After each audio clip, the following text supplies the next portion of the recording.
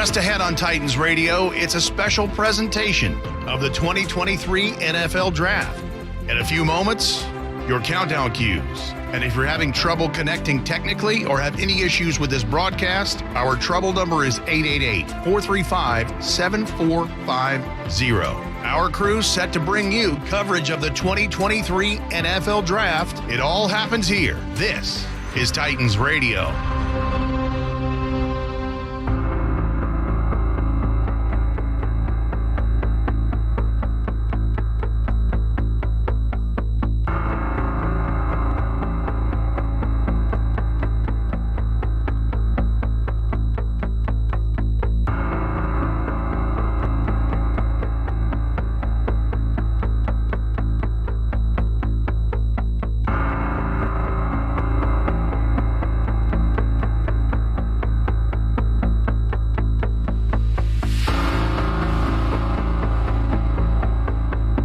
Yes, I can.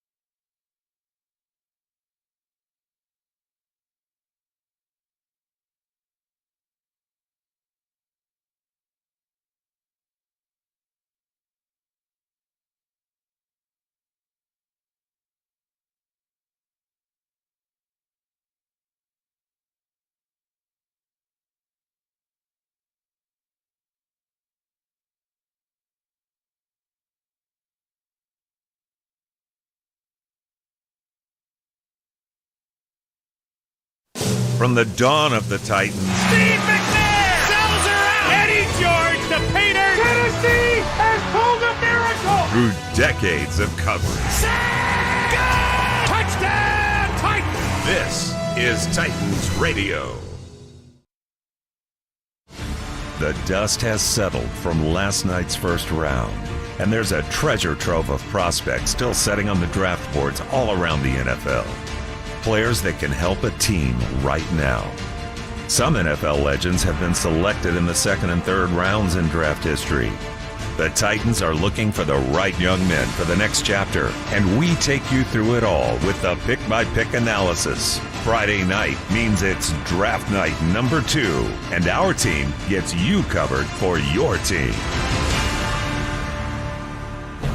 Titans Radio's coverage of the 2023 NFL Draft is presented by Farm Bureau Health Plans. With the voice of the Titans, Mike Keith. Titans Radio's head coach, Dave McGinnis. From VolQuest.com and the Vol Network, college football expert Brent Hubbs. Sideline reporter and host Amy Wells from Kansas City. And the executive producer of Titans Radio, Rhett Bryan. Second and third round coverage of the 2023 NFL Draft is about to begin. The Pittsburgh Steelers are scheduled to begin at 32. We will finish the night with the San Francisco 49ers picking at 101 and 102. Glad to have you with us on Titans Radio, presented by Farm Bureau Health Plans. Farm Bureau Health Plans is celebrating 76 years of providing Tennesseans with high-quality health coverage at an affordable price. Visit fbhp.com to learn about their history in Tennessee. Dave McGinnis, immediately to you, does somebody have a deal for number 32 at this moment, or are the Steelers still taking calls? Somebody's talked about a deal, and they're taking calls right now. This is like the old reset used to be, Mike. Remember when we were doing it when it was 1, 2, 3 the first day, then the fourth day was the reset day? This is the reset day now. And so the boards have been reset just a hair, because you've only just had one round that you've done. But calls have been made last night and through today. Pittsburgh has pick number 32, the first pick of the second round. They will pick later in the second at 49, and then they will go in the third round at 80. Then the Steelers don't select again until 241 and 251, both of those picks late in the seventh. So they have no 4, no 5, no 6. So certainly they would like to add something towards that end to kind of stack and be able to have some more depth in their draft class, but they probably also want something toward next year too. No, absolutely. Look, this pick in the part of the second round, the first part of the second round, it's a valuable pick because people have their boards stacked just like we've got ours stacked right here, and there's definitely people that you would like to target. And if you're picking at number 33, as are the Arizona Cardinals, you don't select again until 81. You also have 94, 96, 180, and 213. So Arizona would probably like to pick up another high pick, Rhett Bryan. And there's all kinds of talent here, whatever they decide to do. Most of the tight ends are still laying out here ready to go. Mike Mayer from Notre Dame, Dalton Kincaid, the only one taken last night. There's still the second tier of wide receivers, two of them being from the University of Tennessee that are right here. I mean, there's value here in this night, no question, and it just depends on who trades with Pittsburgh if they were able to make a deal. But there'll be a lot of trades tonight, I anticipate. But Brent Hubbs, the bottom line here is Pittsburgh doesn't need a quarterback. Arizona doesn't need a quarterback. They have the first two picks of day two. So you would feel like if somebody's dying to grab one of these quarterbacks, they're in a position to get top dollar.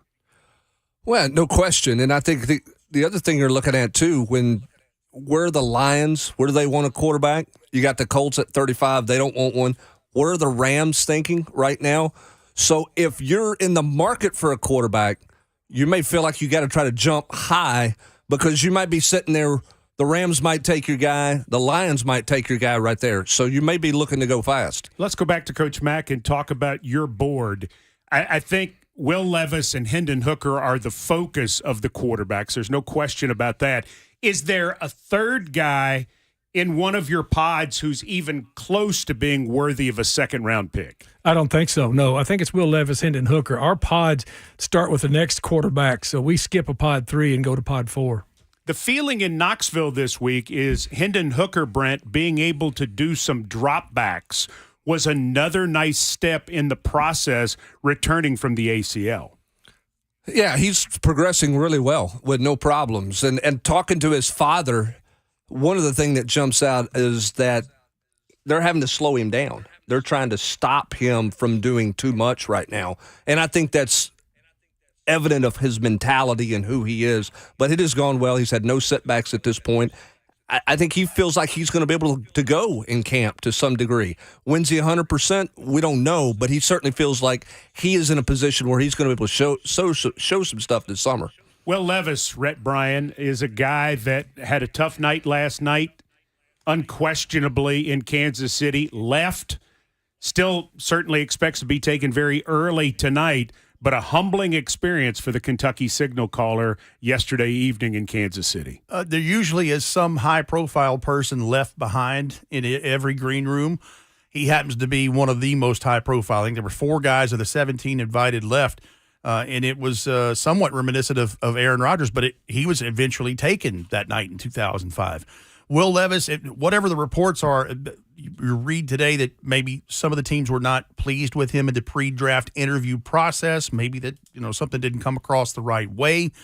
The truth is, did anybody have a really high grade on Will Levis? Right now, it seems that maybe that's not the case. There were rumors today that maybe Houston had a high grade on Will Levis, right? And their owner wanted C.J. Stroud.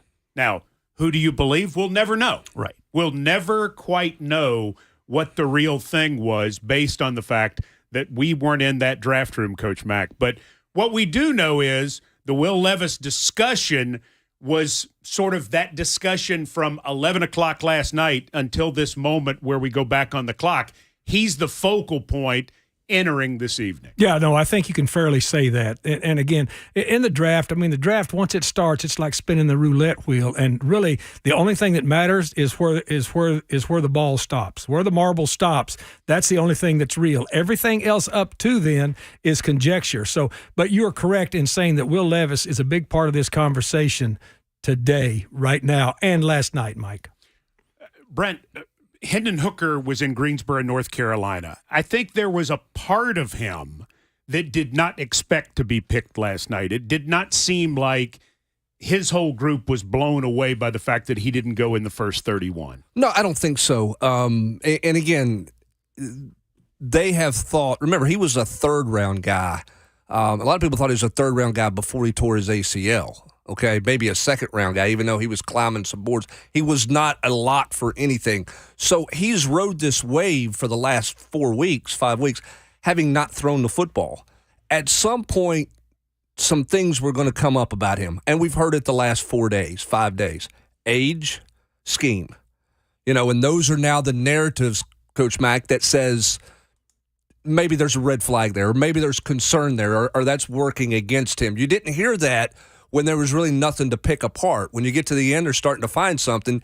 Age and scheme is something that has come up. I don't think he was shocked that he didn't get picked last night. Yeah, Brent, and there's always, you talk about pick apart, and you're right, but that happens to everybody in the draft. You spend so much time, I'm just talking about the timeline that clubs spend vetting these players. Rhett and I have been doing this since January, since the Titans quit playing.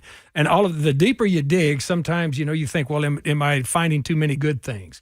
And so, to me, with Hendon Hooker, I think the knee has a big part of it, because he's probably not going to be available, full speed. At least. I know that he's on doing well. You said he's doing well with the rehab and stuff. But to me, though, the scheme type of thing, that's what you got coaches for. You've got coaches for that. But just in my short interviews with him and my short time just talking with him, him better than anybody in this room. Really a bright dude.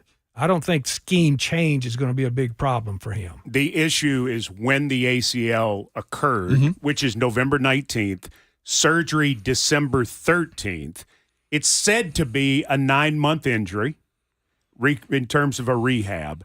And so that would put him back, you would think, sometime in August. He might start the year on PUP and will have missed the entire offseason program. I think that's a part in what's dropped him, too, because as you get closer to the draft, people more and more want somebody, especially at the top, who can help them right now. And the age factor kicks in, too, because you're losing the year. It's one thing if you're 26. That's old, but now if it gets in your head, right? You're going to set for another year. Now you're 27 when you're really a rookie, because you essentially redshirted your first year because you're not ready physically to go. I think those are some things that have worked against Hendon Hooker down the closing stretch here, when it became big boy time in the room to make a call on some people. Yeah, and let's talk just a minute about that too, because now that you're not a first-round draft pick, which none of these guys are now, the fifth-year option's not there.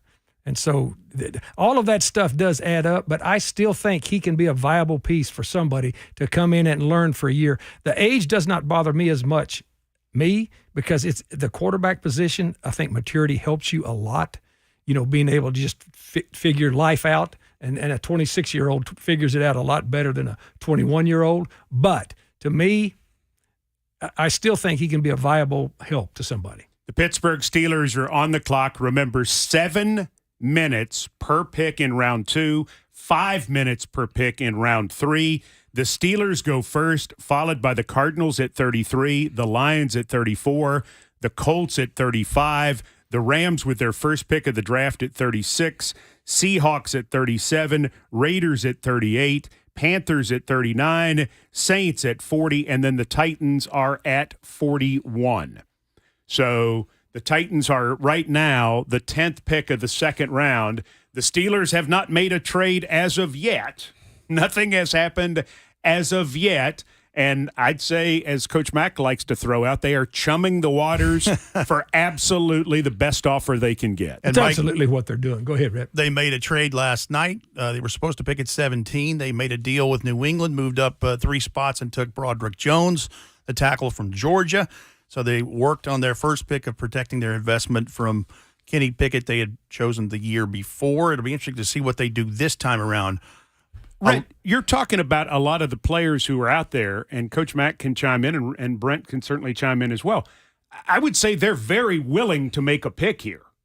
Oh, absolutely. I would think they are very willing to make a pick at this moment. That doesn't scare them in the least, because there is somebody here that they would want to be a Pittsburgh Steeler. 100% right, Mike. You're 100% right. And they've had all evening.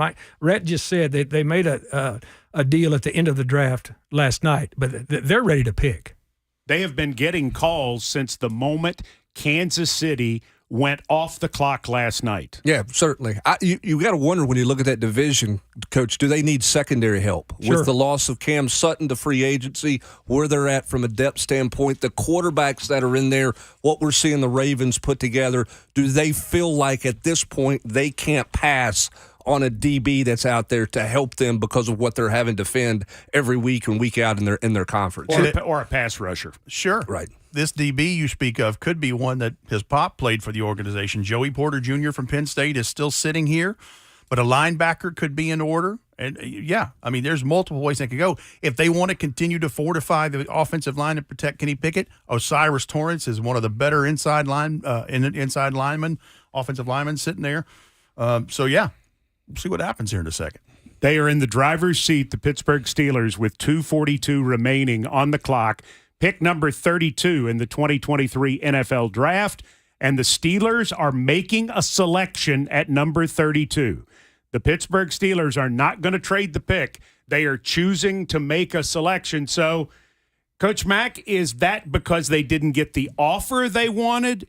Is it because they've got the player that they absolutely couldn't turn down, or is it part of both? Got the player they couldn't turn down. They've had a long time to think about this. And plenty of time to talk to enough people to say, as you say, the chum was out there. They didn't get the bite. They've got a guy picked. All right. So the Pittsburgh Steelers, who picked last night at 14 after trading up, have made a selection. And that means the Arizona Cardinals, who've already made 2 trades in this draft, will go next, or they are scheduled to go next. And Monty Ossenfort, their new GM, who has had a great start by being able to get a first-round pick in next year's draft, from Houston, and certainly he's going to be fired up about that and what they've been able to haul to this point. They're going to be excited to have the opportunity after we see what the Steelers do. Rhett, your guess. What do the Steelers do? I think they go into the secondary here. Joey Porter Jr. is the best remaining cornerback on Mac and on my board. And you're talking about a guy, it's a long cornerback, giant hands. Now, the thing about him is he's grabby like a lot of cornerbacks coming out of college, and he's high hip, so he's not quite as fluid in short space. But he is a heck of a prospect, and it seems like a natural fit. So we are waiting for the announcement at the podium. Selection number 32 for the Pittsburgh Steelers. And coming out to make the selection is a former Steeler, Alan Faneca, offensive lineman. Kansas City. Steeler Nation, where you at? There we go. It's an honor and a privilege to announce that with the 32nd pick in the 2023 NFL Draft, the Pittsburgh Steelers select Joey Porter Jr., DB, Penn State. Joey Porter Jr., 6'2.5", 193, arms 34, hands 10, wing almost 81, 4.46 in the 40 at the combine, a 1.52 10-yard split, 35-inch vert, almost 11-inch broad jump, only 1 interception at Penn State, Coach Mack, but he is a long corner prospect that will flourish in this Steelers defense. Let's just read it right here out of my out of what I did right off film, Rhett. The first thing I said is this is a big dude that smothers receivers at the line of scrimmage. He really is. He and the thing that he is able to do, he's long armed as you said, but he's got that long arm punch on there. Where he struggles a little bit is when he gets into the open space and starts having to flip those hips too many times. He's aggressive. He's a classic bump and run cornerback, Mike. And to me, he wouldn't have fit every scheme. He fits this scheme. That's a nice pick for them. We had him in our top tier, and that's a nice pick to start the day off. So a corner for the Pittsburgh Steelers, Joey Porter Jr., the son of Joey Porter, who we certainly know well here. He's a former Steeler, Dolphin, and Cardinal. The Titans had some great matchups trying to slow down Joey Porter from rushing the passer, even occasionally on the sidelines battled him a little bit. Yeah, with some hot chicken soup. Was Joey Porter a big recruit, Brent? Do you remember? You know, he was a guy, I mean, he's a Pittsburgh guy. He's from up that way. When Penn State offered, he was going to go to Penn State. One of the interesting things about him, and you'll hear more and more about this story, he has a sister who's autistic, nonverbal, He's been very involved with it. She's older than he is, but part of the reason why he didn't drift far away from home was because of that and his closeness to his family. You'll see a lot about his NFL charity work now with a new NFL contract to do a lot of things for continued research and development through those things that he's been a part of since he's been at Penn State. 10.5-inch hands. He does not have his father's overall size because his father was an outside linebacker, but he does have a lot of his father's traits with the long arms, the large hands, and certainly at 6'2.5", 193, he is a Steeler-type corner. Let me tell you what else he inherited from his dad. And, of course, I coached a lot of games, against the Steelers and the Titans. You called a lot of them against him. He's got that nasty, too. He's got that little bit of nasty in him. And when he jumps up on somebody on the line, this is a press. This is a bump-and-run corner that's, as I said, long and physical. So Arizona is on the clock now, just over 2 minutes to go. I wonder if they don't trade out here, do they take a wide receiver to potentially take the place of DeAndre Hopkins, who wants to be traded? Well, wide receivers on my board right here, the top. Wait a minute. Sorry, Coach. We are getting a trade to the Tennessee Titans, we're being told, at number 33. Arizona, run by Monty Ossenfort, former Titans front office personnel. He is now Arizona's GM, and we're being advised that there is a trade. So let's see what's going on here. The Titans are on the clock after a trade with Arizona. All right, so the Titans are on the board at 33. Coach Mack, quarterback? Possibly.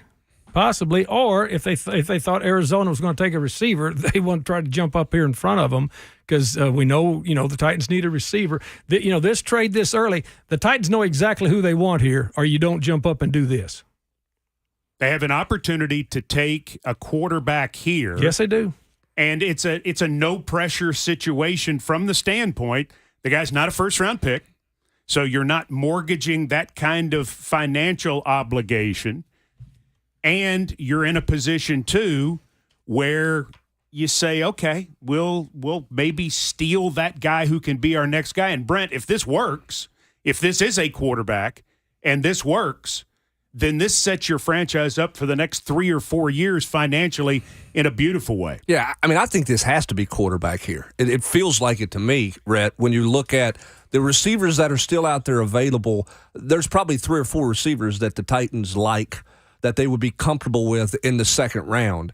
If you're going to make a move here, you're making a move to get up and get somebody. It feels like quarterback to me. And, Brent, to your point, another position you could also say that about is how many tight ends are in this thing. You wouldn't move up, I wouldn't think, for a wide receiver or a tight end. This is the kind of move you would make to take a quarterback, and it's probably the calls that the Pittsburgh Steelers were getting a while ago before they took Joey Porter Jr. Every report last night was that the Titans were trying to trade back into the first round late to take Will Levis. That was what every report was. There's about 3 other teams mentioned in that pile, too. There were a pile of them, but that's what the report was. Mm-hmm. Will Levis, the Kentucky quarterback. The Titans have traded. They have dealt pick number 72 and pick number 41 and a 2024 3.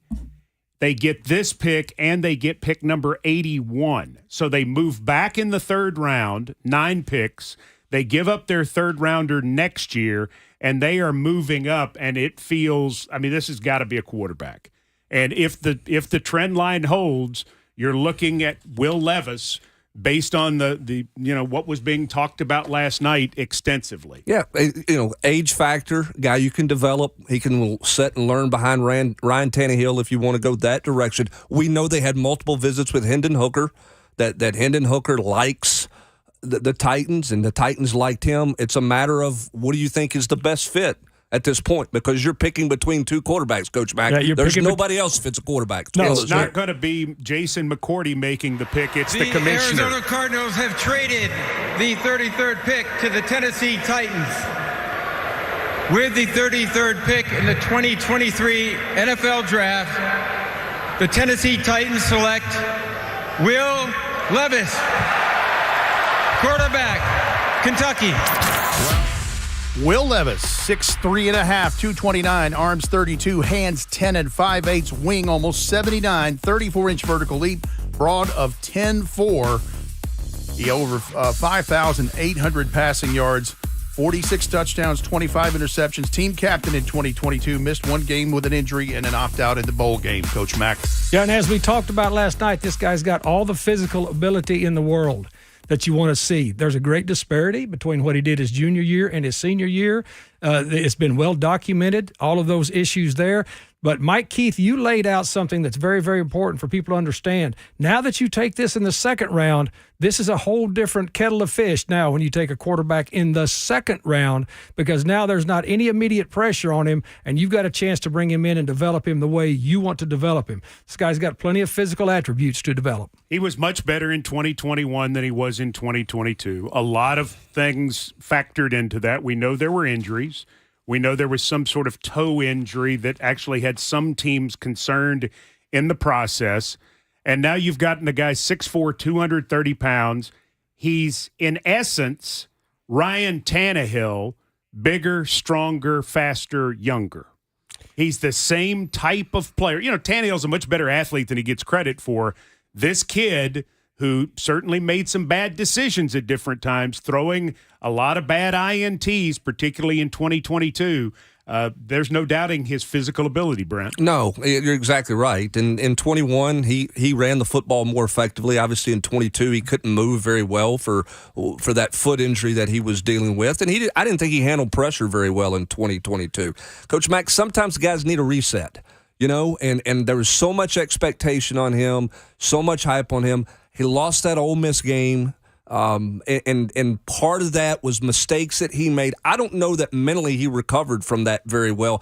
I think that compounded with the other things that were going on worked against him. There's a risk in taking this pick, but there's a risk in taking Hendon Hooker, as we talked about, and all those things. If it works out, it's golden for you. Yeah, and again, the whole key is here now is you didn't do anything in the first round to reach for this pick. Now you got this pick in the top of the second round, and as I said, you don't have the fifth-year option, but you're not worried about 5 years down the road. What you want to do now is develop this guy, get him in here as quick as they'll get him in here as quick as possible, and start getting him integrated into the NFL game, Titan style. And you said something very, you know, a lot of people talk about that Mississippi game, and I think there were a lot of things that compounded on top of him, and clearly Mike Vrabel and also Rand Carthon have vetted very deeply with this guy to see what the issue was.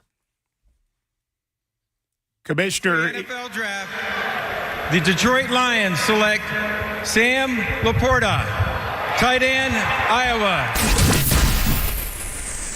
Sam Laporta. If I can find my notes here.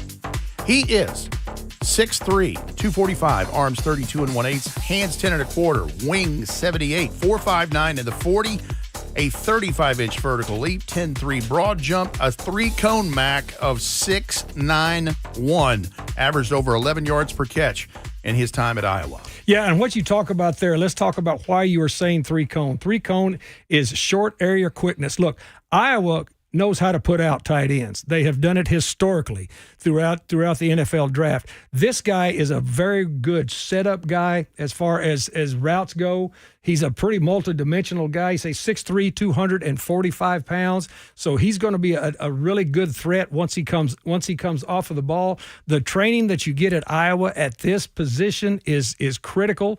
And you know, to me, we had him really high up on our tight end pods too. So that's the second tight end taken now in the 2023 draft. Sam Laporta goes 34th overall to the Detroit Lions after the Titans trade up and take Will Levis at 33.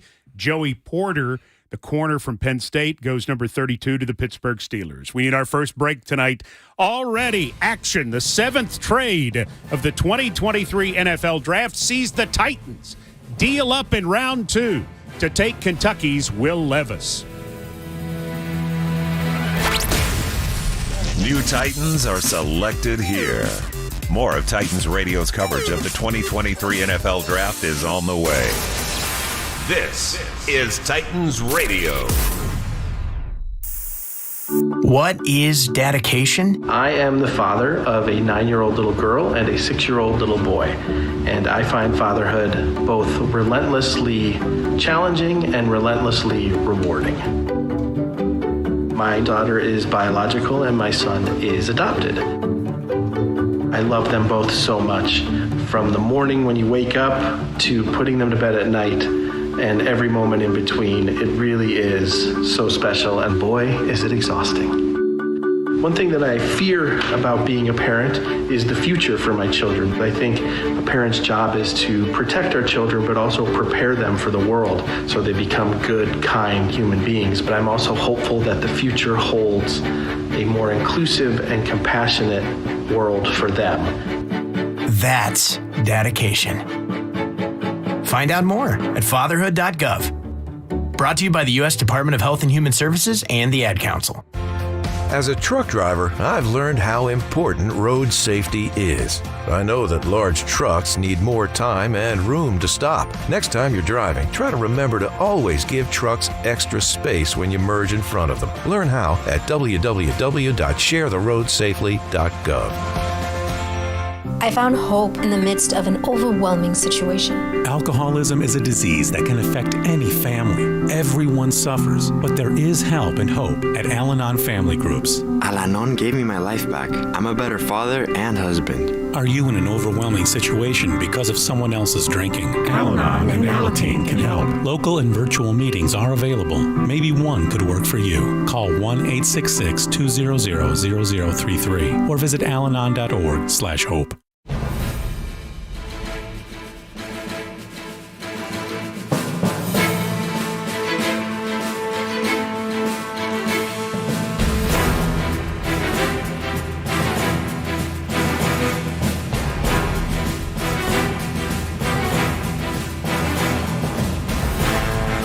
The story of the night on Titans Radio's coverage of the 2023 NFL Draft. The Titans have traded up to number 33. They deal a third-round pick next year to the Arizona Cardinals in order to select Will Levis, quarterback from Kentucky.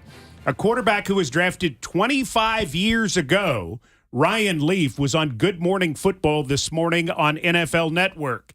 He says that actually Will Levis was the big winner last night. Now, this may sound counterintuitive, but listen to this whole point that he made this morning, and you'll understand what Ryan Leaf meant about Will Levis not being drafted. My is a bit of a departure, okay? Good. Simply because I think Will Levis won the first round. Explain. He won it. He won it. By going undrafted? Yes. How come?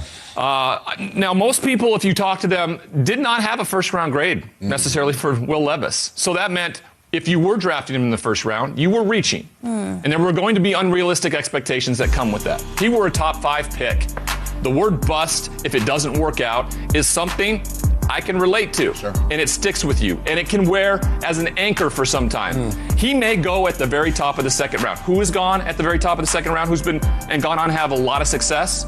I think Drew Brees, one. You have Derek Carr for another. You have quarterbacks that don't have those unrealistic expectations. Therefore, there may be a little bit of ease. Now, what he had to go through last night, you know, it's an embarrassing situation. Yeah. But I also think, like anything, and it took me a long time to figure this out, adversity like that, maybe humiliation like that, you grow from it, right? You learn how to deal with it in a positive and healthy way. Just like what it's going to be like to be a starting quarterback in the NFL, because you're going to fail. You are on the biggest stage possible.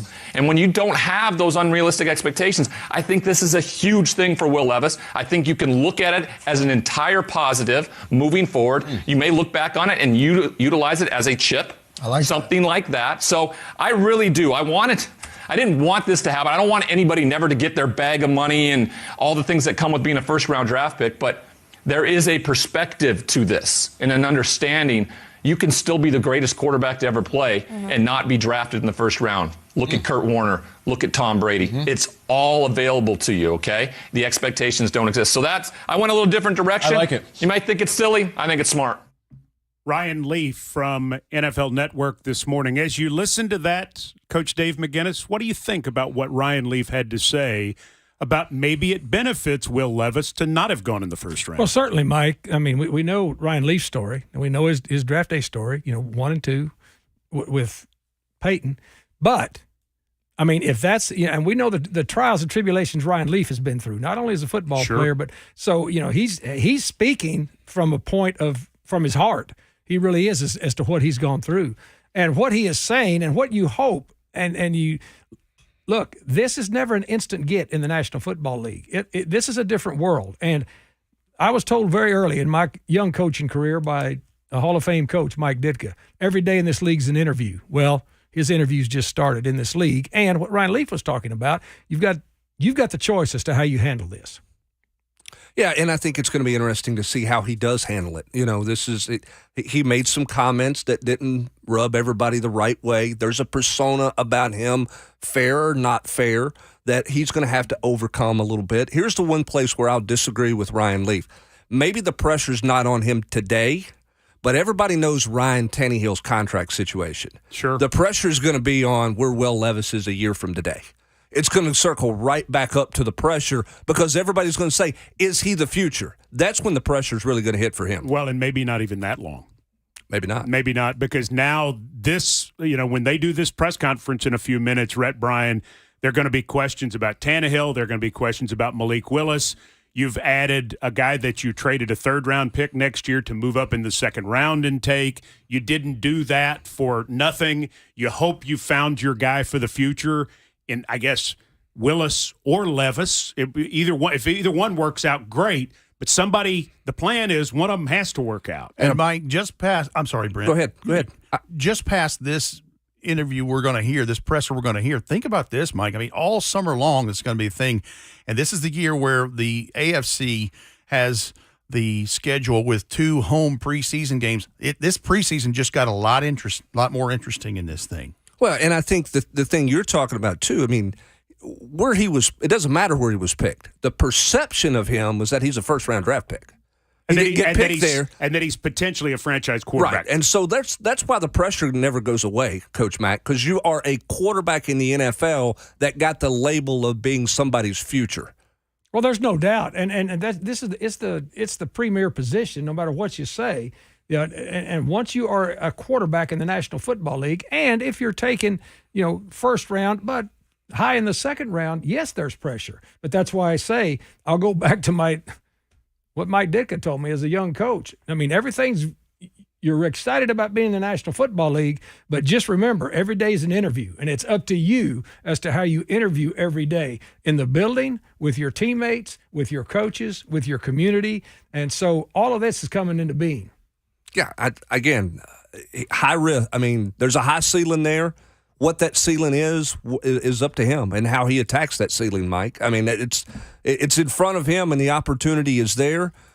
He has got to put the last 24 hours behind him. He can't spend a lot of time dwelling on that. He's got to put his head down and go to work because that's the only thing he can control at this point. Torrey Holt is going to make the Rams pick at 36 after the Raiders trade to 35 and take Michael Mayer. Steve Avila, guard, TCU. I like it. Steve Avila, Coach Mack, Frog. What do you like about Steve Avila first, Rhett Bryan?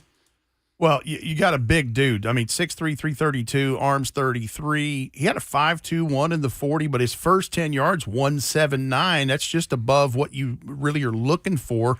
17 games at center, 15 at left guard, 2 at right tackle, 1 at right guard. He's worked all up and down the Horned Frogs line, Mac. Yeah, and what I like about Avila, first of all, he's a very, very physical player.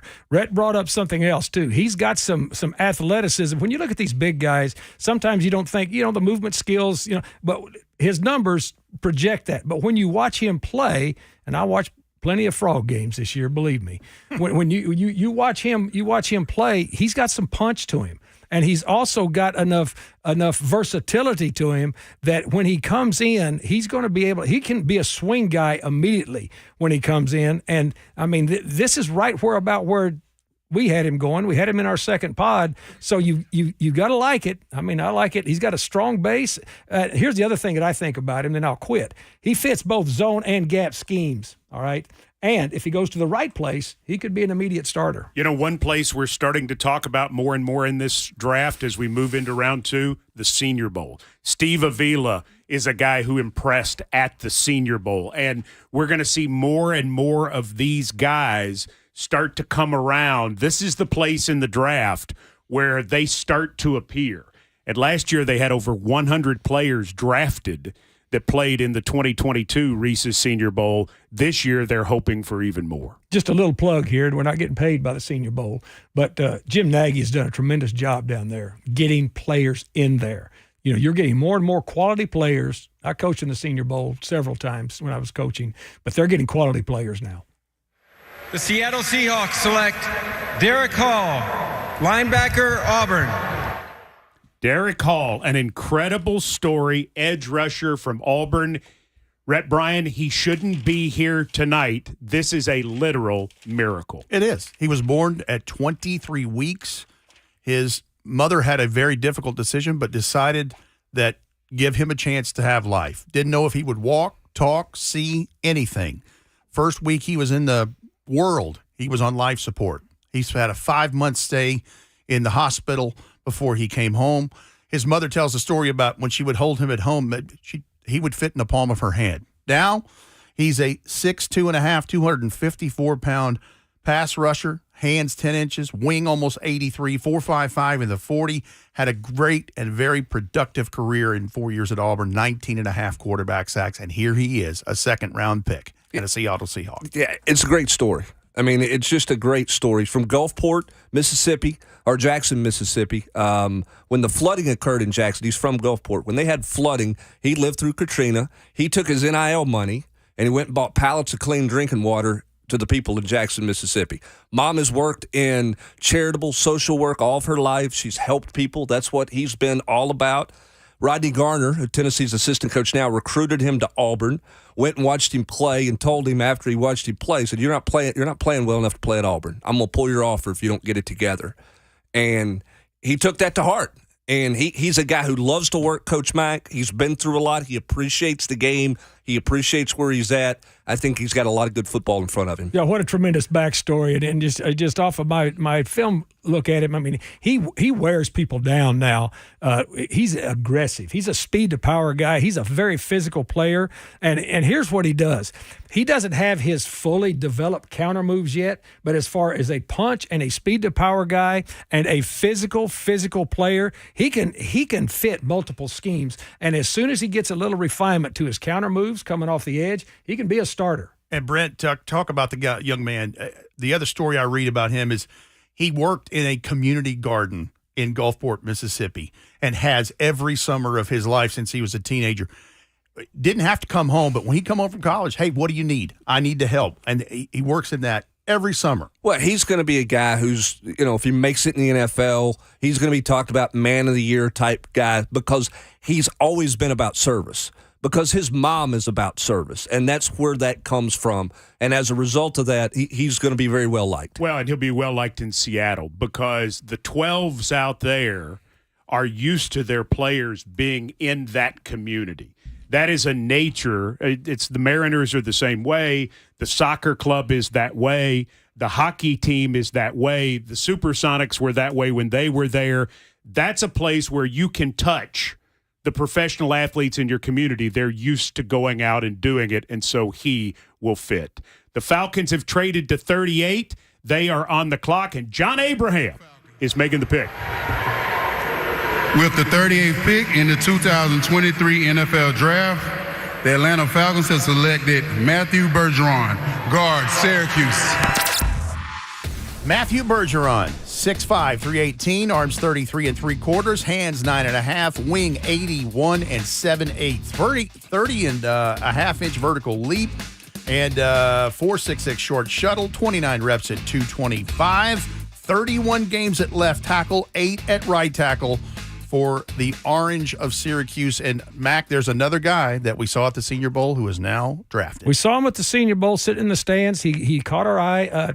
Look, he can generate movement in the run game, and he's got good hand usage. His feet and eyes are very good.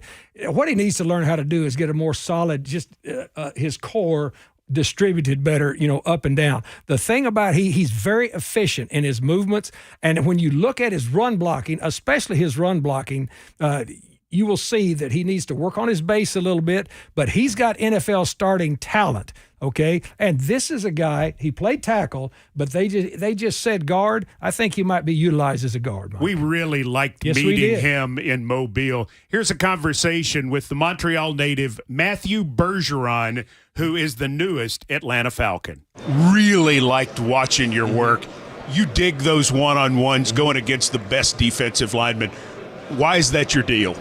For me in Syracuse, we did that a lot, those one-on-one reps. And I feel like, we had a great talent in Syracuse. Michael Jones, middle linebacker, gave me the work, for the past few years.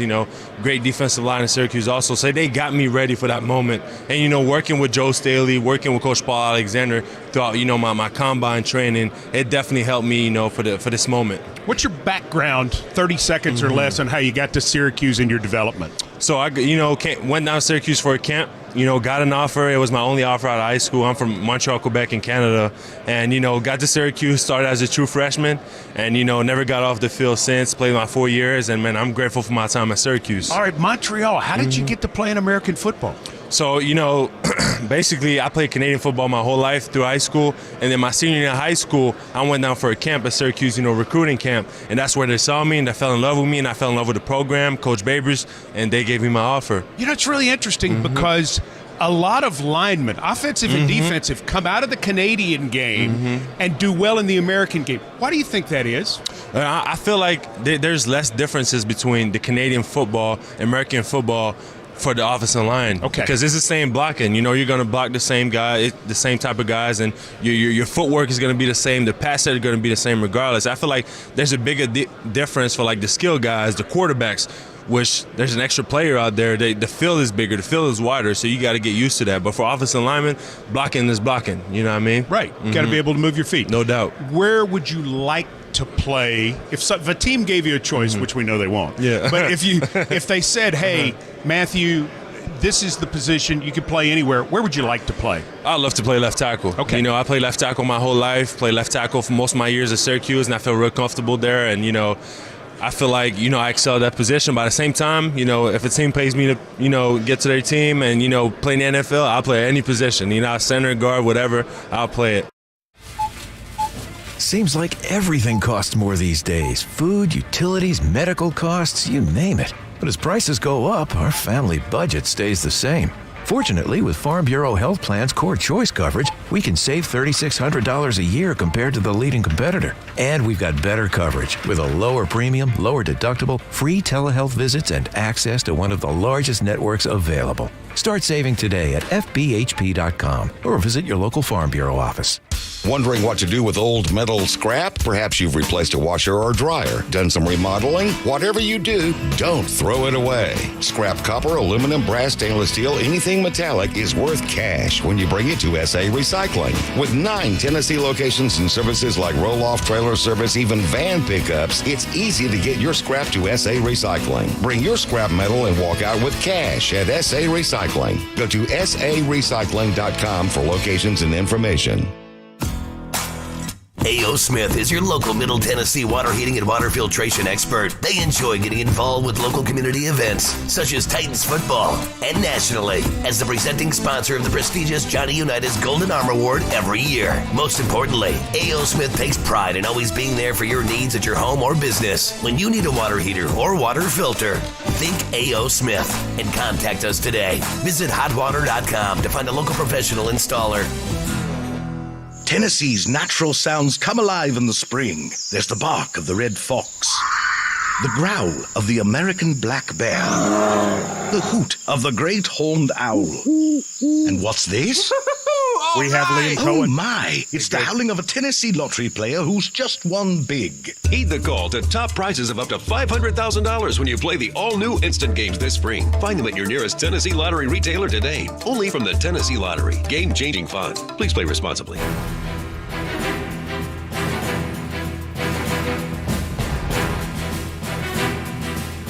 David Tepper and the Carolina Panther organization for this opportunity. And with the 39th pick in the 2023 NFL Draft, the Carolina Panthers select Jonathan Mingo, wide receiver, Ole Miss. Jonathan Mingo, 6'1.5", 220, arms 32 1/8, hands almost 10.5 inches, a wing of 76, ran a 4.46 40 at the combine, 1.52 in his first 10, an electric 39.5-inch vertical leap, nearly an 11-foot broad jump in this. Coach Mack, 15.7 yards per catch average as an Ole Miss Rebel. I'm going to let Hubs start with this because he's seen him play a lot. Go. Big body guy who can run. I think he's been well coached. You can like Lane Kiffin or not like Lane Kiffin. I think he does a great job developing receivers. I saw that at Tennessee. You saw that at USC when he was an assistant. He's always developed receivers well. Hurt by the fact that he broke his foot in 2021 in October, missed most of that season. Actually didn't get back on the field, Coach Mack, until mid-March, was really limited for about 6 months there. Setting back, also struggled with chemistry with a new quarterback. He was a much better player when Matt Corral was throwing him the football. Yeah, and that's why Brent Hubbs is here, right, Mike That's Keith? why Brent Hubbs is here. Okay, I got though on a real quick film evaluation. Smooth physical presence, strong hands. I think he's a balanced athlete. He's good at the catch point. He's a long strider, but he's got some build-up speed. But this is a combat catcher. He's got some separation quickness to him, and he's competitive at the ball point. Let's go to the phones right now, and let's visit with University of Kentucky offensive coordinator Liam Cohen, who helped lead the Wildcats to 10 wins in 2021, spent last year with the Los Angeles Rams, and is now back in Lexington with the Wildcats. Coach Cohen, thank you so much for taking time with us tonight on Titans Radio. Hey, guys. Thanks for having me on. Let me ask you first and foremost, you hear the news, Will Levis to the Tennessee Titans. You feel good about the fit just from the jump? Couldn't be happier. This has been the ideal landing spot the entire time. I mean, if you talk to Will, you talk to his, agents, if you were to talk to me, and we were all in alignment that, yes, would have loved to go in the first round. We would have loved to go top early like that. But this was the place. This was the place he felt the most comfortable. This was the place he felt the most believed in. And we all felt was the best fit for Will to have the most successful career moving forward. What is his best attribute? Will's best attribute physically is his straight arm talent.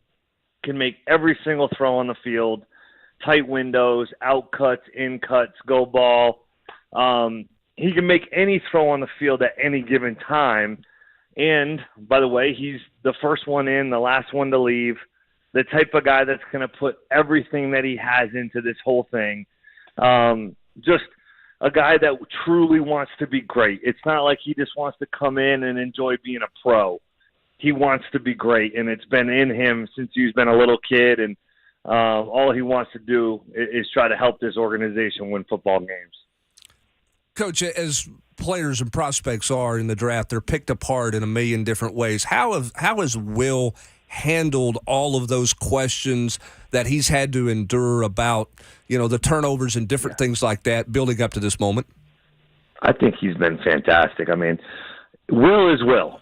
And what we kept talking about was whoever takes Will is going to truly see him for who he is and love that about him. And he's intense. He's, going to freaking be on it in terms of every meeting, every time he's talking to you, he's going to be there. He's going to be present, and he's going to be in the moment. So he has been picked apart in a lot of ways, and that happens so often. But he's so true to himself. I mean, the story that I talk about, how at the NFL Combine, his Penn State academic advisor was in the stands to watch that game. If this kid isn't an all-around kid that makes an impact on people, I'm not sure that actual situation would occur for many guys. Coach, I want to go back to something you said a moment ago about this was the best fit for him as far as with the Titans. From the get-go, did it build from the Combine, and did it kind of cap off or crest at his pro day, which I know that the Titans were at? Yeah. They'd come up and met with him before the pro day, and spent a lot of time with him. I mean, they had Will really prepare for a meeting. I mean, he had to make a cut up. He had to make representative clips of good, bad, ugly, pretty, and talk through it with those guys. I mean, they really invested time into the evaluation process of Will. And he felt that. He felt that evaluation. He felt that connection. And he felt that Coach Vrabel was going to challenge him as a player moving forward. And they had some really healthy dialogue about how he can improve and at some point play from the Titans. And certainly you know Coach Vrabel, and you know that Mike has a bit of an edge to him. Mm-hmm. It feels like that's something that Will Levis kind of actually likes. Yeah, I think it's a really strong match. Because I believe Coach Vrabel is a football coach, or he's a guy's guy, football coach, right? And understands real ones, real competitors. Now, is Will perfect? No. Is any of these guys perfect? No. But you'll go to bat with him every single day. And he's a competitor that you want. If you're going about, if you're going to go compete at the highest level of football, he's going to go compete at that level for you every single meeting, every single walkthrough, every single practice, every single game. I got to believe that Coach Vrabel is going to like that intensity. Coach, I don't want you to talk about, who coached him last year or anything, but when you watched film of him, what did you see different from him the year you were with him and last year? A few things. A lack of protection and then a lack of trust. And when it comes to the protection, you lose 3 offensive linemen to the NFL. One's the starting center for the Jaguars. One's a 5th-round pick for the Chiefs. They lost a lot of players up front that were meaningful, took a lot of meaningful reps, right? Then, by the way, you lose Wan'Dale Robinson, Josh Ali's with the Falcons. So you have two true freshmen playing wideout. Now, those 2 true freshmen are going to be talented kids, but he didn't know last year if a curl route was going to get run at 12, 10, 8, or 14. And then, by the way, he's staring down the barrel when it comes to some of the protection issues and some of the youth that had to play last year. So I think some of those things started to really accumulate, and maybe he, felt like he had to do too much in order to win games. But I know the player he can be, and I definitely think that this is a great match. I want to ask one more question. I'm going to let Red ask one as well. But the story that intrigues me the most about him is he's a graduate transfer from Penn State. He comes in, and within days, he's the guy. How does he do that, and what was it about him that grabbed what turned out to be a good football team and made himself their leader?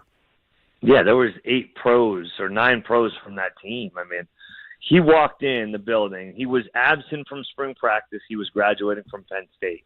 He came here at the end of May, which is our discretionary period, so you don't have to be here. June workouts start June 5th, mandatory. Well, he got here as soon as graduation at Penn State ended and got here for the whole month of May. He was going to be the starting quarterback within the first days in May. But we just so happened to put him with the 2s and 3s when he got into training camp. He won this job. He became a leader, a captain within a week of being here because of the work ethic, because of his time on task, because of the way that he went about his business, the way he carried himself and handled himself. He became a captain and a starter within a month.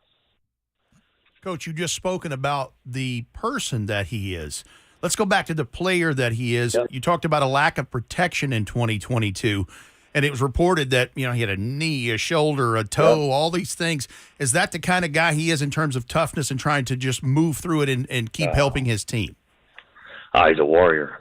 I mean, 2021, we were a threat of his. He's very athletic. He can run. Rushed for almost 400 yards in 2021. And so that's him. That's a weapon of his.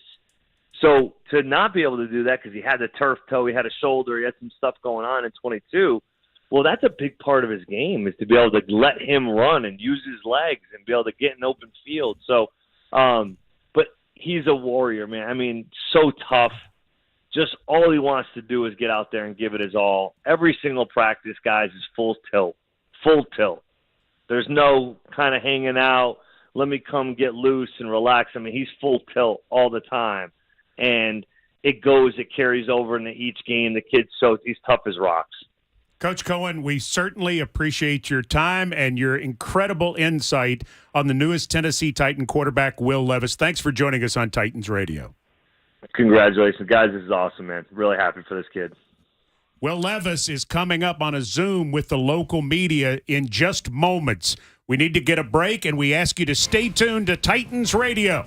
Will Levis, the newest Titan, going to talk to the media coming up next.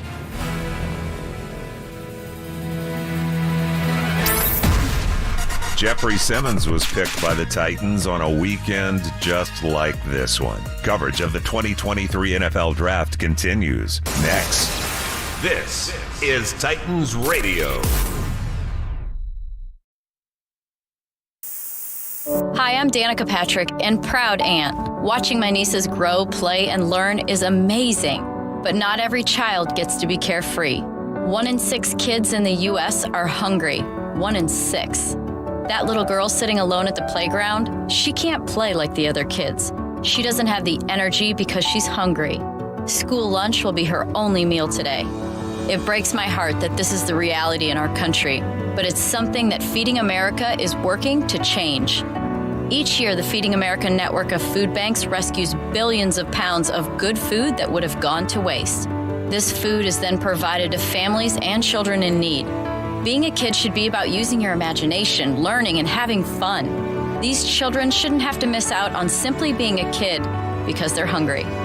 To find out how you can help end childhood hunger in your community, visit feedingamerica.org. Brought to you by Feeding America and the Ad Council. I drive my bus in a busy city. I know that I must slow down and be extra careful when I make a wide turn. Next time you're driving, remember to give buses plenty of time and space to finish turning before driving ahead. Let's all plan to share the road safely. Learn how at www.sharetheroadsafely.gov. If you suffer from COPD symptoms like shortness of breath and fatigue, where do you turn? There are medications and oxygen, but do you know about pulmonary rehab? 3 out of 5 COPD patients have never heard of it. Pulmonary rehab is an exercise, education, and support program that gives you tools to manage your condition, and Medicare typically pays for it. So whether it's grocery shopping on your own or just walking across the room, pulmonary rehab can help you. Visit livebetter.org to find out about your options for pulmonary rehab today.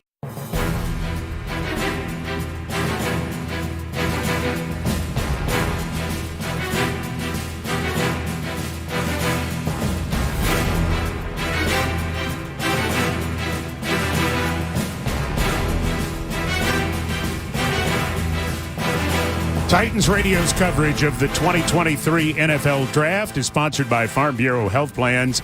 The Titans have moved up to number 33 and selected quarterback Will Levis from Kentucky.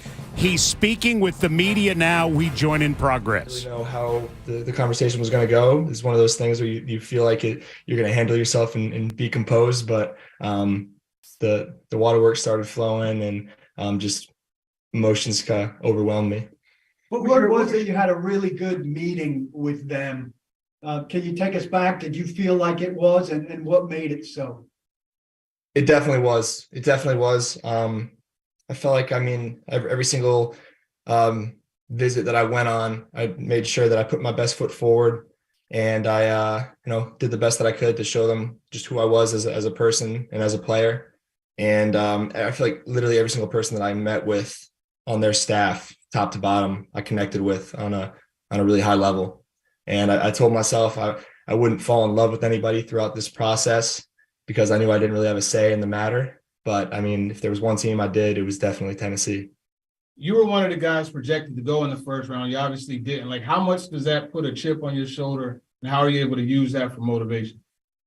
I think regardless of where I got picked, I feel like it's not going to change my work ethic, regardless if I went, first overall or 33rd. You can't kind of let the circumstances dictate your preparation and the level of intensity you bring to your everyday practice. So, definitely, a little bit of a chip, but just know that, I was going to work hard regardless of where I got picked. I think you said even the day before the draft, your attitude would be the same whether you went first overall or in the second round, and you ended up going in the second round. How much does that shape your mindset moving forward and following through with that?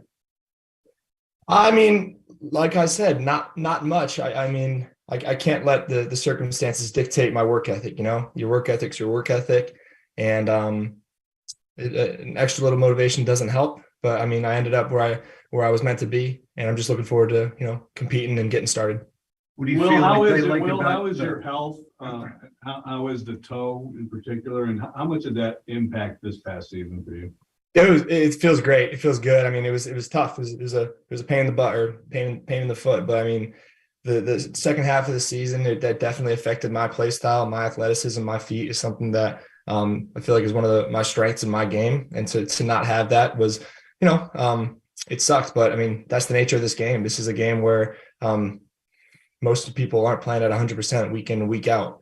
And I think I learned a lot from that. I think I learned just mentally and physically just how to persevere through difficulties, and it helped me for my future, I believe. Do you need any follow-up procedures on that? Sorry? Do you need any kind of follow-up procedures on that? No, I mean, from what I've heard, I've talked to some of the best foot doctors in the country, and everyone that have looked at it, they've said that it looks good, and the progress that I made since that it happened has been great. I think really probably since late January, early February, I've been feeling 100%. So looking forward to getting back and being able to play kind of at full force.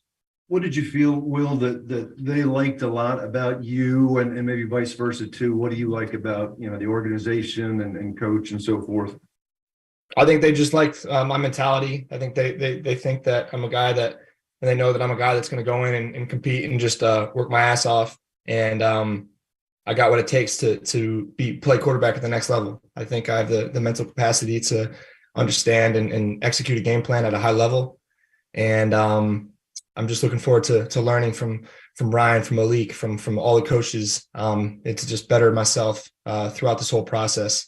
And I just really liked, how they believed in me, one, and then two, just their mentality with how they, I guess, try to get the right guys on the team and get the right people in the right positions in the program or in the franchise to create a culture that Coach Vrabel's been working on just throughout his entire career. So, I mean, I think I fit into that culture really, really well. And that's why they like me, I think. And you mentioned, Ryan, you mentioned guys that you were in the draft class with, Stroud and Richardson, are going to be right here in the division. You looking forward to competing against them over the next few years and kind of seeing where it goes? For sure. I mean, those are my guys. I mean, I wish them the best, and I was extremely happy to see them go where they did. And I mean, as long as they're not playing me, I wish them the best, but definitely is going to be cool to have a lot of young quarterbacks in that division and kind of see how it pans out in the near future. And you mentioned Ryan and Malik. How familiar are you with those guys? And you've only been with the team for 30 minutes, but what's kind of the thought process as you enter a competition to try to get on the field as fast as you can? Hey, I just want to learn from them. They've been in the NFL a lot longer than I have, even though Malik's only been a year. So they already have a lot more experience and are going to be able to teach me a lot of things. And I mean, I just want to be a great teammate to them and a great teammate to everybody else in the team while competing at the same time and just feeling that out and just making sure I can do whatever I can to help the team win. How would you describe differences between, 2021, excuse me, and 2022 for you, Will, and what were variables that went into that, you think? A lot. I mean, I think we touched on the injury that I sustained, and that was only kind of one of a couple that I dealt with. But like I said, I feel like that just overall made me a better player in the long run. But I mean, new personnel, like new coaches. There's just not a lot of carryover. So I mean, that's always tough. But I mean, we should have been a better team than we were. But I feel like throughout all the adversity that we faced, I was able to just improve and learn from it. How do you feel about your accuracy and your decision making at this stage coming in? Confident in it. I definitely have room to improve, but accuracy and decision making, I feel like, are a couple of my strengths. And especially at this next level, I know that they have to be taken to the next level if I want to be successful. So again, just looking forward to learning from the staff and the other players to just develop me to be the best quarterback that I can be. Where did you end up watching the draft tonight, Will, and maybe what went into that after all the pomp and circumstance last night? What was tonight like? It was crazy. We had a big family gathering planned tomorrow morning. Like obviously, was thinking there was a good shot that I would go yesterday. So the only reason I didn't stay is because I couldn't get back home in time if I were to have left tomorrow. So ended up coming back today. The flight was supposed to be at 9. It ended up taking off until about 12. Traffic on the way home from Newark. I live in Connecticut. I literally walked through the door as my name got called. And all my bags, all of our luggage. I don't know. There'll probably be some videos at some point that my parents took of me when I got the call.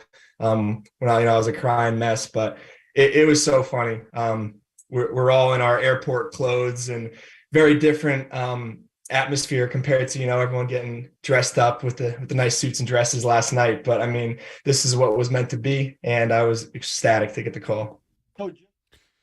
That's Will Levis speaking to the media via Zoom, as mentioning that he just got back to Connecticut from Kansas City and did a pretty good job there, Rhett Bryan. He did.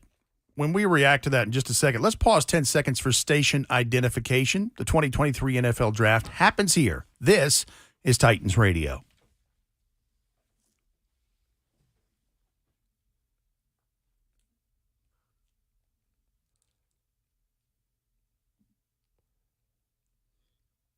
The Tennessee Titans selected Will Levis, quarterback, Kentucky, trading up with Arizona to get that pick at number 33.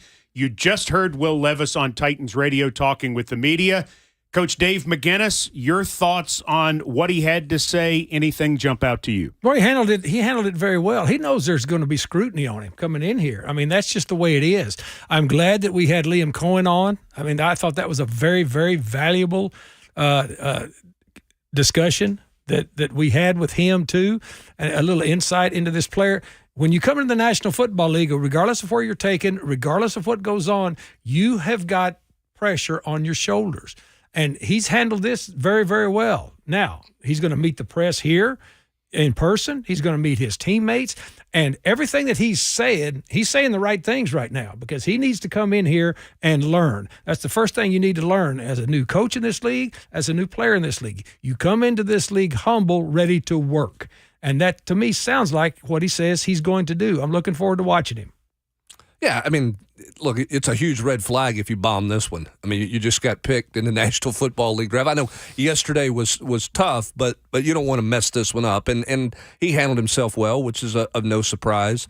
It's about his production. That's what it's going to ultimately be down with him, because the scrutiny for him is going to be about not taking care of the football, about what he does on the field. That's where the scrutiny is going to come, because that was the red flag. That was the question mark. He probably got elevated too far up in the draft, Mike, and all the mocks, and was kind of caught up in that, probably going where it was more realistic for him to go ultimately. Now it's just going to prove to everybody that what you did last year is not who you were, and that's Will Levis's challenge. His excitement, I believe, was more than just, hey, I've gotten the news. He even spoke to a certain genuineness there that kind of underlined what his former coordinator and Liam Cohen just joined us about, how the Titans have kind of been on this for a while, and that how excited he was to come here. Not that just the standard answer of, I'm glad to be insert name here, a team that I'm been drafted by.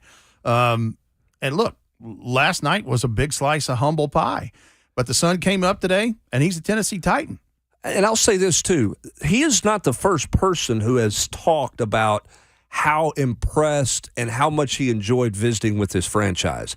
I think the scouting department, the coaches, and everybody that are a part of those things clearly do a really good job in those interviews, making you feel comfortable, making you feel very important. And it is a casual discussion, Coach. It becomes talking ball and not just a discussion of, 20 questions, and we're going to read the cue card. Okay, we got that one done. We're moving on. I've talked to multiple players the last year or so, 2 years in the draft process, who have talked about the Titans visit, one of their favorite visits. I think that's a credit to the franchise. Well, it's a credit to the franchise, and it's a credit to Mike Vrabel and his coaches, because the type of coaches that he has. But Mike Vrabel is a player's person, because he was a great player, but he also understands, he lays it out to him exactly how it's going to be. And he's always going to be extremely, extremely fair with them and honest with them. I was in charge of rookie classes for 31 years in this league coaching. And the first thing that you tell them is, look, you've gotten in the building, and that was up to a lot of different people to bring you into this building. And a lot of people were in on the process of bringing you in this building. Now it's up to you to take advantage of it. You've been given an opportunity of a lifetime. And Mike Vrabel having gone through, look, this is as accomplished guy as you could ever have as a head coach. I worked for one of them. The presence in the room with what he had done as a player was there. And so when Mike Vrabel tells you something, you believe him. And all you got to do is watch one practice of Mike Vrabel. Knows he's a hands-on coach, but he's also very interested in his players, and that's the type of people that he wants working for him. So any player that comes in here and opens himself up to what Mike Vrabel is giving and what the Titans organization, the Titans culture is giving, is putting themselves in a good position, but it's up to the player to take advantage of it. We just saw Jeffrey Simmons get a huge contract offer after being drafted here, and they took a chance on him and could see how grateful he was, but he paid back that chance that they took on him with work. And that's what Will Levis has to do. He has to pay back this chance with work. It's 100% clear the Titans wanted Will Levis. Yes. They wanted him last night. They were chasing it at the end of the round and couldn't put a deal together. They go up tonight to get him. They didn't do this because they thought, oh, well, we have to do something. They wanted this guy. Oh, absolutely. I mean, they believe he's got a chance to be their quarterback at some point. And so that kind of belief, that has to mean something to Levis after what he's been through the last few weeks and certainly last night. Yeah, and these are the type of discussions that you have leading up to the draft, through the draft process. And then when it comes time to be able to make a decision, you have to have a belief in the person you're picking, and they do. All right, we'll get you caught up on all the picks, and we're certainly going to be discussing what the Titans have already done tonight, what they will try to do later with pick 81, and kind of where we go from here, because when you draft a quarterback and you trade up for him at number 33, it's a big move. Lots more to discuss. Titans Radio's coverage of the 2023 NFL Draft is presented by Farm Bureau Health Plans. We've got more coming up next. It's Ran Carthon's first draft as Titans general manager. Who will he select next? Find out together on Titans Radio's coverage of the 2023 NFL Draft, presented by Farm Bureau Health Plans. This is Titans Radio. Mom and Dad used to argue about everything, especially about Dad's drinking. It drove me crazy. It got so bad, I couldn't do my homework. I couldn't concentrate. I absolutely refused to let any of my friends come to our house for any reason. I would have been humiliated if anyone found out how much my dad drank and how loud my mom screamed at him. My family went from totally crazy to quiet, calm, and even peaceful. The only thing that happened is my mom started going to Al-Anon family groups. Her relationship with my dad really changed. I asked Mom if she would take me to her Al-Anon meetings, or to Alateen. I wanted to see if I could have a better relationship with my dad. I'm sure glad I did. If someone's drinking troubling you, you might be surprised at what you can learn in an Al-Anon or Alateen family group from people just like you. Call 1-888-4-ALANON or go to alanon.org. Farming is dangerous. There's dangers all around us. We go through safety training and try and do these things to make sure accidents don't happen. You don't want to hit a gas pipe because that's your life. The other part of it is if you hit certain things, you're liable for it. Farm Safe 811 starts with you. Always call 811 and wait for any underground lines to be marked. Always keep safety in the back of your mind. Just stay humble. For more information, go to farmsafe811.org. Mike Rowe here with a gentle reminder that civilization is held together by pipes, wires, and cables. There are over 5 million miles of gas lines, power lines, fiber optic lines, water lines, and sewer lines, all buried beneath your feet. And every 60 seconds, somebody digs into one. Call 811 first, just to find out what's down there. Call or click 811 before you dig and visit safeexcavator.com for more info.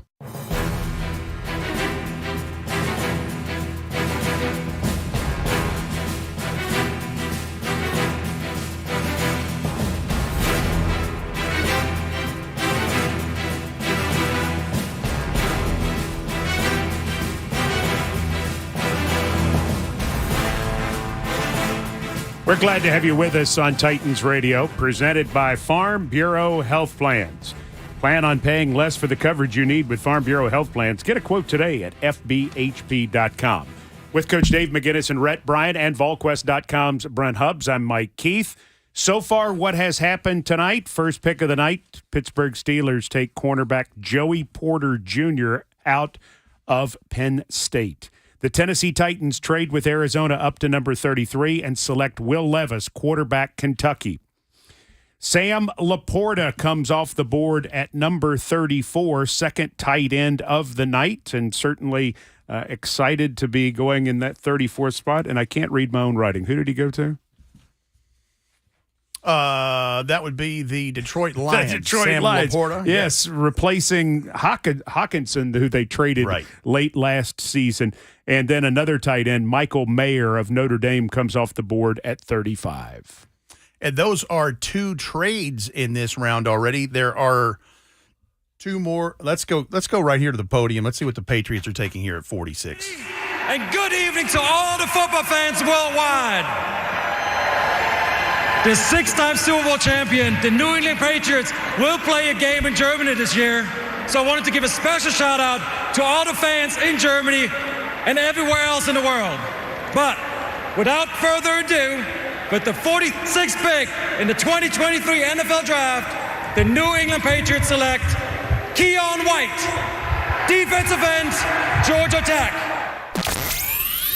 Alvidasen. Keon White is 6'4", 285, arms 34, hands 10 1/8, 80-inch wing, 34-inch vertical leap, 30 reps at 225. The former tight end from Old Dominion, made an edge rusher for Georgia Tech, is now a New England Patriot, and that is a Patriots pick if I've ever seen one. Yeah, it is. This guy's a big physical guy, and you can play him either inside or outside. The thing that he has for a big man, you're going to hear me talk about this for the next 2 days. Twitch with big men is what you're looking for now. Now you are looking, when you're in this part of the draft, you are looking for traits. This guy is twitched up as a big man. He needs much more refinement, just putting everything together. But his versatility, and you said this is Mike, Keith and I were talking about this last night, Rhett. Teams have types that they get, especially at certain positions. This is a Patriots defensive lineman. All right, let's go back and start over. Pick number 32, first pick of the night, the second round. Joey Porter, cornerback, Penn State, goes to the Pittsburgh Steelers. Titans trade up to 33 to take Will Levis, quarterback, Kentucky. Detroit selects Sam Laporta, tight end, Iowa. Las Vegas takes Michael Mayer, tight end, Notre Dame. The Rams select Steve Avila, guard, TCU. The Seahawks at 37 take Derek Hall, outside linebacker, Auburn. The Falcons trade up to 38 to select offensive lineman Matthew Bergeron, Syracuse. Carolina goes wide receiver at 39, taking Jonathan Mingo from Ole Miss. Isaiah Foskey, an outside linebacker from Notre Dame, goes 40th to New Orleans. Really good pick for Arizona at 41. B.J. Ojulari, outside linebacker, LSU. The Packers get their tight end at 42, Luke Musgrave, who is a Oregon State Beaver. At 43, Joe Tipman, center, Wisconsin, going to the Jets. The Colts select Julius Brents from Kansas State. He's a cornerback and an Indianapolis native. At 45, it's Brian Branch, safety, to Detroit. He's out of Alabama. At 46, Keon White, defensive end, Georgia Tech, to the Patriots. And at 47, Washington has selected Jartavius Martin, safety, from Illinois. So that's where we are right now through 47 picks, and we will go through 102 tonight. These rounds start to move fast. I mean, it starts to go. I mean, it really starts to spin. And doing a broadcast, you're going to have some recaps coming in, as Mike Keith, the pros pro, does it. Well, we're trying to throw them out there. It's going pretty fast there, isn't it, Mr. Hubbs? It's rolling right along. Hey, does Old Dominion get to count Keon White? I mean, does he go in the media guide? Yes. Do they count him, or does he have to go to Georgia it's interesting. Tech? So when we went through one of the early graduate transfers here in the late Rob Baronis, who kicked at Auburn, and then they decided they were going to go with another kicker. And he's a graduate of Auburn, but he went to Georgia Southern and kicked there after he left Auburn. He demanded, in Rob Baronis fashion, on the roster to be listed as Rob Baronis, Georgia Southern / Auburn. He's the only guy I've ever seen do that. So in most cases now, no, I don't think you get to go to 2 homecomings. You get to, Hendon Hooker is a Virginia Tech graduate. Yeah, he is. That happens a lot. Oh, it's the day and age of football where we are. I love the Keon White story, though. I love that kind of story. Guy who's a tight end, he picks Old Dominion over Norfolk State, North Carolina A&T, and Elon. Ends up at Georgia Tech, moves positions when he gets to Georgia Tech, becomes an NFL player. I would let those smaller schools claim all the NFL players they could for their press guide. I think it's only fair. Well, because they are functioning in an unusual way, setting guys up to go to bigger schools. Especially just what Brett says. With this transfer portal now, they ought to be able to get to at least claim that they started them off. Here's a good pick at number 48 for the Tampa Bay Buccaneers. They select Cody Mauck, offensive tackle, North Dakota State. He's the young man with no front teeth. He's one of your favorite players, I love Mike. that guy. He had his front teeth knocked out when he was 8. Playing a hockey game, right? It was either youth league hockey or youth league football. Yeah. I've read both, but it was in a youth league game. He was maybe my favorite interview at the Senior Bowl. Yes, he was. And as we catch our breath here on Titans Radio, listen to the newest Tampa Bay Buccaneer, a real character who I can guarantee will have a national commercial pretty soon. Cody Mauck from North Dakota State. I got recruited to play tight end at North Dakota State. I walked on there. I was a 220-pound guy coming out of school, and then I just kind of kept gaining weight. A couple years later, I find myself in the offensive line room thinking, what the heck happened? Did you think about quitting football when they moved you there? No, I didn't. I was happy with the switch. I thought wherever I could best help fit the team, make the most impact, I was okay with playing wherever.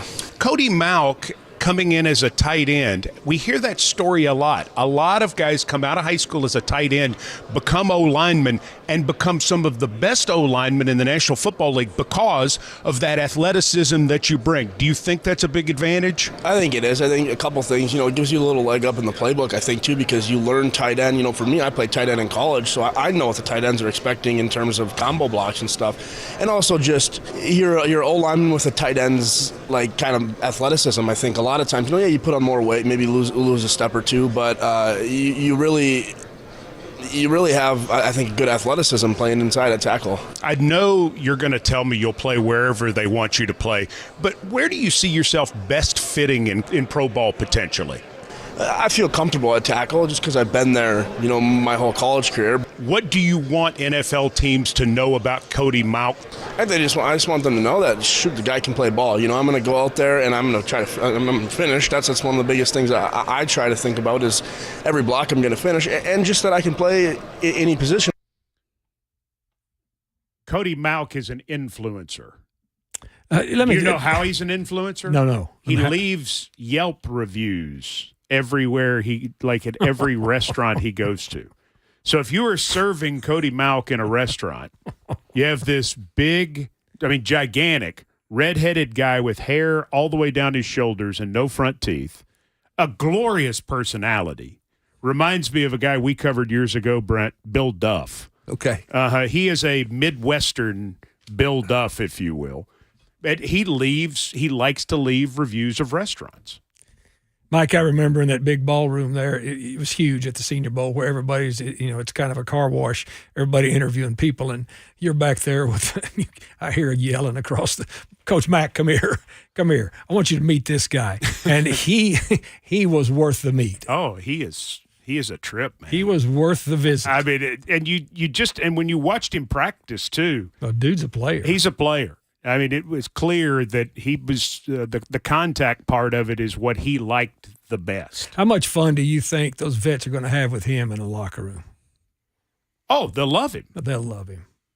He says he's not getting his teeth fixed until after his football career's over. And he can pay for them then, sure.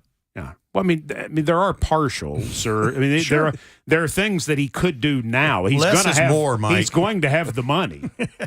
You be you, Cody. You be you, my friend. No, But he'll you fit love right in. those guys in recruiting, Brent. Don't act like you. Absolutely. The more personality, the better.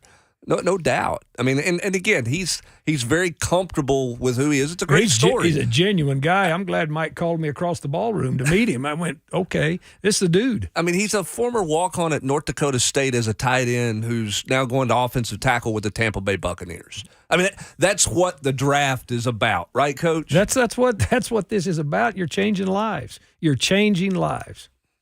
So Cody Mauck has gone 48th overall to North Dakota State. We go back to the top story of the night, which is going to be the top story all night here on Titans Radio, and that is the drafting of Will Levis, trading for the 33rd pick with Arizona, giving up a number 3 next year, and choosing to take Will Levis from Kentucky. Was just doing some of the math on what the 33rd pick got a year ago. Okay.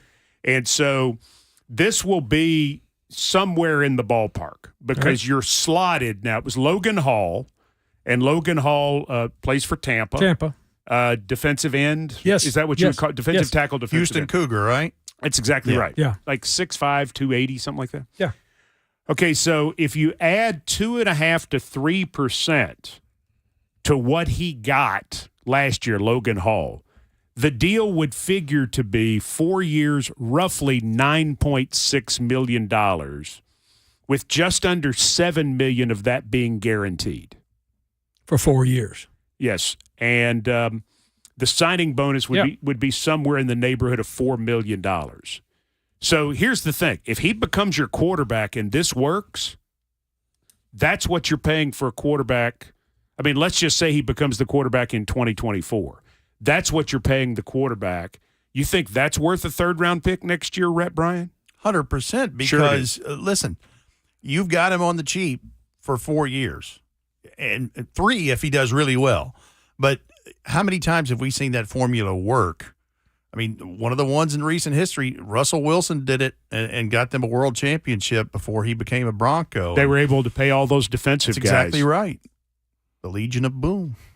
Well, the Philadelphia Eagles are pretty good right now, right? Well, that's right. And that's what happened. And, you know, now they've paid – he was a second-round pick, Jalen Hurts. And now they've paid Jalen. But the thing is, as we saw with the Ryan Tannehill contract, you get 2 years into the deal, suddenly they're not the highest-paid guys anymore. Right. People start to lap them. And then those deals look better. When Tannehill did the 4-year, $118 million deal, people said, whoa, $29.5 million a year? And now that is middle class as an NFL quarterback. That's reasonable. Incredibly reasonable. Price of doing business in the National Football League. The price of doing business. A couple more picks off the board. Keanu Benton, defensive tackle, Wisconsin, goes to the Steelers at 49. Jalen Reed, wide receiver, Michigan State, goes to the Green Bay Packers at 50. More Senior Bowlers. Mauck was a Senior Bowler. Keon White was a Senior Bowler. Benton, a Senior Bowler. Reed, a Senior Bowler.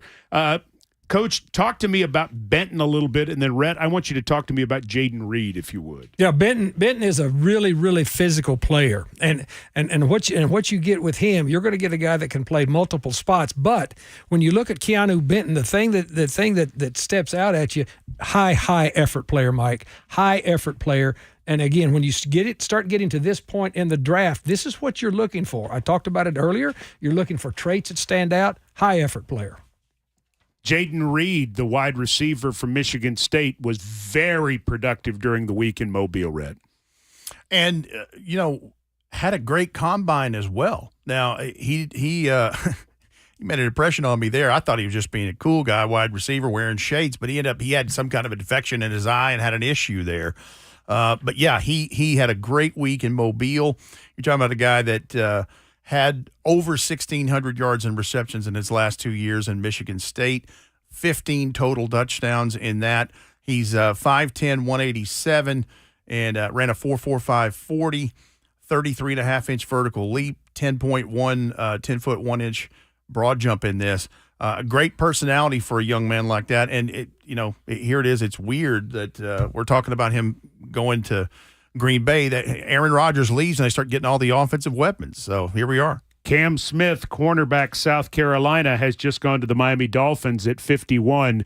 Brent Hubbs, you know Cam Smith. Yeah, I think this is a really good pick. I like Cam Smith a lot. He picked South Carolina over Tennessee and Georgia. The one concern with him is he's a handsy guy. He was flagged 10 times this past year. But you go back and look at the Tennessee game against South Carolina, he was matched up with Jalen Hyatt really all over the field. He covered Jalen Hyatt as well as anybody. Hyatt had 65 yards on 6 catches, but there was no big play, Coach Mack. He got into Jalen Hyatt physically at the line of scrimmage. He is a hands guy. That'll be the biggest adjustment for him, and it is for most corners or most secondary guys moving to the NFL with the way the game is called, but a real talent. Yeah, and I'm glad you brought that up because that was the first thing that was going to come out of my mouth is you get secondary players, to come into the professional game. They've got to learn how to use their hands without grabbing, because the rules are different. You got the whole 5-yard rule. I mean, it's just different. The hash marks are different, and plus the players you're going against every week. Now, when you talk about that, Rhett and I, when you look at our board that we've been using this whole time, he's in our top tier of corners. I really, really like this player a lot, and for the reasons that you say, he's ultra competitive. He's very, very in phase. He's an in phase guy. You can coach the hands part of it out of him. You have to. I mean, if you have to put tennis balls in their hands during practice to keep them, from reaching out and grabbing. But this guy's got the feet, he's got the hips, and he's got the transition ability to be a really good corner in this league, is what we thought. That's why we put him in our top tier of corners. Mom, we're out of potato chips. Teenagers, they'll eat you out of house and home, kind of like health insurance, which can take a big bite out of the family budget. Fortunately, with Farm Bureau Health Plan's Core Choice coverage, we can save $3,600 a year compared to the leading competitor. And we've got better coverage with a lower premium, lower deductible, free telehealth visits, and access to one of the largest networks available. Can we order pizza?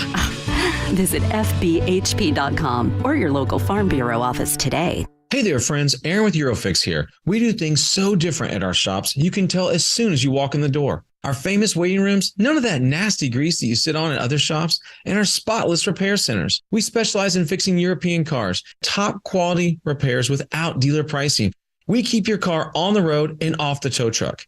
Others tell you what they can't do, but we tell you what we can do. In Franklin, South Nashville, Belmead, Murfreesboro, and now in Mount Juliet. Call 844-EUROFIX or myyurofix.com. It's just a few cocktails at happy hour. There aren't any cops around. After every game, we always have a few. It's no big deal. It was just a few drinks. I'm good. Hey, I can hold my liquor. I drink and drive all the time.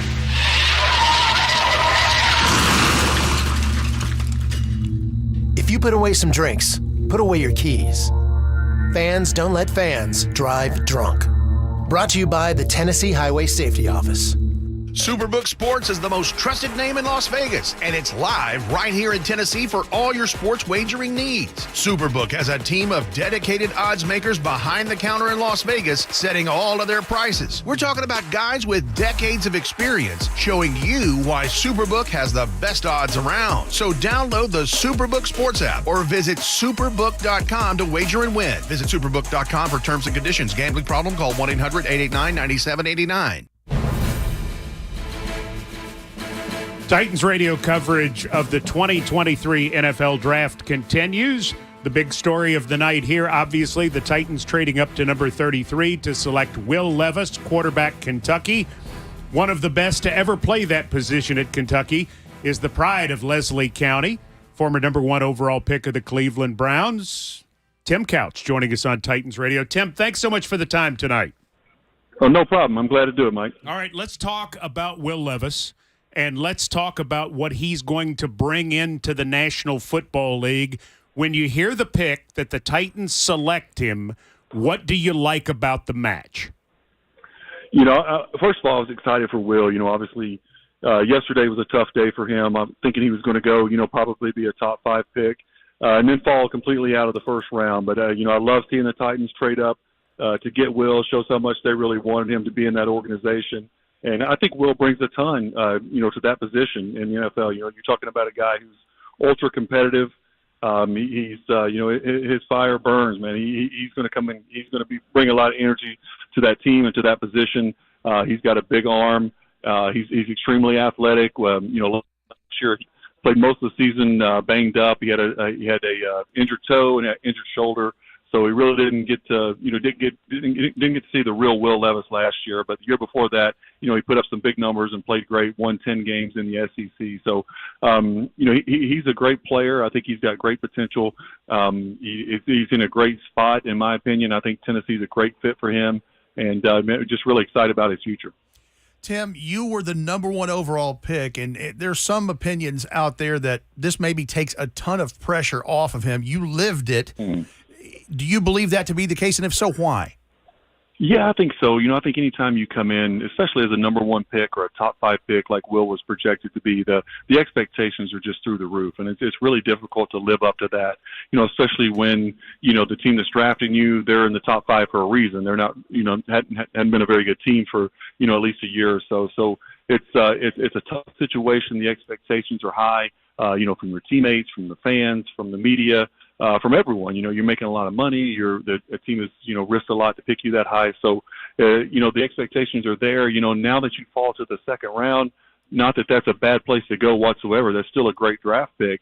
But it's not as big of pressure as it is being a top 5 pick. So I think Will can come in, maybe if he sits for a year and get the season, to sit there and learn the game, learn the position, learn how to be an NFL quarterback, and then they just kind of ease him into that role. I think that's a great opportunity for him. So, certainly less pressure than being a top 5 pick. So I think, as disappointing as it was for Will yesterday and sitting back in the green room watching the whole first round go by, I think he ultimately ended up in a great spot. Tim, maybe Will doesn't get thrown into the fire like you did, but what is your advice to Will Levis as he starts to make this transformation from being college quarterback to life as an NFL quarterback? I think it's just, it's all about football from here on out. You don't have to deal with, going to class and being a student and doing those things. It's all preparation. It's all getting yourself, mentally and physically to play the next week, play the next opponent.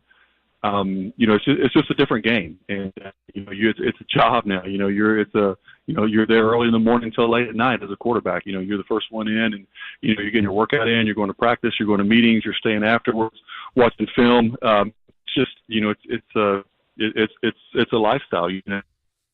All your time to be great at it, and I think Will certainly has that personality. I've gotten a chance to know Will really well over the last couple of years that he's been in Lexington. And, I've seen him work out with his teammates. I've seen him lead summer workouts with no coaches around, just out there taking the wide receivers through the routes and through the passing game and everything like that. And he's a phenomenal leader, phenomenal guy. I think Titan fans are really going to love what they see out of Will Levis. Tim, when you came out of Leslie County, you were the number 1 prospect in the country. You were also a basketball player in a basketball-crazy state that averaged 36 points a game. You become the number 1 pick in the NFL draft. You know about scrutiny, but there was no social media. There was none of that when you were coming out and you picked the University of Kentucky. So my question is, what would you tell Will Levis is the most important thing about handling the added noise that today's players have to deal with that you didn't a generation ago? Yeah, it's a great question. I think Will and I got a chance to play some golf last summer before the season started, when Will was, being hyped as possible Heisman candidate, a first-round draft pick, all those things. And, I really just told him, from my experience, I didn't have to go through the NIL and all the stuff these kids have now and social media, like you said. But I told Will, I said, listen, just keep the main thing the main thing. You're going to get pulled in a million different directions with, appearance opportunities from commercials, media spot. All the media members want to talk to you, this, that, and the other. I said, but, just make sure you're doing the work, you're getting the work done that needs to get done. Be there for all the off-season workouts with your teammates. Never miss anything like that, to be doing a commercial or anything like that. Just keep the main thing the main thing.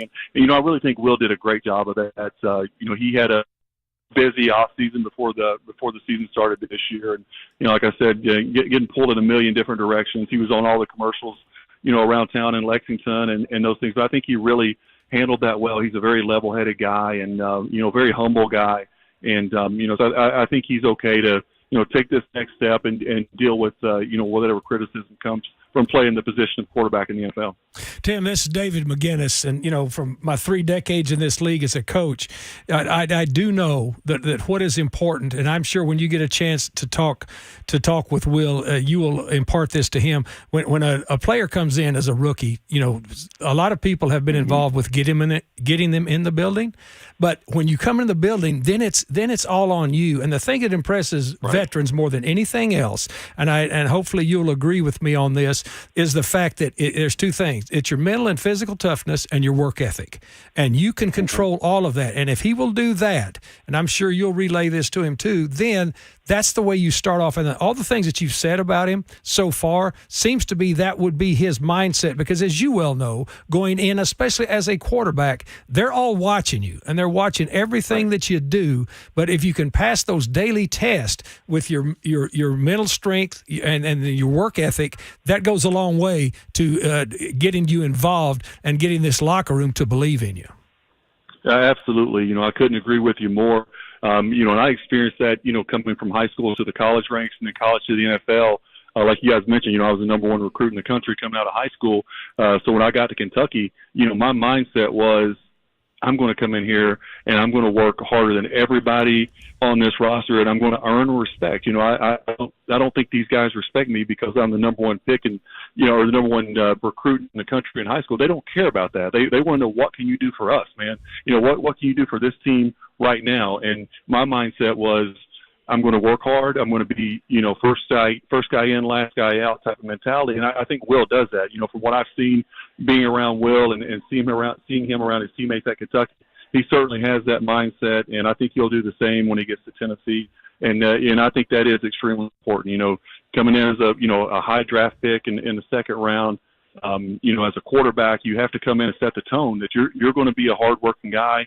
You're going to be tough. You're going to be physical. You're going to do all the things. You're not a prima donna. At that position, some guys can come in and think everything should be handed to them. And Will's certainly not that guy. He's a hardworking kid, and he'll be ready to go when he gets there to Tennessee. Let's wrap up with this, Tim, and we certainly appreciate your time. Where does Will Levis have to improve his game the most quickly entering the league to have a chance to be successful? Yeah, I think that's a good question. I think the good thing that happened with Will is he's played in 2 NFL type of systems. We had Liam Cohen his first year at Kentucky and had a great year there, and Liam went on to be the offensive coordinator for the Rams last year, who's now back at Kentucky. But, last year he had Scangarillo, who's been at San Francisco and many other places. So he's played in NFL systems before. So I think that is a plus for Will, that he's going to be able to come in and pick up a system really quickly. But, I think as far as just quarterback play goes, the pocket presence, a little things like that can always be improved, getting your eyes in the right spot, getting the ball out quickly, all those things. Will has only started for 2 seasons, and he missed, he was hurt a lot last year. He only missed a game or 2, but he's, when he transferred from Penn State, he didn't really start there. He was more of they put him in the game to run the ball and do some things like that with his physicality. But, at Kentucky, he started for 2 years, so he's still a little raw, but he has all the potential in the world. He's got the size you're looking for. He's got the arm strength. He's got the toughness. He's got the leadership. He has all the intangibles you look for at the quarterback position, and all the things that he needs to improve on can certainly be taught and be learned. But he brings a lot to the table, and, I think Titan fans are going to really love what they see out of Will. Tim Couch, thank you so much for the time tonight. We always appreciate it. Absolutely, guys. Good to be on with you. All right.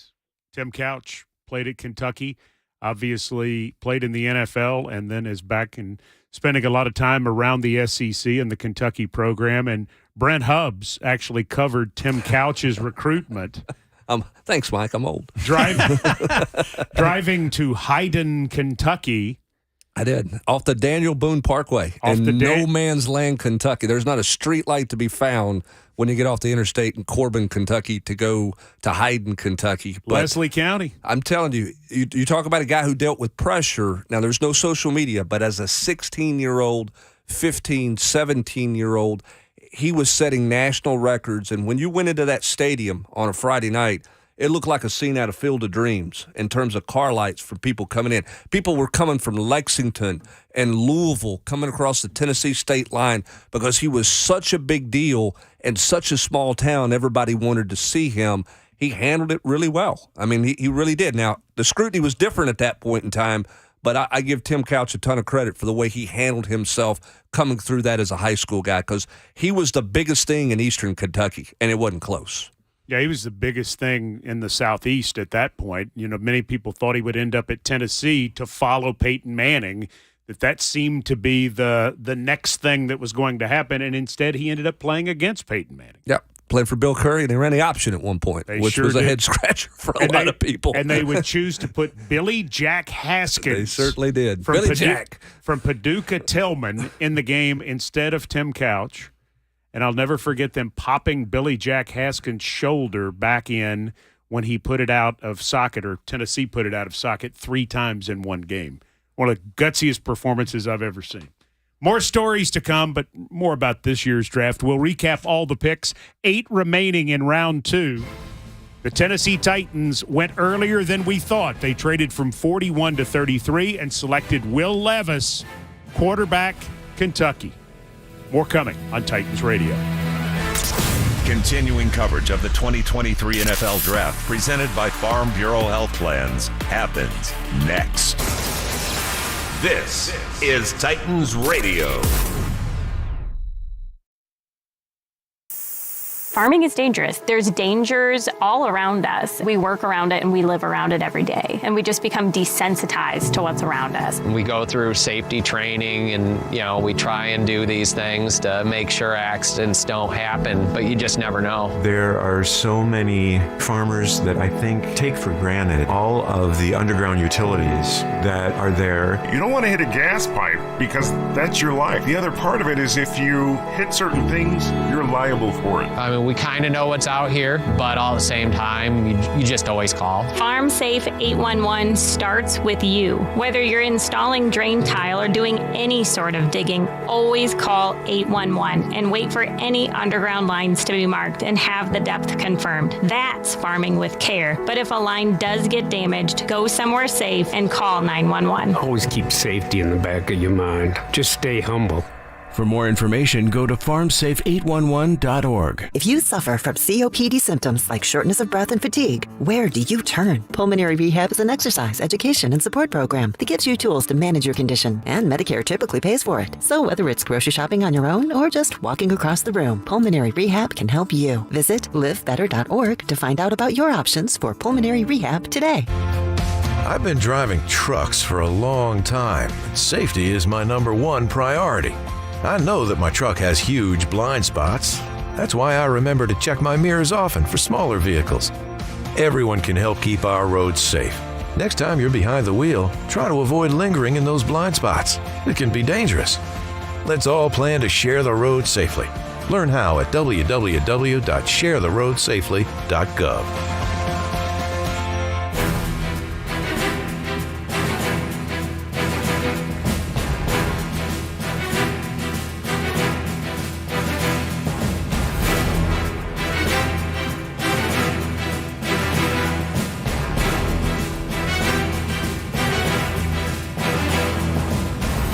Some real surprises with receiver drafting tonight, and the most recent one, Kansas City at number 55, selects Rashee Rice, wide receiver, SMU. Coach Dave McGinnis, I'm a little surprised that Rice went above some of the other names that are still on the board.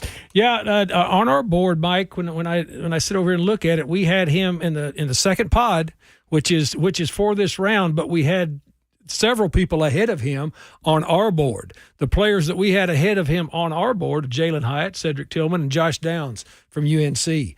Rashee Rice is a bigger receiver now, and there weren't very many big receivers, tall receivers in this draft coming out of SMU. Had plenty of catches there because of the way they play offense there. But that's a little bit of a surprise. But look, the draft is the draft.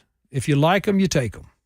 Tyreek Stevenson, cornerback from Miami of Florida, goes to Chicago at 56. Rhett Bryan, tell me about Tyreek Stevenson. What is it that he does well? Stand by and let me get my notes here. Okay. Tyreek Stevenson, 6 feet and 3/8 inches, 198 pounds.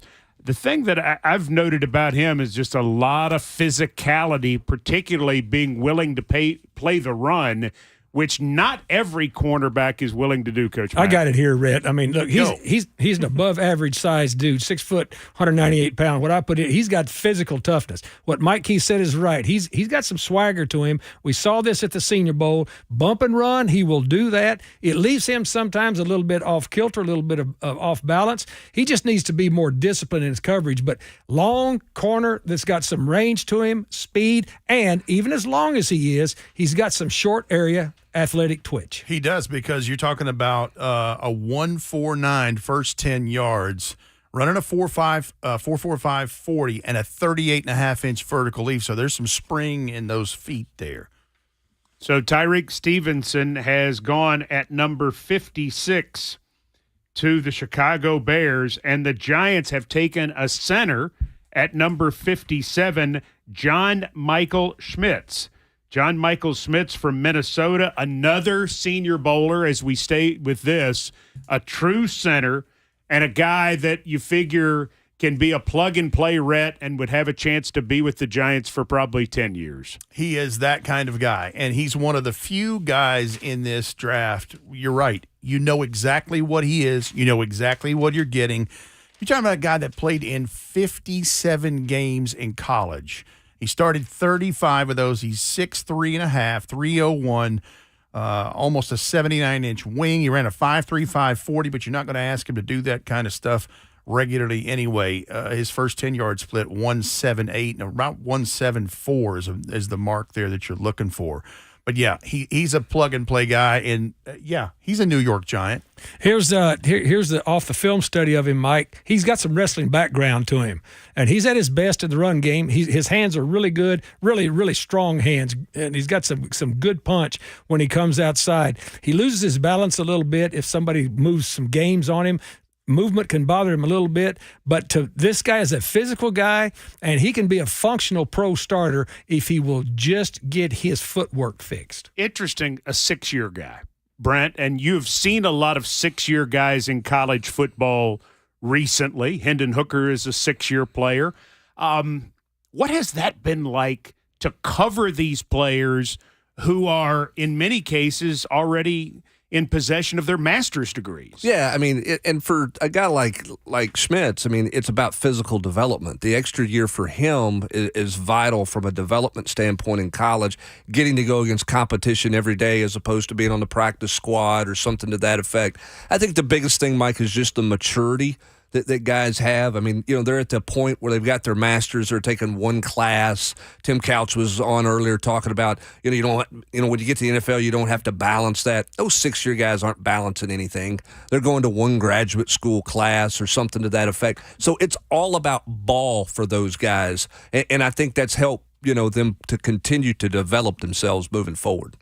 Another tight end comes off the board. The Dallas Cowboys select Luke Schoonmaker from Michigan at number 58. Luke Schoonmaker to the Dallas Cowboys, Rhett Bryant. And you're talking about a guy in his career over 11 yards per catch. He's 6'5" and change, 251, wing almost 79, ran a 4.63 in the 40, 33.5-inch vert, 10.7 broad, short shuttle of 4.27. He's a guy that they have used as a blocking guy, but also in the red zone, he has been a target in there and caught several touchdowns in this. And here's the big thing on him. Only 3 drops in his college performance. When we were putting this board together, Mike, this was one of Rhett's favorite tight ends. I mean, he thought, especially on the second day, this would be a guy that and I agree with him. I mean, he can block, but it's not that he's just void of being able to catch the football. I think this is a perfect spot for him to go, and he'll be playing as a rookie in this league, and he's limited after the catch a little bit to me, but as a blocker, he's good. But he has size, speed, and strength. And to me, he'll be a solid possession receiver, and he's a positional blocker. Brent Hubbs, Michigan is back now under Jim Harbaugh, and we're continuing to see more Wolverines selected throughout the course of this process. Where did they turn the corner in recruiting? Jim Harbaugh. Just period. Just Jim Harbaugh, and again, here's the thing. We can talk about NIL. We can talk about facilities. We can talk about college football playoff, winning. All those things factor into the recruiting process. But for most guys, it's about tonight. It's about last night. It's about the dream of the next level. So if you can sell, that's why draft results are so important. Georgia they're just going to continue to recruit because they're putting so many guys in the league. Michigan is turning that corner because they're putting guys in the league, and that gets the attention because these high school kids all have one dream. It's to have the commissioner announce their name. And that's ultimately what these guys are looking for. I'm not saying that they're mercenaries in college and the college, but the end of the day is they don't want the journey to be done in 4 years or 5 years at college football. Well, and we said it last night. Out of 31 picks, 12 of them were 5-stars. Mm-hmm. They were 5-star high school recruits. And for years, you have dealt with coaches who have made fun of that, who've said, it doesn't matter. We don't rate them on stars. But they sure do project. Mm-hmm. I mean, the projections are so good now in terms of looking at those guys coming out of high school. They get more of them right than they used to. Well, for two reasons, in my opinion, Coach Mack. One, you've got people who have better eyes, who are trusting and learning how to evaluate and not just going to a camp and sitting over in the corner and talking to somebody. They're there actually evaluating guys. The other thing, too, is high school players are further developed than they were 10, 15 years ago. A lot of them have a nutritionist. A lot of them have their own strength coach. They focused on one sport. There's off-season development. The high school player is more advanced now, in my opinion, than he was a decade and a half ago. Brent, I go back to my 13 years of coaching in major college football before I got into the National Football League.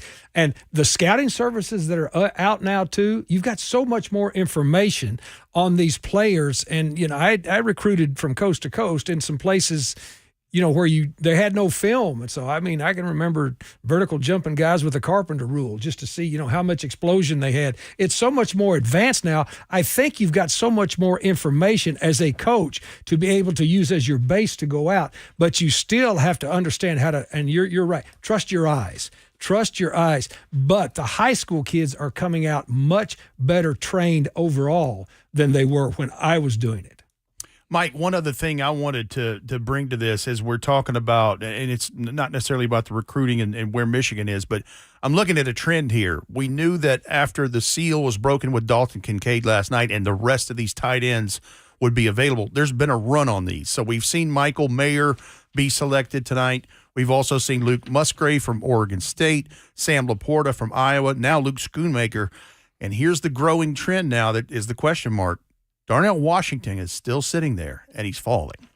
Well, I think we've talked about this on the OTP, the official Titans podcast. We discussed it in Knoxville when Brent was with us a week and a half ago. Who's the comp? There isn't one. He's a strange guy to project because Coach Mack talks a lot about the different kinds of tight ends. There's one comp. I coached against him. You broadcast Mercedes Lewis. That's the one comp as far as height. And when Mercedes Lewis came out of UCLA, he was not an accomplished catcher, nor was he an accomplished blocker, but he was a big body that was pretty good at both of them. That's the closest comp I can come up with. But he's not that tall, is he? Mercedes Lewis? Yes. Coach. I don't think he's 6'7", is he? 6'6". Okay. He's still in the league, too. Yeah. 39 years old. Still playing at 39 years old. And here's what happens with most of those guys. They go to college, and they become offensive tackles. Right. You put 20 pounds on him, and you say, you're going to be a first-round NFL draft pick as an offensive tackle because you're too big to be a tight end. You're not athletic enough to do the things. And I wonder if some NFL people are just unsure how they can use – how Darnell Washington translates into the NFL. Well, and that's my point is you talk, what do you call the different tight end positions? One's a Y and the other is you got YX and then you got to move tight end, which is an H. So you've got three different types. Which is he? A tall one. Okay. Well, and to Brent's point, it's like you're drafting a sixth offensive lineman in here to go and jumbo. But he's not the most physical guy in the world. Not that guy at Georgia. Right. He wasn't knocking people off. Not to say he can't. But I don't know. Osiris Torrance, by the way, has just gone to the Buffalo Bills. That's a road grader. Interior offensive lineman from Florida. There's your replacement for Roger Saffold in Buffalo. And as we continue towards the bottom of this round and headed towards round 3, we pause 10 seconds for station identification. This is where the 2023 NFL Draft happens. This is Titans Radio.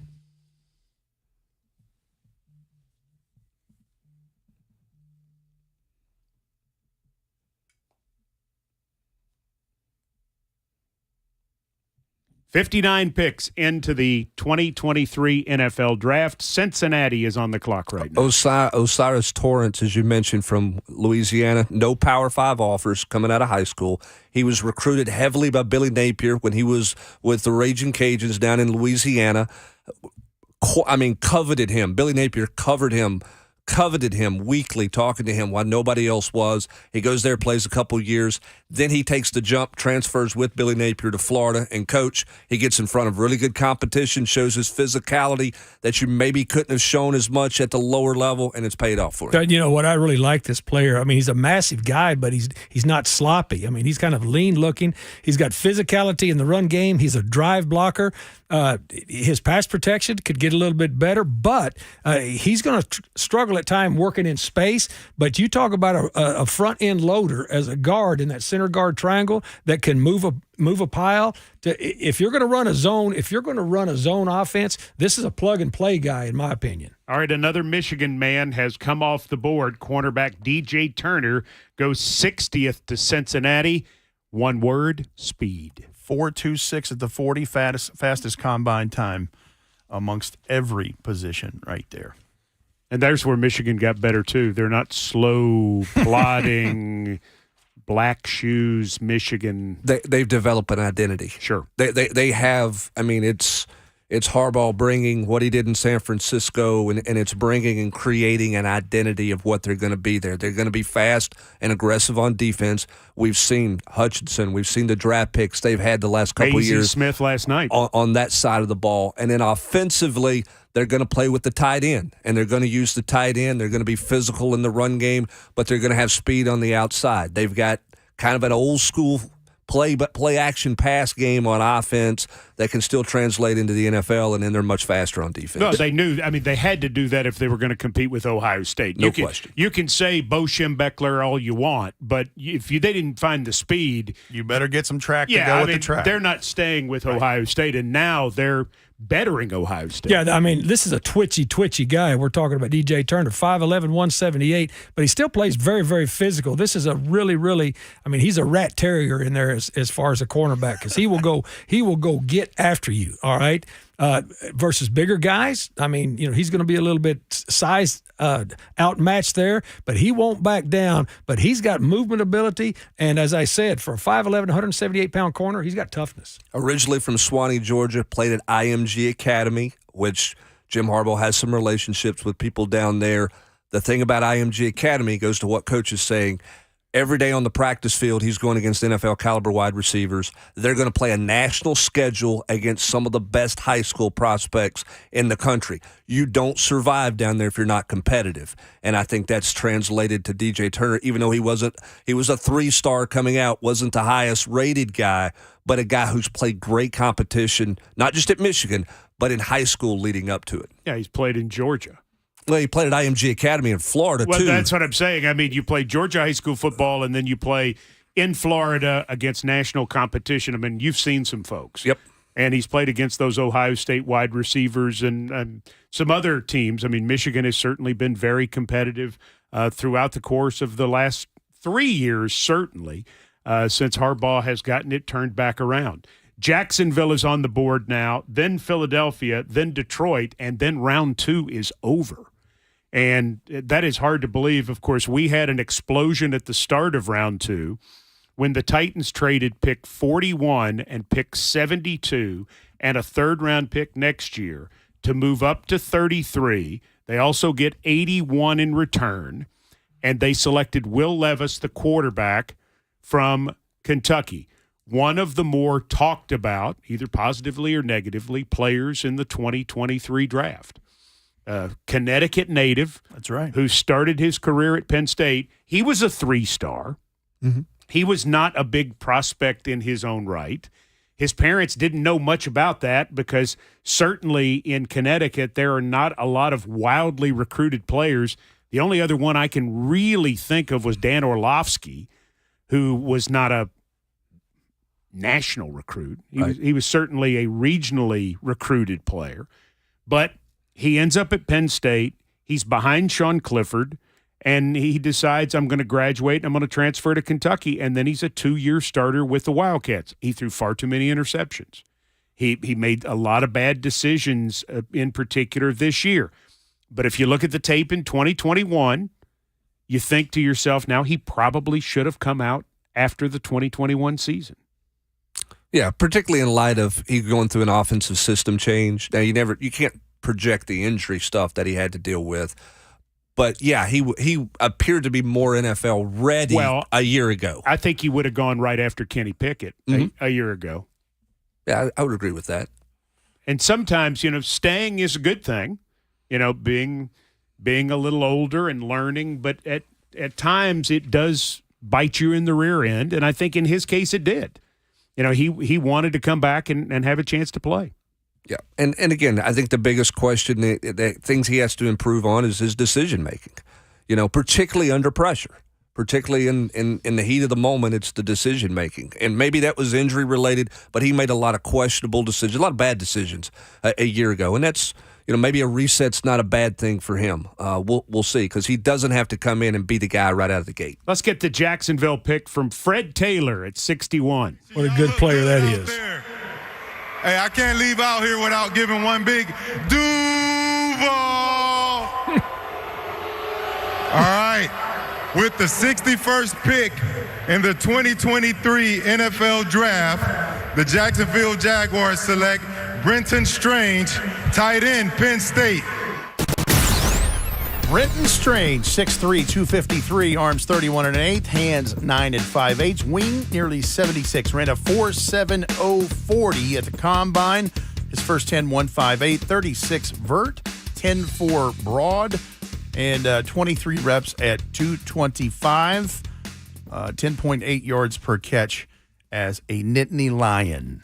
Yeah, and Rhett's read off what he's done physically. He just needs to play up to that. I think that's why he was taken here, but he's got plenty of promise in that body as far as the physical skills and gifts that he has to play with. We just haven't seen the best of him yet, I don't believe. Strange is taken by Jacksonville, and now Houston is making a selection at 62. They have already run their card in. Yeah, that was a trade, and this is the 8th trade of this round, Mike. Yep, Houston at number 62. Brenton Strange goes 61 to Jacksonville, following DJ Turner going 60 to Cincinnati. He's the corner out of Michigan. Osiris Torrance, Florida guard, going to Buffalo at 59. Hard to believe that we are almost through with round 2. And here comes the announcement of the pick. Kansas City, how we doing? Houston Texans are making moves. The Philadelphia Eagles have traded the 62nd pick to the Houston Texans. And with the 62nd pick in the 2023 NFL Draft, the Houston Texans select Juice Scruggs, center, Penn State. Frederick Juice Scruggs, 6'3", 301, arms 33 1/4, hands 10 1/4, wing 81 3/4, ran a 5.22 40 at the combine. 32-inch vert for a guy that size, and 29 reps at 225. Had 17 games as a center in college and 9 at right guard. Yeah, this is a starter for Penn State the last 2 years, and as Red has just said, he started at a couple of different positions. Center is his position in the National Football League. He has got the athletic ability to do that. You can see him still do some pin and pull stuff, even as a center. And so right here where we are in the draft, that's about where we have him on our board, so good for him. Interesting, in round 2, Steve Avila went 36th, and he went to the Rams. He may be a center. He could also be a guard. Joe Tipman is definitely a center. He goes to the Jets at 43. John Michael Schmitz goes at 57 to the New York Giants. He may be a guard, but most people think he's a center.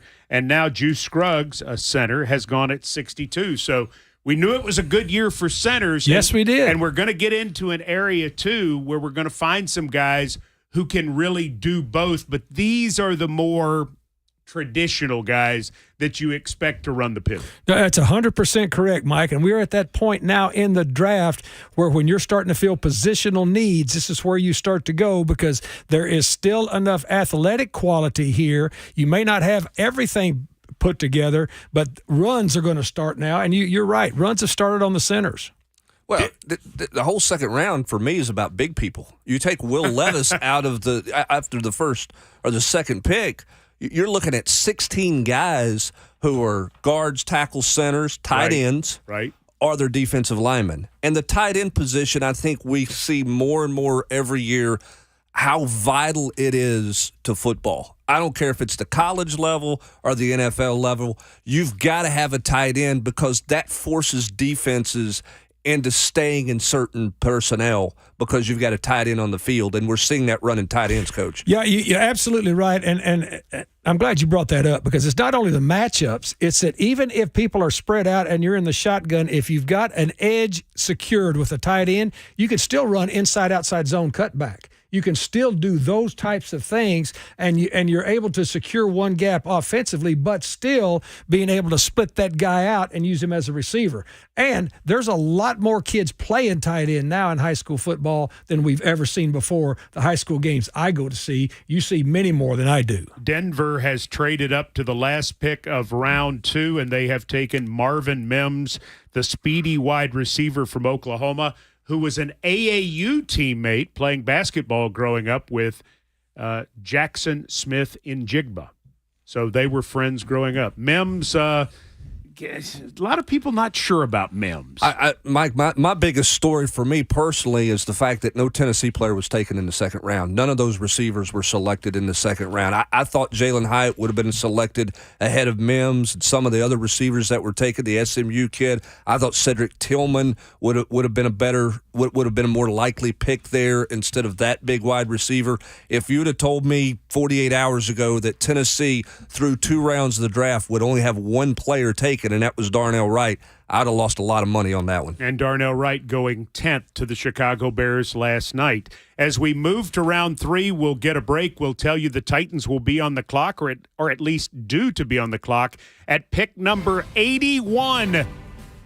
That's coming up. We head to round 3 now as you listen to Titans radio coverage of the 2023 NFL Draft presented by Farm Bureau Health Plans. Don't miss the next Titans pick. Keep it here for continuing coverage of the 2023 NFL Draft. This is Titans Radio.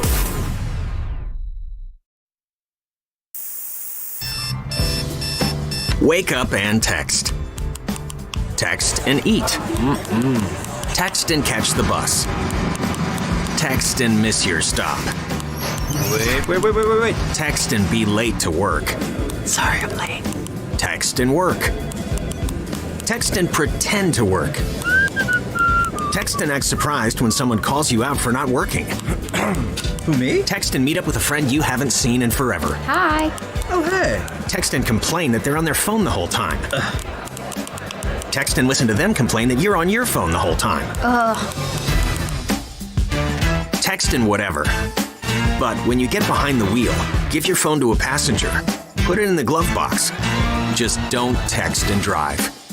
Visit StopTextsStopWrecks.org. A public service announcement brought to you by the National Highway Traffic Safety Administration and the Ad Council.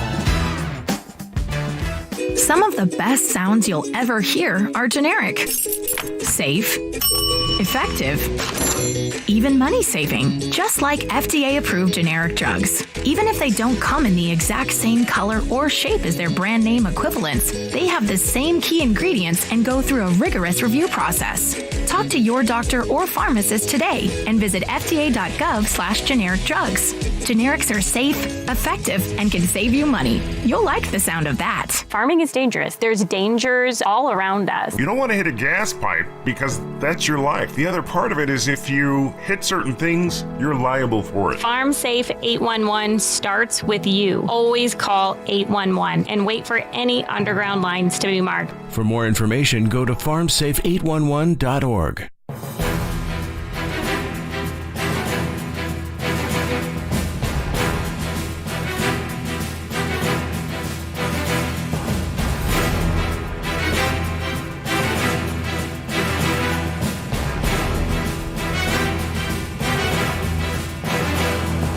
You're listening to Titans Radio, coverage of the 2023 NFL Draft, brought to you by our friends at Farm Bureau Health Plans. Farm Bureau Health Plans celebrating 76 years of providing Tennesseans with high-quality health care coverage at an affordable rate. Visit FBHP.com to learn about their history in Tennessee. And Brent Hubbs, we have flown through round 2. You have made mention of this. No Tennessee players taken in round 2, and that means no Jalen Hyatt, no Cedric Tillman, and also Hendon Hooker is still out there. Yeah, I'm surprised. I'm really, really surprised that I thought there was a chance Hooker could go in the first round, just depending on how some things fell, but it certainly felt like as last night started that was not going to be the case, but I never dreamed that Tennessee would go that the Tennessee Vols would go the entire second round and not hear anybody's name called, particularly with those receivers out there. I wonder a little bit with Cedric Tillman if he's a bit of a forgotten man, Rhett, because he missed so much time last year. Didn't go to the Senior Bowl, probably a mistake, to not go down there and be involved in the Senior Bowl. We're seeing a lot of those guys who have benefited from that. But I think Cedric Tillman, if you look at what he did 2 years ago, if he's healthy, he's not a system guy. He can do a lot more than just a guy. He wasn't running 20 yards past everybody. I think the Hyatt thing was always going to be about system. There was going to be a lot of concerns and questions about that. But again, I think Tillman has gotten lost because he's not played football and has not really been involved in a whole lot of things other than his pro day since he hurt that ankle. Yeah, Brent, but in my evaluation, you and I talked about this earlier today, just for full disclosure, I really thought that Cedric Tillman had shown kind of what he's going to be in the National Football League, which I like. What you like, you've got a physical player that is a build-up speed guy, but he's a combat catcher. I liked his game when he was playing, and I thought that game translated to the National Football League. Now, again, look, teams, everybody makes their picks, but just from my personal evaluation at Cedric Tillman, and he's a completely different case than Jalen Hyatt because as you well know, better than I do, they're two completely different types of receivers. Yeah, no doubt. Here's my question to you, Coach. You've mentioned this in the second round multiple times about – and Mike talked about it. This guy was at the Senior Bowl. This guy was at the Senior Bowl. He did this at the Senior Bowl. Is that game, and I know Jim Nagy's done a great job getting people there, has that game and that week taken on even more importance, particularly with guys opting out of bowl games and different stuff like that? Yes. Does the Senior Bowl carry more weight than it used to carry? Yes, it does, and for several reasons. First of all, the quality of player that he's inviting. They're vetting these players. We talked to him. Rhett and I and Mike talked to him about the process they go through now. They've got much more film available. It's a different system that they're using now than even when I was coaching in it, down there. So the players that they're getting to come. The other thing that is different about it is this. Now you're having interviews at the Senior Bowl also. Hendon Hooker came down there injured, but to interview, to sit and interview. Used to be, you didn't have very many interviews down there. They just came down there and practiced and, staffs. So it's taken on a different dynamic. It's a different dynamic than the combine because the focus is on football and on the field. But it is, unless you are really hurt, it's an advantage to come down there. Because, first of all, they're not going to beat you to death in practice. That doesn't happen. But you're going to get a chance, at least, especially in the receiver, cornerback, and in the offensive line defense, to go one-on-one, where coaches can actually see you doing that, and you are getting NFL coaching down there. So the answer to your question is yes. Jim Nagy has elevated what that is, and it helps players. I believe it was over 100 players drafted in last year's draft that were at the Senior Bowl. And if my math is right, I think there's 19 guys that were just taken here tonight in night 2 and round 2. So there's certainly a translation there. I think the other part of it is the league is there, all in the same place. It's like it is the precursor to the combine. They say the draft starts there, right? And look, they have all these scouting departments, and scouts go to all these college all-star games and things like that. But this is where everybody is there looking at the same guys. And clearly the practices is what it's all about, because you saw every day we were down there, you saw the head coach of the Steelers, Mike Tomlin, was right down there with the one-on-ones, O-line, D-line, every single day. Does it devalue the combine? Is the combine No. In any way, does the measurables become less because of the Senior Bowl? Not at all. It's a huge plus. Okay. The combine is about positional drills, organized interviews, and the medical is huge. And the combine stands alone. But the Senior Bowl to me, and Rhett brought about everybody being there, that's a big part. Look, even for us now, for what we do, we went down there for 3 days. You hear the interviews that Mike and Rhett got down there. You get to know the kids. It's a little bit more of a relaxed atmosphere. The combine is a very, very regimented scheme. The Senior Bowl, you got a little bit more, free time. My evaluation of players, it helped me to go down there and watch them because I've done it. I've done both for 38 years, and the Senior Bowl is a good addendum to the combine. Well, the big hype guys from the combine have been guys who have, in many cases, fallen. The guys who were at the Senior Bowl have gone up. They've been drafted more highly than the guys who did the combine well. And some of them did both well, so it doesn't make any difference. But the point is, what are they doing in Mobile? They're playing football. And in the end, for all the measurements and the vert and the arm length, it's still just about playing football. Cody Mauck is a good example. He's a great example. He's a great example. He did really well in those drills. Again, where Mike Tomlin has got his eyeballs on and looking at everybody there. Round 3 has started. Pick 64, the Chicago Bears were on the clock, and they took a former running back turned defensive tackle from South Carolina, Zach Pickens, 6'3", 291, a massive human being. You know all about him, Brent Huff. Zach Pickens was the number 1 defensive tackle in the country coming out of high school. Could have gone anywhere he wanted to go, from Anderson, South Carolina. His older brother is about a third of his size, ended up playing at Gardner-Webb. His older brother is the guy that really pushed Zach to become a good football player. Older brother beat up on Zach when he was little, kind of got him out of football. Kid didn't want to play football because he was tired of getting beat up by his brother in the front yard all day long. Goes back into football. His brother transfers to South Carolina as a walk-on. That's where Zach ends up going. And Zach is a guy who's also very big in community service. When he was in high school, he went to a kid's birthday party because the kid was getting bullied, and he felt bad for the kid, and he went and hung out with the kid. He participates in a camp every summer that deals and mentors kids who have blood disorders. He is very community service oriented. But as a football player, Coach, it's all about finding some consistency for him. He's been much better the last couple of years as he's kind of developed into becoming a defensive tackle. Yeah, and just exactly what you said, when you look at his film and evaluate it, you see flashes of what he can be, but it is the consistency part in every aspect of his game. But here he is. He's drafted now in the National Football League. Second day of the draft. Now he's got a chance. Tyler Steen has gone at number 65 to the Philadelphia Eagles, former Vanderbilt Commodore, and played at Alabama. Left tackle, he is projected as a guard in the NFL, son of a Marine. And he's a very serious guy. I had a chance to visit with him and really enjoyed talking with him in Mobile. And he's like, yeah, that's pretty much how it was at my house. I asked him the question. I said, so what you're saying is Nick Saban couldn't show you anything that you hadn't seen at home. He goes, I respect Coach Saban, but no.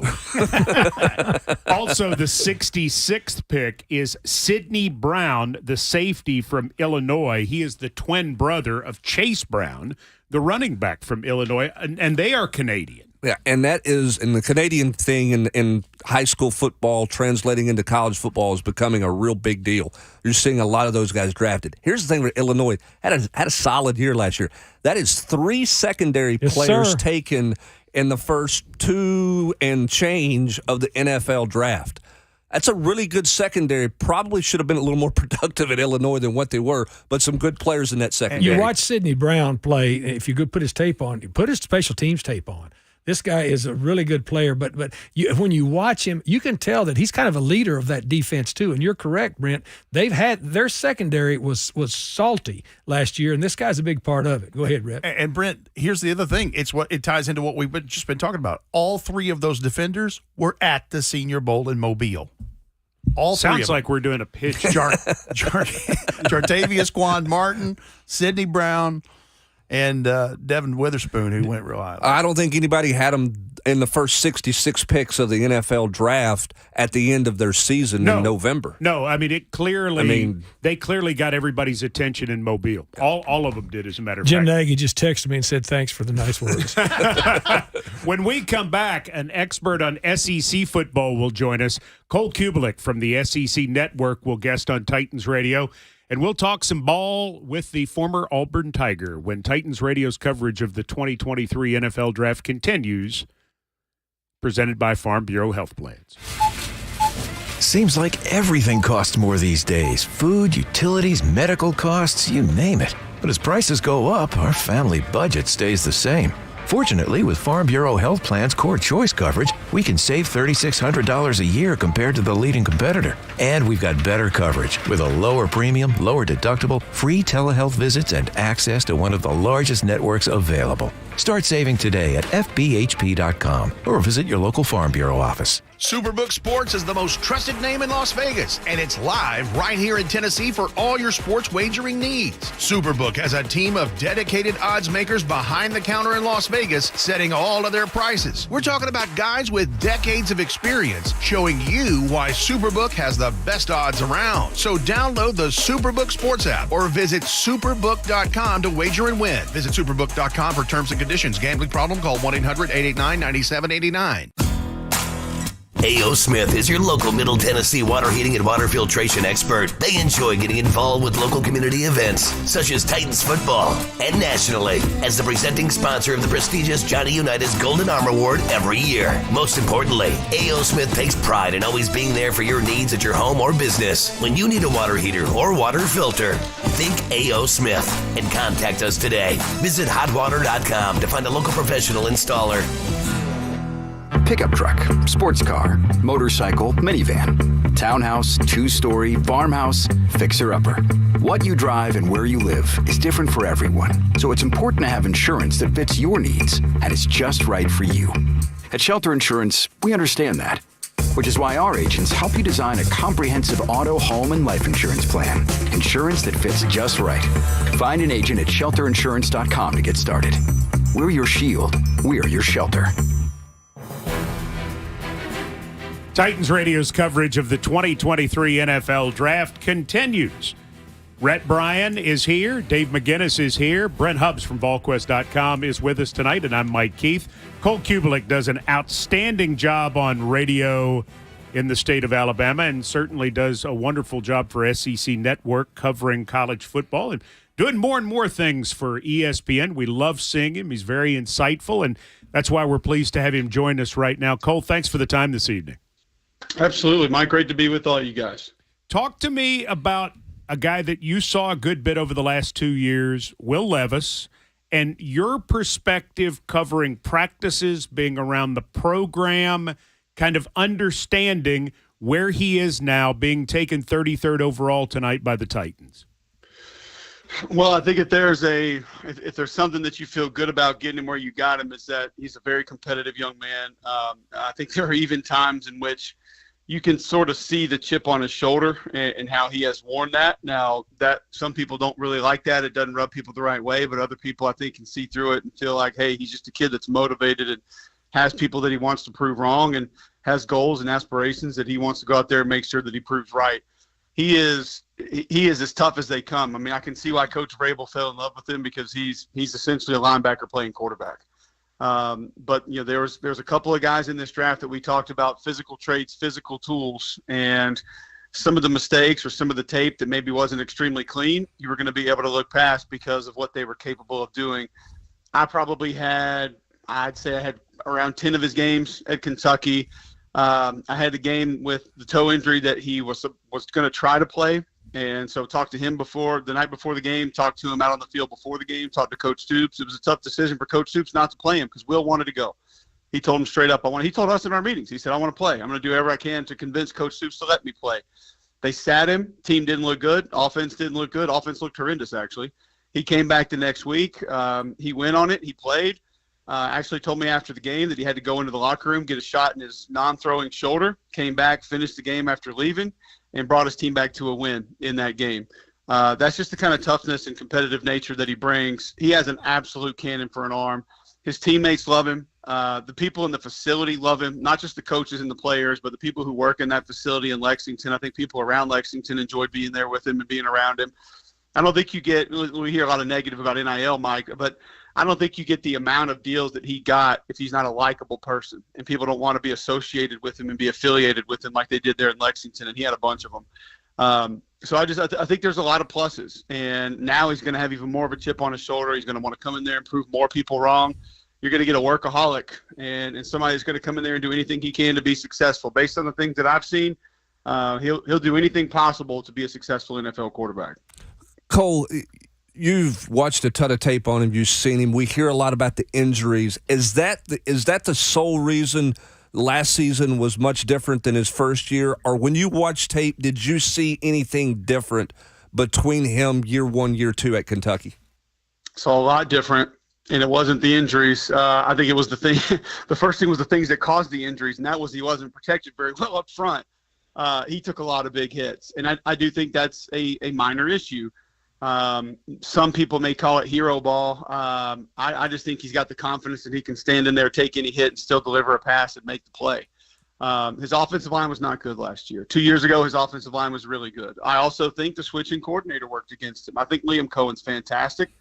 I think Liam Cohen did a really nice job of understanding what they had and getting Will Levis on the same page with what they had, and utilizing all the skill set of guys like Wan'Dale Robinson, who's now in the NFL, Christopher Rodriguez, who's going to be drafted, and then the things that Will did well. They were much better at tight end 2 years ago. And then I think people forget, too, this past year, his weapons were extremely young. I mean, their two leading receivers were two freshmen. So they weren't ready right out of the gate. It took them about half the season to really get rolling and get going. And once they did, you saw them improve a little bit towards the end of the season. Then the injuries obviously affected some things as well. So I think it was the switching coordinator, one that was a little bit more complicated for not just him, but that entire offense. The offensive line not playing up to par, and some of the weapons just not being as comfortable or utilized the correct way early on. So I thought there was a lot of things that worked against him, and he kind of tried to tough it out and kind of tried to be the guy and tried to be the leader or tried to be the hero to stay in and be able to make some of those things happen. But it just wasn't the same as it was 2 years ago for a lot of reasons. Cole Cubelic, Hendon Hooker has just gone 68th overall to the Detroit Lions, early third-round pick. So Hooker has a home in terms of Detroit, and maybe he'll be the guy that succeeds Jared Goff. We'll see. Feels like that's a pretty good situation for him. I think it's a good value pick here in the third round because, well, let me just start with this. There are a couple of guys in this draft that are just A-plus, 5-star, first-round draft pick, number one overall pick human beings. Will Anderson's one of those guys. Bryce Young's one of those guys. Hendon Hooker's at the top of that list. He is as good of a young man as you are going to meet. So to have him in your facility, have him around your guys, that's a plus right out of the gate, no matter how many passes he completes. He is a very difficult study as far as transitioning to the NFL for me. And I do a morning radio show with Greg McElroy. He feels the exact same way. I've talked to some other folks, and he throws a beautiful deep ball. He's got a strong arm. The rhythm and timing that offense asked out of him, he was exceptional with it. It won't be that in the NFL. I think he's a bit of an awkward runner, which potentially could work against him. I don't want to see it happen, but from an injury standpoint, that concerns you a little bit moving forward. But I'll be interested to see him get a little bit of extra time to get situated in a different offense that'll ask him to do some different things, because it's not like he's not bright enough to be able to learn it that way. He just hasn't had to in college. What has jumped out to you about SEC players going so far in this draft? Well, obviously the amount that went early, I think it was 8 of the first 16 that came off the board. And it's another draft that the SEC is going to dominate the first round, dominate the early portion of it. And I think they'll dominate really top to bottom. I don't know if you guys were aware of this or not, but the entire first round were schools picks out of Power 5 schools. Based on how the Power 5 is structured now, that only happened in 2001, but technically, based on the way it was been structured every other year, it's never happened before. And there were only 4 players in the first round that were transfers as well. So I don't think we're going to see numbers like that again in any draft moving forward, just because there's so much movement in college football these days. I don't expect to see anything like that. But there are some guys that are going to be immediate impact players, and there are some guys that are massive question marks. I mean, Jalen Carter, if his motor's running, he can be a dominant interior defensive lineman. I mean, he can be a guy that is similar to what you guys have right there in Nashville and Jeffrey Simmons, because he has the bulk to be able to sit, take on blocks, 2-gap, strike and shed, but he also has that elusiveness, that quickness, that twitch to be able to win one-on-ones and penetrate and disrupt. I think Darnell Wright out of Tennessee was a beautiful pick by the Chicago Bears. I thought he was the most athletic tackle in this draft. And I think he, by age, he's actually still a little bit young. So he still has, I believe, some development left in his game. And you put on that tape against Will Anderson, it's damn impressive what he did. I think he's going to be a long-time starter for the Bears. I know that people look at where Jahmyr Gibbs came off the board at 12 to the Lions. I actually don't like it at 12. I'm going to be completely honest with you guys, but I think Jahmyr Gibbs will change the Detroit Lions offense. I mean, he's every bit of Alvin Kamara, in my opinion, and probably a little bit more of a threat in between the tackles than Alvin was coming out. But he can catch the ball. He can hurt you in space. He's got enough power to live between the tackles if he needs to. I'm a big fan of his game transitioning to the NFL because he's exactly what the NFL likes and wants this day and age. I think Broderick Jones is a young man that has a lot of room left in his game as well. I think he'll be a long-time starter at tackle for the Steelers. I love Emmanuel Forbes in this draft. I know he only weighs like 140 pounds, and his legs look like my pinky, but, I mean, the kid can cover, bottom line. And when you talk to him and you hear his mindset, and I mean, it was amazing. We had him in Lexington, and he was sitting there telling us before the game how, based on down and distance, he removes different routes that could potentially be thrown. And then we're talking about that, and he gets a pick six in the game and shut it down and takes it to the house. I mean, it's just wild to think about him just telling us about that and then going out there and doing it. So I think there have been a lot of impact players year one out of the SEC that you're going to see go out. And Bryce Young was the best quarterback in the draft. So the Texans got a franchise player on both sides of the ball. I mean, they got cornerstone players on both sides of the ball. And Will Anderson Jr., he's one of those human beings that just, especially as a defensive player, you're going to love having him in your facility. Cole, this is David McGinnis. Look, you get to have production meetings with these guys, and let's go back to the 2 quarterbacks from the SEC that we've talked about. And you played the game. I mean, you know what it takes for a quarterback to be a leader in a huddle. Do you see that in both of these guys in these meetings that you've had with them? Because you guys get to get pretty deep with them. Yeah, I've been with Bryce Young. I've been with Anthony Richardson. I've been with Will Levis. I've been with Hendon Hooker. I think there are quality leadership traits with all of those young men. Bryce is he is bright. He is personable. He just has a different understanding of offense and just how to manage things. And you kind of see that in his game. His favorite athlete is Steph Curry. And it's funny because I really do think you see a lot of Steph Curry and how he operates, because he's not going to go overwhelm you with size, speed, athleticism, power. That's not what he's going to be able to do. Not even arm strength, really, but he just knows how to win. He knows how to complete passes. He knows how to manipulate the pocket. He knows what to get into. Anthony Richardson, it's tough to tell. I think he's a great kid, but he's just so raw. He's so green in so many different ways. But I don't believe we've seen a quarterback with more physical tools at any level of football at any period of time on this earth than that young man has. It's scary to think about what he's capable of doing if he can hone those skills into being a great quarterback and somebody who can actually operate an offense. We mentioned Hendon Hooker earlier, the epitome of leader, a young man I think a guy that you just want to marry your daughter, honestly. And Will Levis kind of the same way. Will Levis probably the most fierce of those guys that we've talked about as far as quarterbacks, like the most sort of F you in your face guy, so to speak. But I mean, a guy that it would not be hard to imagine offensive linemen getting behind what Will Levis wanted to do on a regular basis, because he plays the game kind of similar to the way that we would. Cole Cubelic, thank you so much for the time. It is so great to hear you talk ball, and we appreciate you joining us on this Friday, day 2 of the 2023 NFL Draft on Titans Radio. It's anything for you, Mike. You know that, and I love talking ball with you guys. I'm excited about your draft because I'm a fan of Will.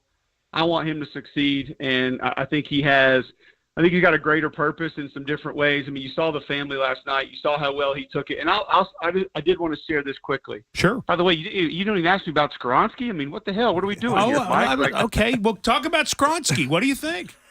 I do see him kind of bumping down the guard. The arm length is going to be a little bit of an issue. He reminds me a lot of Jonah Williams when he was coming out of Alabama.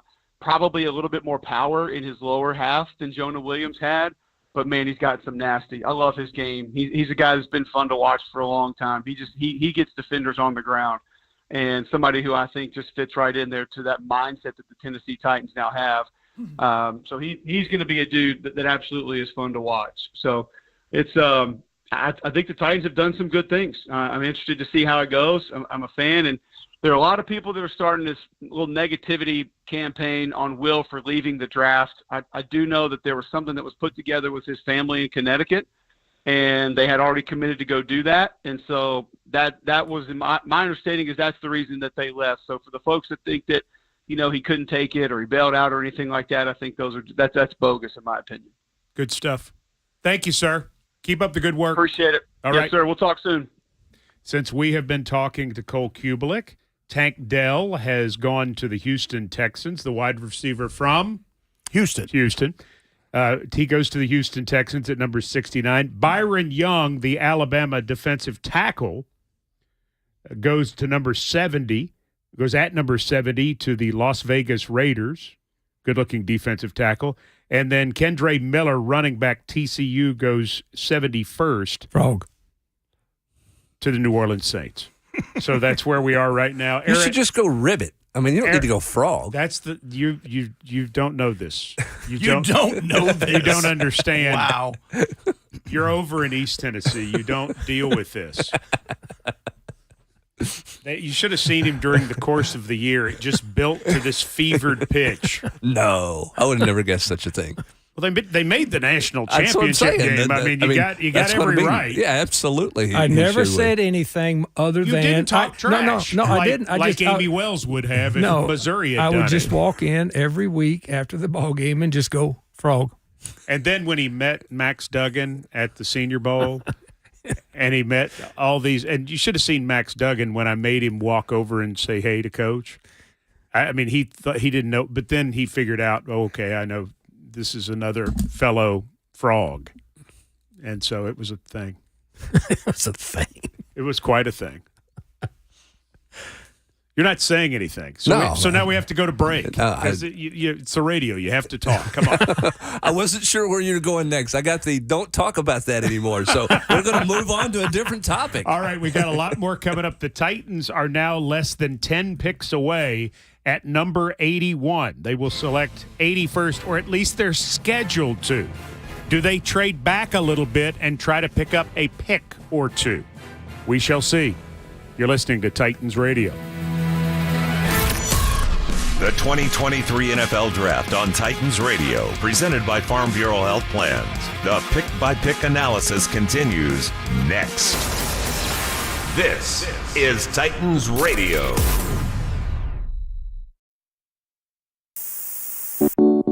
When it comes to making plans, you are the best.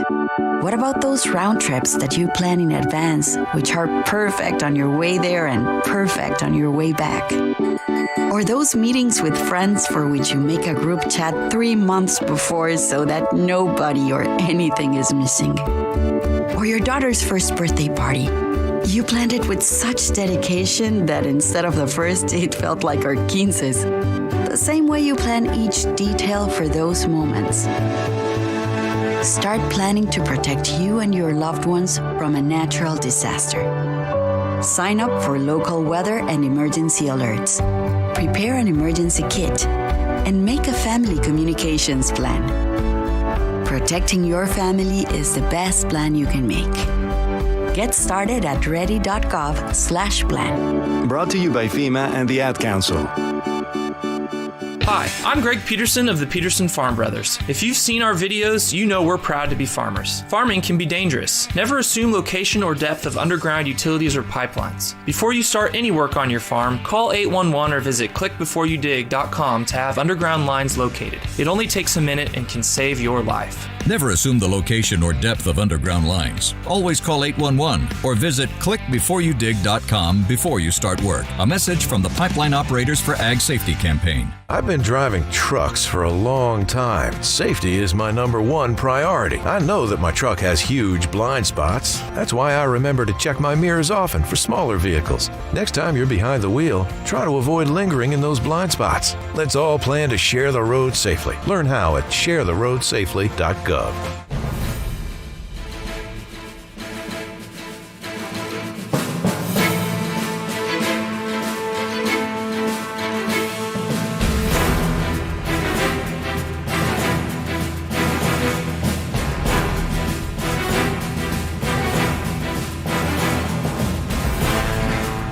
This is Titans Radio's coverage of the 2023 NFL Draft with Brent Hubbs from VolQuest.com.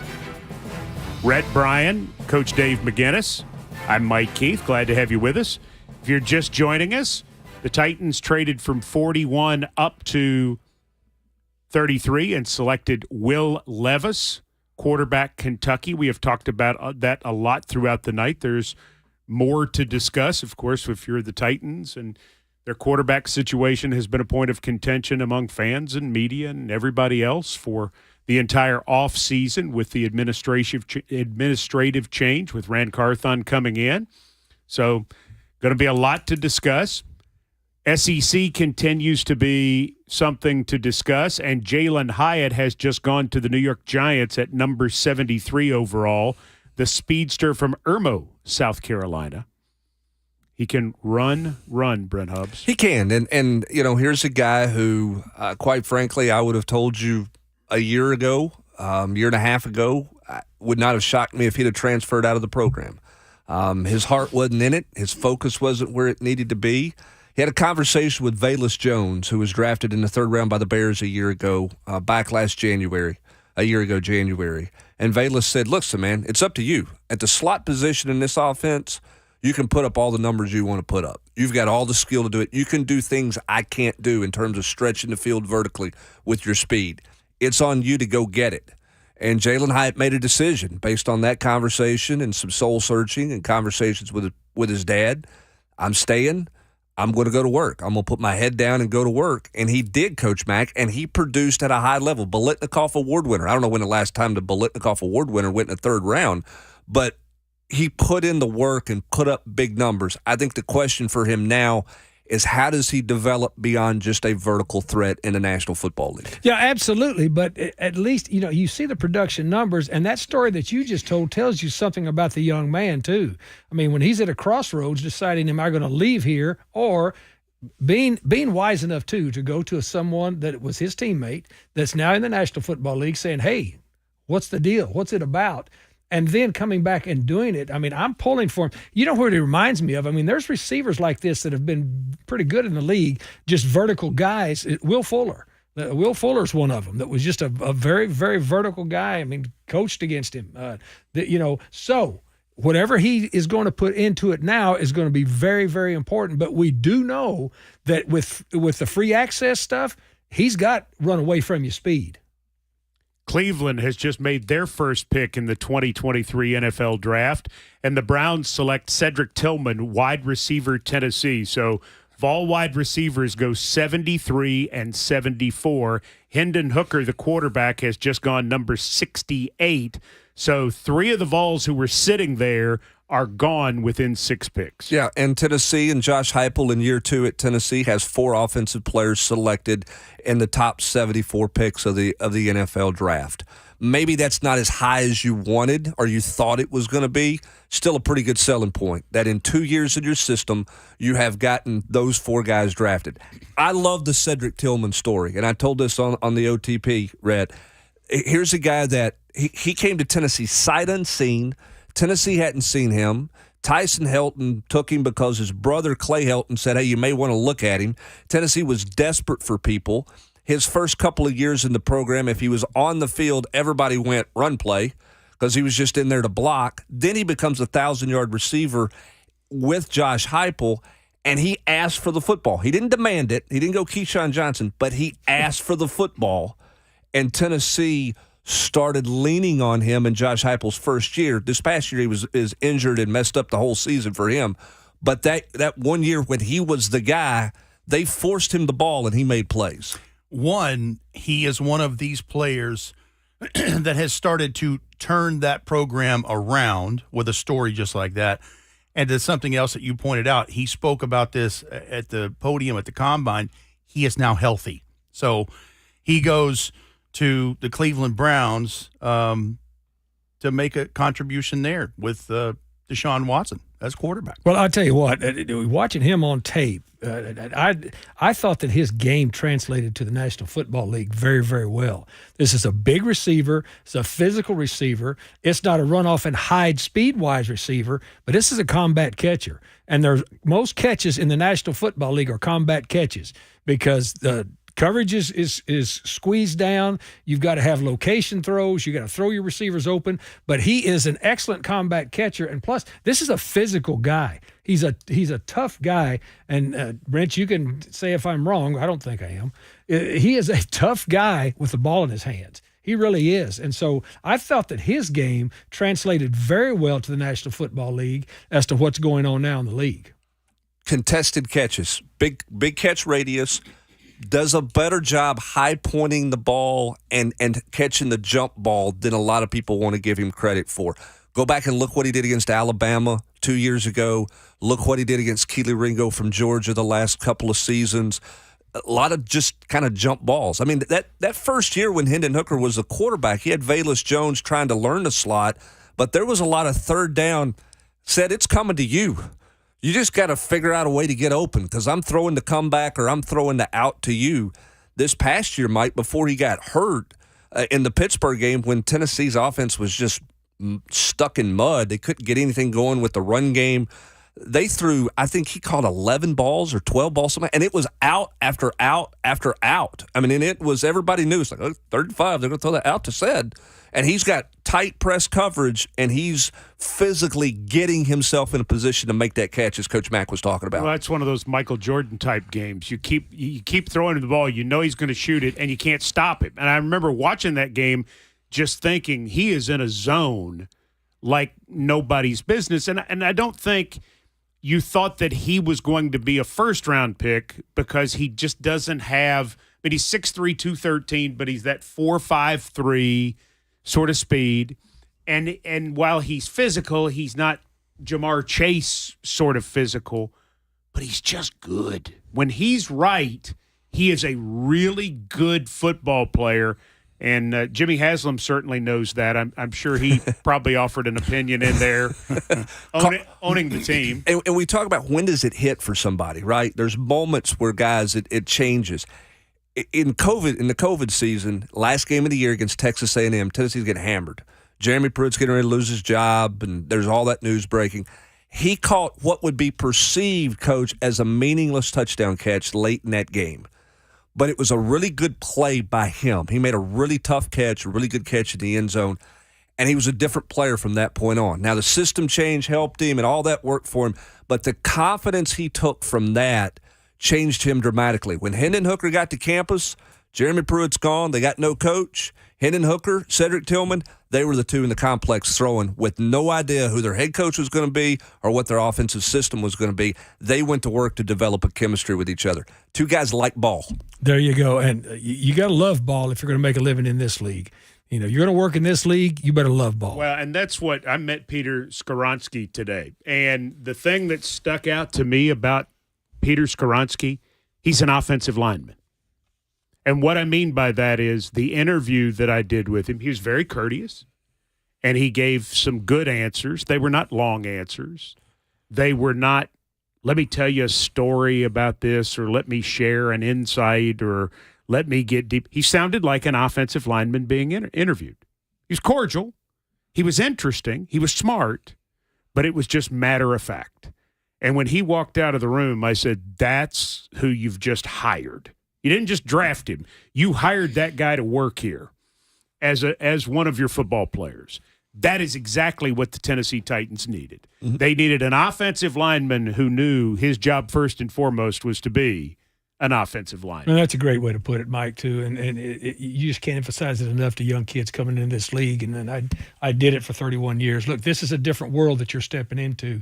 And that's a great way to phrase it. You know, you weren't just drafted here. You didn't sign a scholarship here. You're hired here.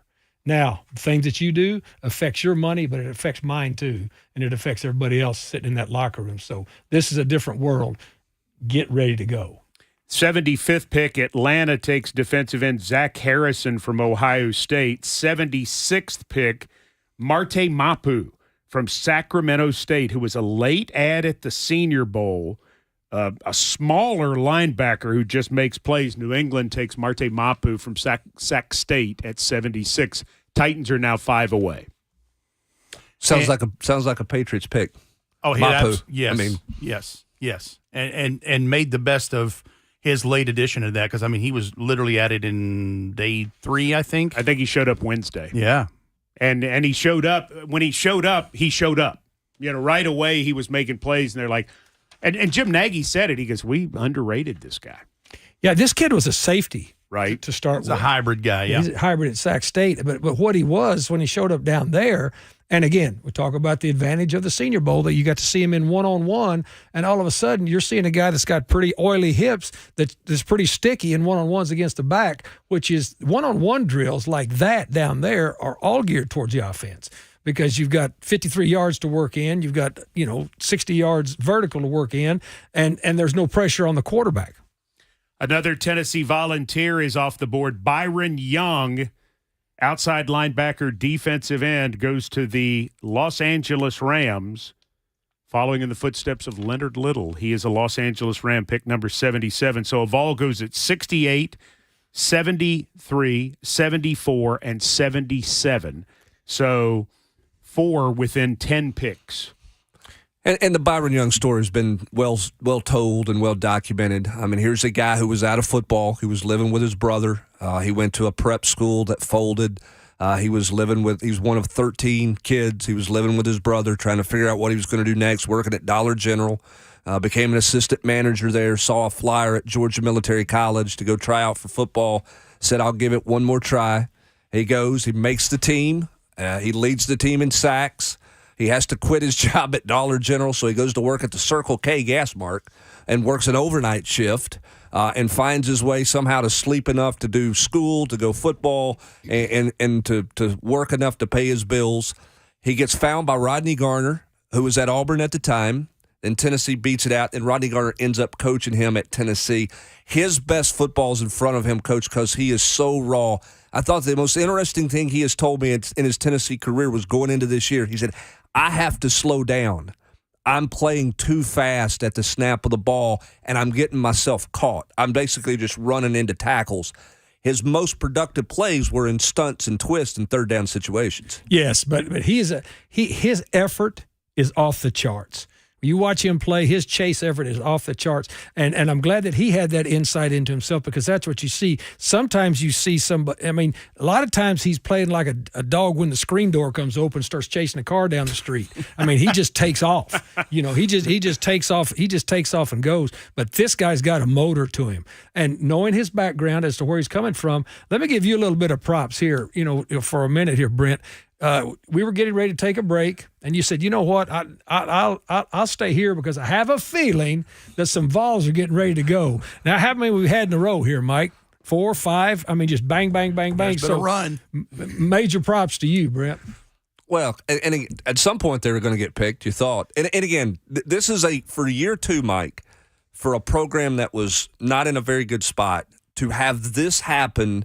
Again, a lot of guys thought second round, maybe Hendon in the first round. But still, to be where they're at and to have these guys drafted, nobody had these guys on their draft board 2 years ago. And that's a credit to their work. That's a credit to their commitment to the program. And that's a credit to the development. And Tennessee can use that for future players. All right, so the Titans are within range now. Tucker Kraft, tight end, South Dakota State, has just gone to Green Bay. Indianapolis, Pittsburgh, and then Tennessee.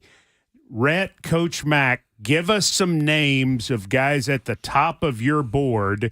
One of them cannot be Josh Downs, wide receiver from North Carolina, because he has just gone to Indianapolis. So let's talk some names here. What is the position that you're thinking about at this point in time? Darnell Washington's still there to tight end. Tyler Scott from Cincinnati, speed guy, is still there. Ronnie Bell from Michigan is still there as a wide receiver. Xavier Hutchinson from Iowa State, kind of a bigger, longer receiver, is there. On the edge, you're still looking at on the edge in the pods that we have right here, Mike. Adetomiwa Abore is still there from Northwestern. Mike Morris from Michigan. Isaiah McGuire from Missouri. And Dayon Henley, a linebacker from Washington State, still there. Dayon Henley's there. One of Rhett's draft crushes, Tajay Spears, running back from Tulane, is there. It's an interesting pick. Before we let Rhett answer this, I've got to pause 10 seconds for station identification by saying coverage of the 2023 NFL Draft continues. Right after we pause 10 seconds for station identification, new Titans are drafted here. This is Titans Radio.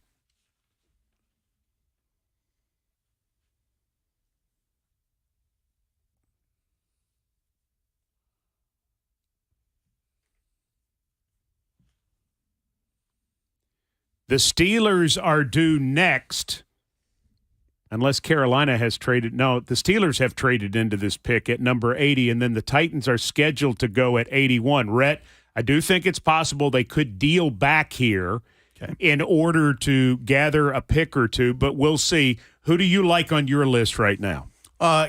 Keely Ringo from Georgia is still sitting there. That's amazing. And it is. It really is. And the Dayon Henley kid, the linebacker from Washington State, really like him. I'll give you another one that we liked at the Senior Bowl, Carl Brooks from Bowling Green. He's another guy in our D-tackle third pod right here that would make a nice player for the Titans. A couple of good safeties there, too, if you wanted to try some depth at a position like that. And, Darnell Washington, as Coach Mack says, he's still sitting there in the tight end room. Is this a point, Coach, where if you're in the draft room, you're going, all right, here's some needs we have, or do we just take best available player at this point in the draft? This is a best available place unless a need guy is just sitting there with a blinking light on top of his head. But this is also a place as to where what Mike is alluding to, if you've got guys like we have them in pods on these sheets, if you've got several pods across there and you're getting ready, they're in the bullpen right now. You say if we can trade down just a little bit, we may be able to get a couple of players. Carolina has traded in at 80. They have taken Pittsburgh's spot. So Carolina has jumped in front of Tennessee at 80, and we are awaiting their pick right now. And then the Titans go on the clock right after that with pick 81. They had pick 72, but they dealt that to Arizona as part of the trade that brought Will Levis to the Titans at pick number 33. So we shall see what happens next. Darnell Washington mentioned at tight end. Anybody else you really like at tight end at this moment that still would be worthy of this pick? Well, the other guys that we have rated, we got a guy, Will Mallory from Miami. He's more of a receiving tight end. Zach Kuntz from Old Dominion. That's a big dude. Yeah. Big tight end. And Josh Wiley from Cincinnati. Spells his name W-H-Y-T-E, right? Or Y-L-E? Mm-hmm. L-E. Yes. L-E. Unusual spelling. Davis Allen from Clemson. Cameron Latu from Alabama. Saw Latu at the Senior Bowl. Saw Allen at the Senior Bowl. Both good-looking players. Yep. Payne Durham from Purdue. He was at the Senior Bowl. Who's the fastest receiver still on the board? It'd have to be right now probably Tyler Scott from Cincinnati.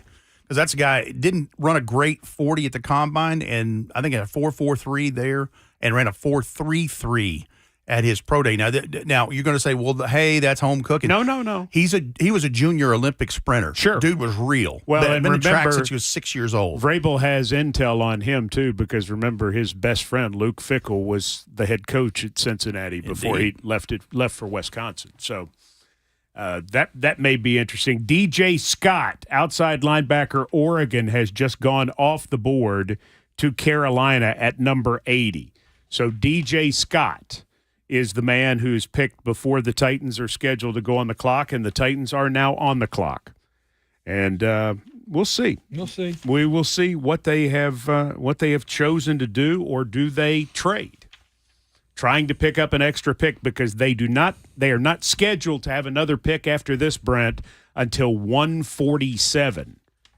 Number 147, and we are at 81 right now. So that's a span of 66 picks.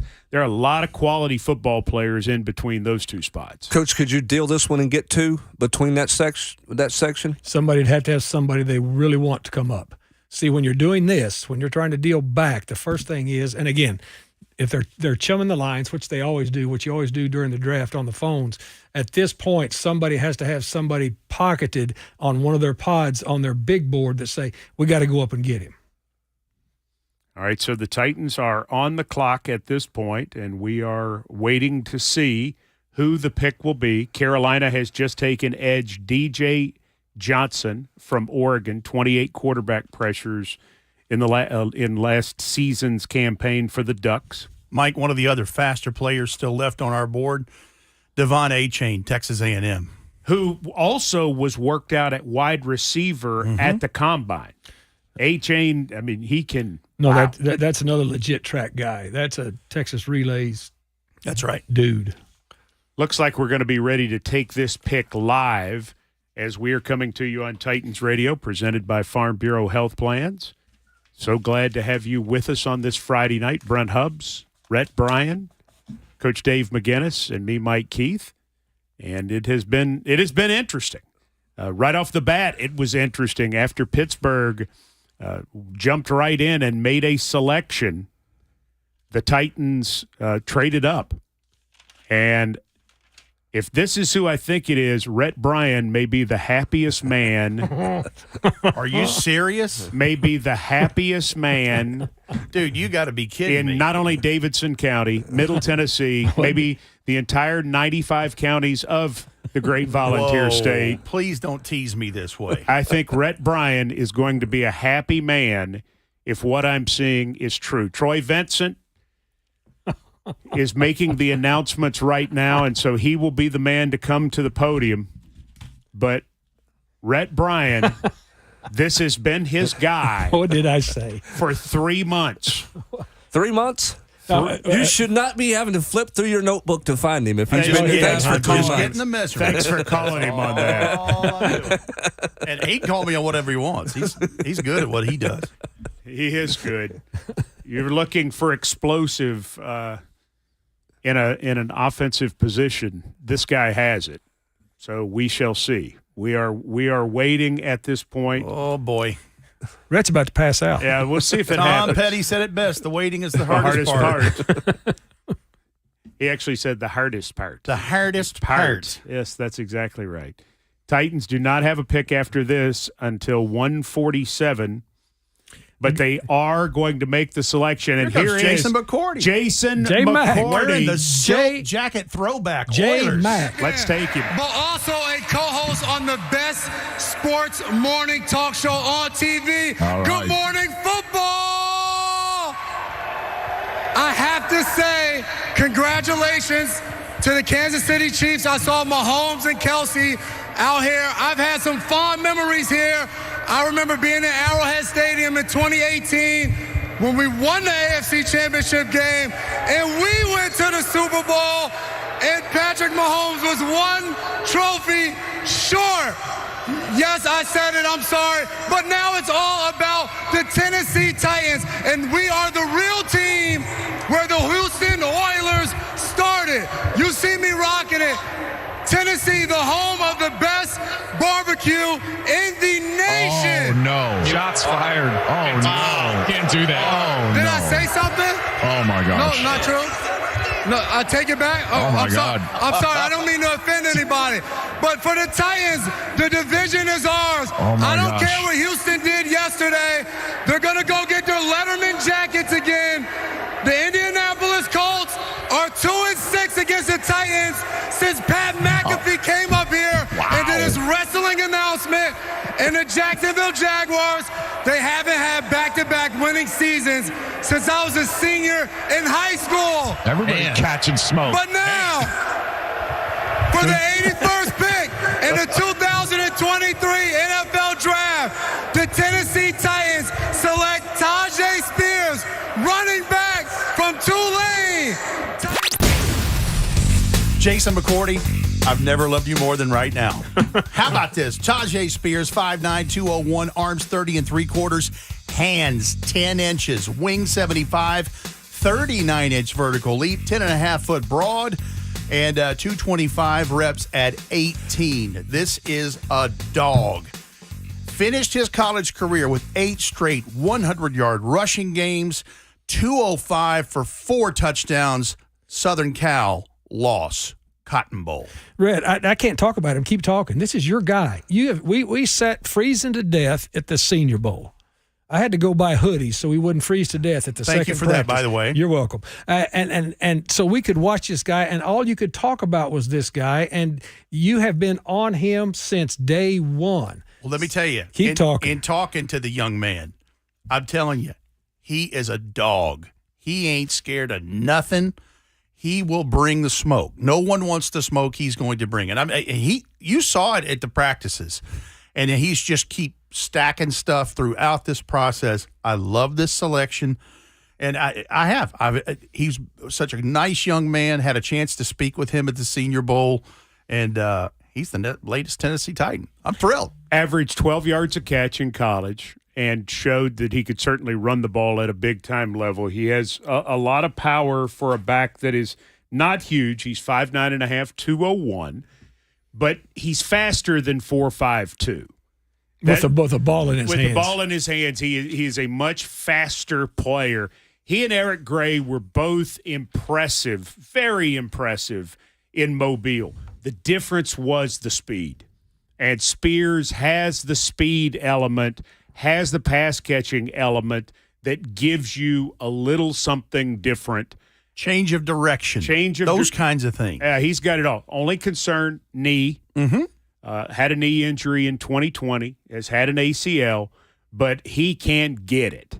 And if you think about what they were trying to do last year with passing packages, third down packages, things like that, they had some good things, but this will give them the chance to do something totally different, and he is going to be able to be a guy who can take as many carries as he needs to take with Derrick Henry. Well, I'm glad you said that, because that was going to be my follow-up on this. He's not just a gadget guy. No. This guy's a contact balance guy between the tackles. He's got great vision. And when you're down there at the Senior Bowl, you're running behind an offensive line put together for the first time. You don't really know the offense very well. But his field vision, when he's got the ball in his hands in short space, was impressive. And he practiced hard every day. Every day. That's what he told me. He wanted to stack it and do it better the next day, better the following day. And if reports are true, Mike, he clearly got on the Titans' radar that week. And then, from what I understand, they had dinner with the young man prior to his pro day at Tulane. Well, and he visited here on the last day where you were allowed to have visits. Well, he didn't come to see me, but you know what? I'll see you soon. Well, it was 9 days ago. He's a really talented player who has not even turned 22 yet. Yeah, and his even more to him, when you watch tape on him, because Rhett put me on him very, very quickly. He's got start-stop cutting skills. Got patient. I talked about his vision. I mean, he's a darter in there, and his functional skills.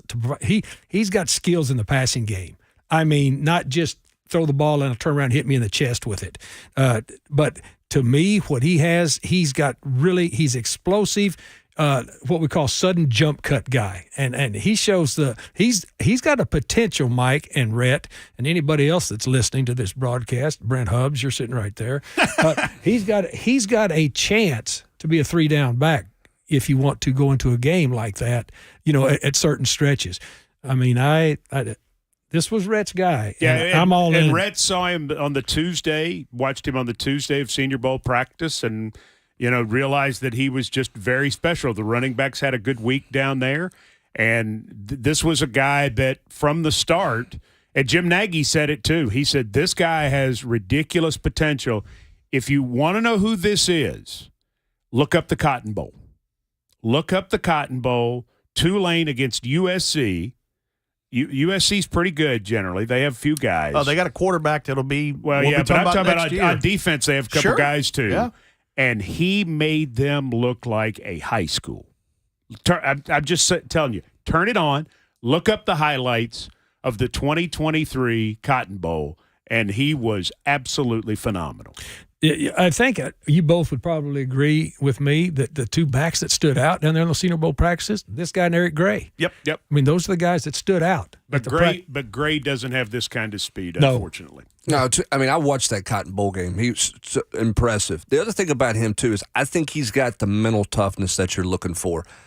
Come from small-town Louisiana, dealt with some high school injuries, overcame those, and obviously became a good player, had to fight through an ACL, only 410 carries in his college career, so he's not been beat to death. Well, he didn't even really play regularly. He wasn't a starter until his fourth year. Right, and so he's not a guy who's just amassed a ton of things. I mean, that 410 carries in 4 years for a college tailback is not the heaviest workload in the world.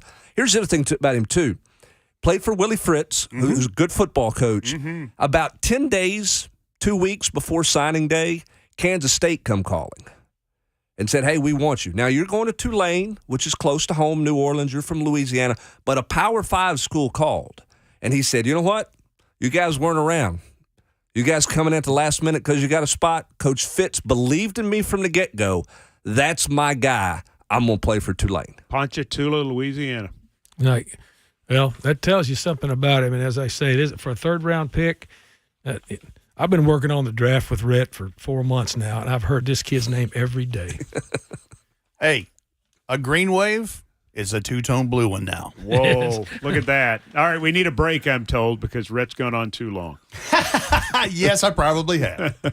So, Tajay Spears, running back, Tulane, taking it, pick number 81. He is a Titan. We are less than 20 picks away from the end of the third round. You'll want to stay tuned for all that's going to go on, a press conference to come too.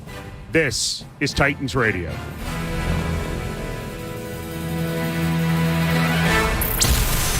When your team is on the clock, we bring it to you. More of the 2023 NFL Draft presented by Farm Bureau Health Plans is on the way. This is Titans Radio. Hey, wouldn't it be great if life came with a remote control? You know, you could hit pause when you needed to, or hit rewind. Like that time you knocked down that wasp's nest. Uh-oh. Or that time you forgot to roll up your windows in the car wash. Fantastic. Yeah, a remote control would have come in handy then. Well, life doesn't always give you time to change the outcome, but prediabetes does. With early diagnosis and a few healthy changes like managing your weight, getting active, stopping smoking, and eating healthier, you can stop prediabetes before it leads to type 2 diabetes. It's easy to learn your risk. Take the 1-minute test today at doihaveprediabetes.org. Life doesn't come with a remote control. So you're on your own with the wasps. You have the power to take control of prediabetes. Visit doihaveprediabetes.org today. That's doihaveprediabetes.org. Brought to you by the Ad Council and its prediabetes awareness partners. As a truck driver, I've learned how important road safety is. I know that large trucks need more time and room to stop. That's why I always hang back and follow other vehicles at a safe distance. Everyone can help keep our roads safe. Next time you're driving, try to remember to always give trucks extra space when you merge in front of them. Let's all plan to share the road safely. Learn how at www.sharetheroadsafely.gov. Farming can be dangerous. Never assume location or depth of underground utilities or pipelines. Before you start any work on your farm, call 811 or visit clickbeforeyoudig.com to have underground lines located. Never assume the location or depth of underground lines. Always call 811 or visit clickbeforeyoudig.com before you start work. A message from the Pipeline Operators for Ag Safety campaign.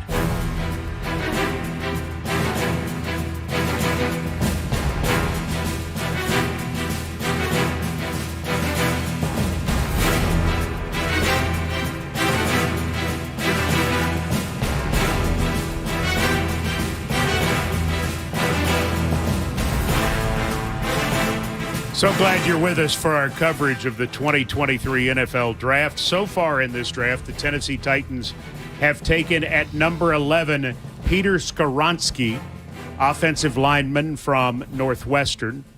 They have taken quarterback Will Levis, Kentucky, and now they have taken Tajay Spears, running back, Tulane. So all offense so far. Our coverage is brought to you by Farm Bureau Health Plans. No matter your life stage, you can plan on Farm Bureau Health Plans for great health care coverage with a sensible price tag. Visit FBHP.com. We are winding down what is, and I'm going to knock on wood here because as sure as you say, it'll slow down. You don't know? It's like calling a baseball game. No, it's not. This is not baseball. Okay. This is not baseball. Okay. Go ahead. It's moving adroitly. It's proceeding smoothly. That sounded like the man right there for just a second. The old man? Yes. You know who we were speaking about right there, Brent. Well, he knows. He was in the booth with me all those years. With the man. Why is Hubs in here? He wondered that a lot. He did wonder that a lot. So what are you doing this with us tonight, Brent? And if you don't know Brent, I would be surprised. He's covered the Vols for 3 decades. He's been part of the Vol Network for that entire time. And for 2+ decades, he's had his own website covering the program, and it has become the preeminent source of information about the University of Tennessee, now part of the On3 family. And On3 doing just an outstanding job with its various sites covering college athletics. VolQuest.com is Brent's site. Sort of your thought about how all this flows together, what you've seen from this tonight, and, kind of pulling back the curtain for you a little bit in an area where you've seen, but you've not really been in before. Well, 2 things. One, just from a personal standpoint, you know this. I love the draft. The whole concept that just the inner workings of the draft fascinates me. So, I mean, I'm a sponge over here listening to Coach talk about, just procedure and how things go and what people are thinking at that point, what this team might be thinking. So for me personally, it's a great learning deal there. This year for me, from a job standpoint, the draft's just taken on a different level of importance, and it's finally back to that place for Tennessee because of Tennessee's relevance in it. And when you look at it closely, you just are reminded that there's so many good players in the Southeastern Conference. It's crazy. Just so many talented guys in the SEC. But you say that, and you look at the Big Ten. I think the Big Ten as a conference is having a really good draft. I mean, Illinois doesn't typically do what they've done in terms of high picks. Michigan, we've talked about. Ohio State.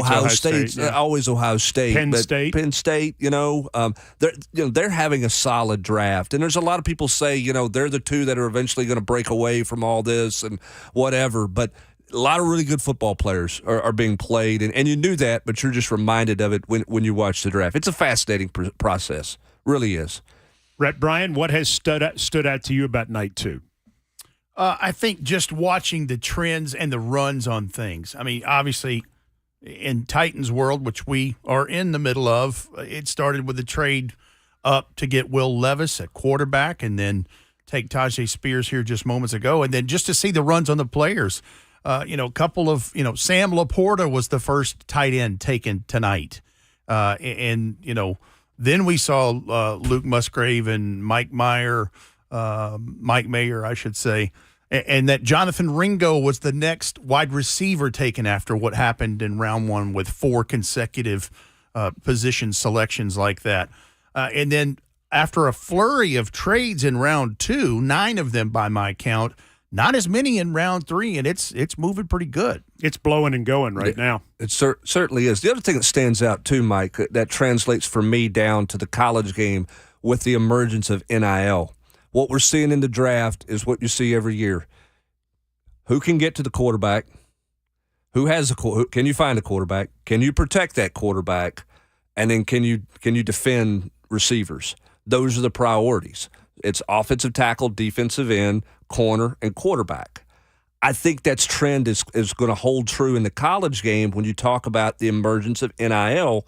Those are going to be the value guys that have a chance to make the most NIL money in the college game. The question is, can the college locker rooms understand that? Because in the NFL locker room, the offensive guard knows the offensive tackle is going to make more money, for the most part. Does the college game understand that's where it's going? Or how long does that take? I don't know.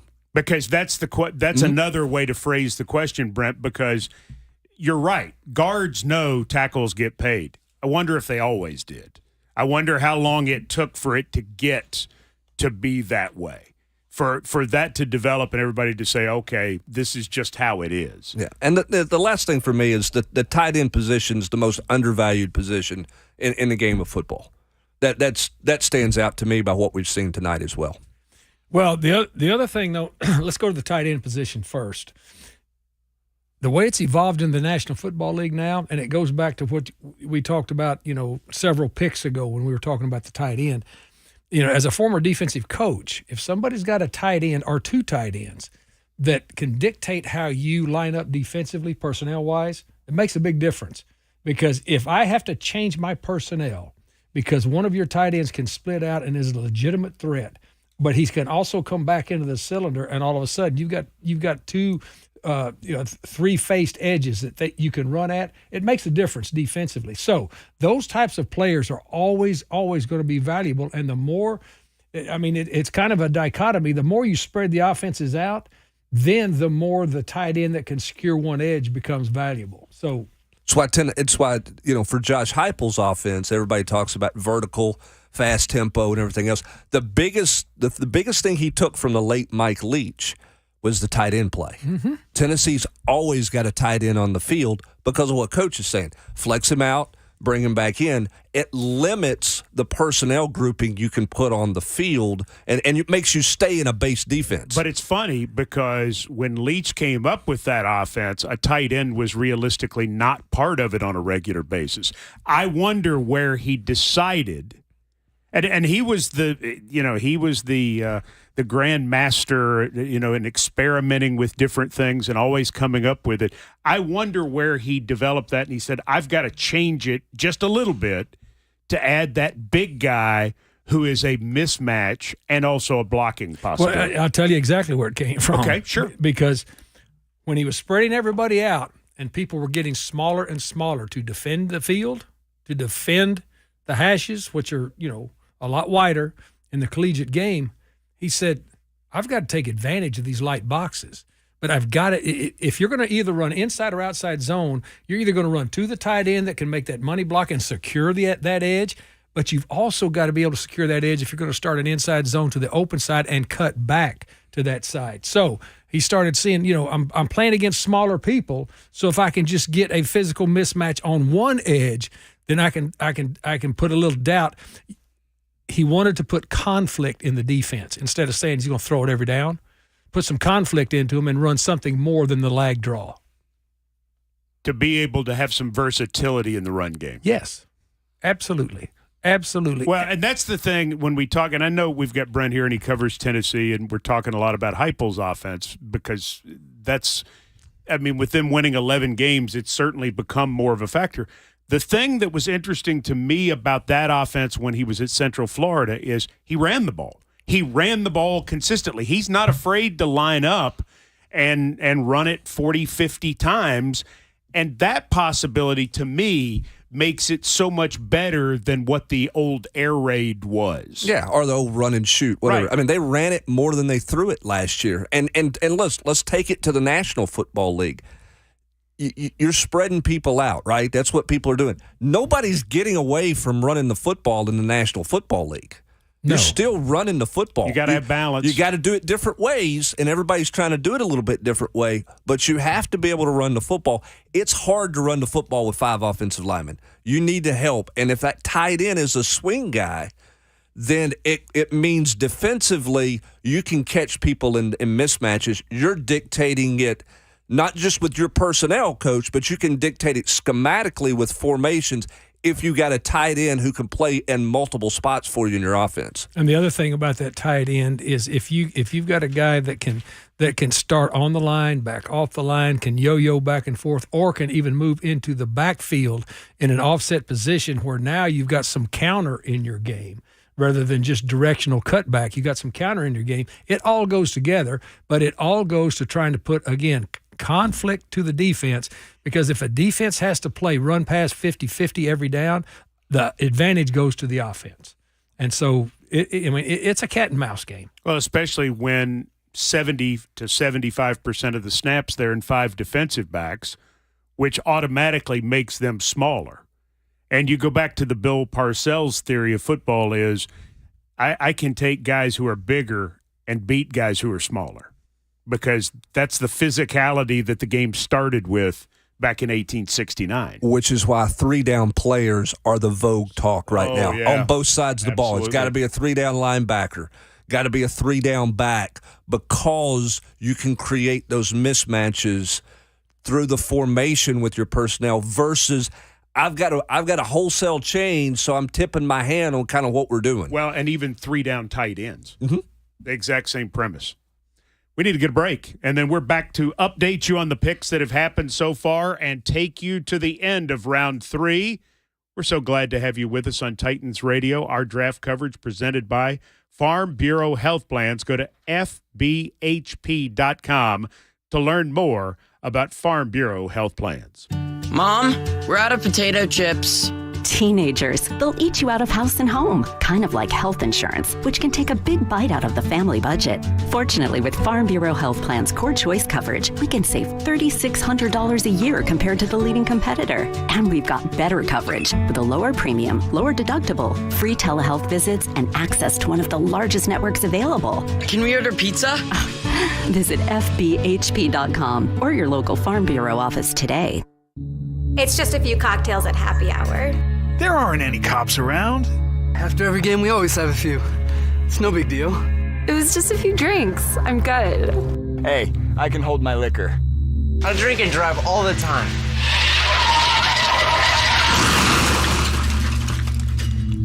If you put away some drinks, put away your keys. Fans don't let fans drive drunk. Brought to you by the Tennessee Highway Safety Office. Fun is in full bloom, Tennessee, and the Multiplier Instant Games are buzzing in.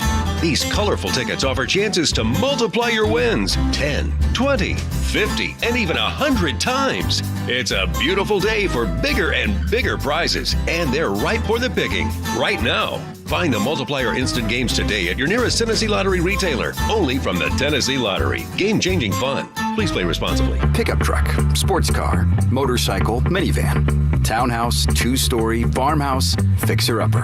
What you drive and where you live is different for everyone, so it's important to have insurance that fits your needs and is just right for you.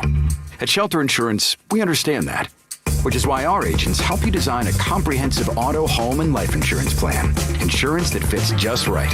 Find an agent at shelterinsurance.com to get started. We're your shield. We're your shelter.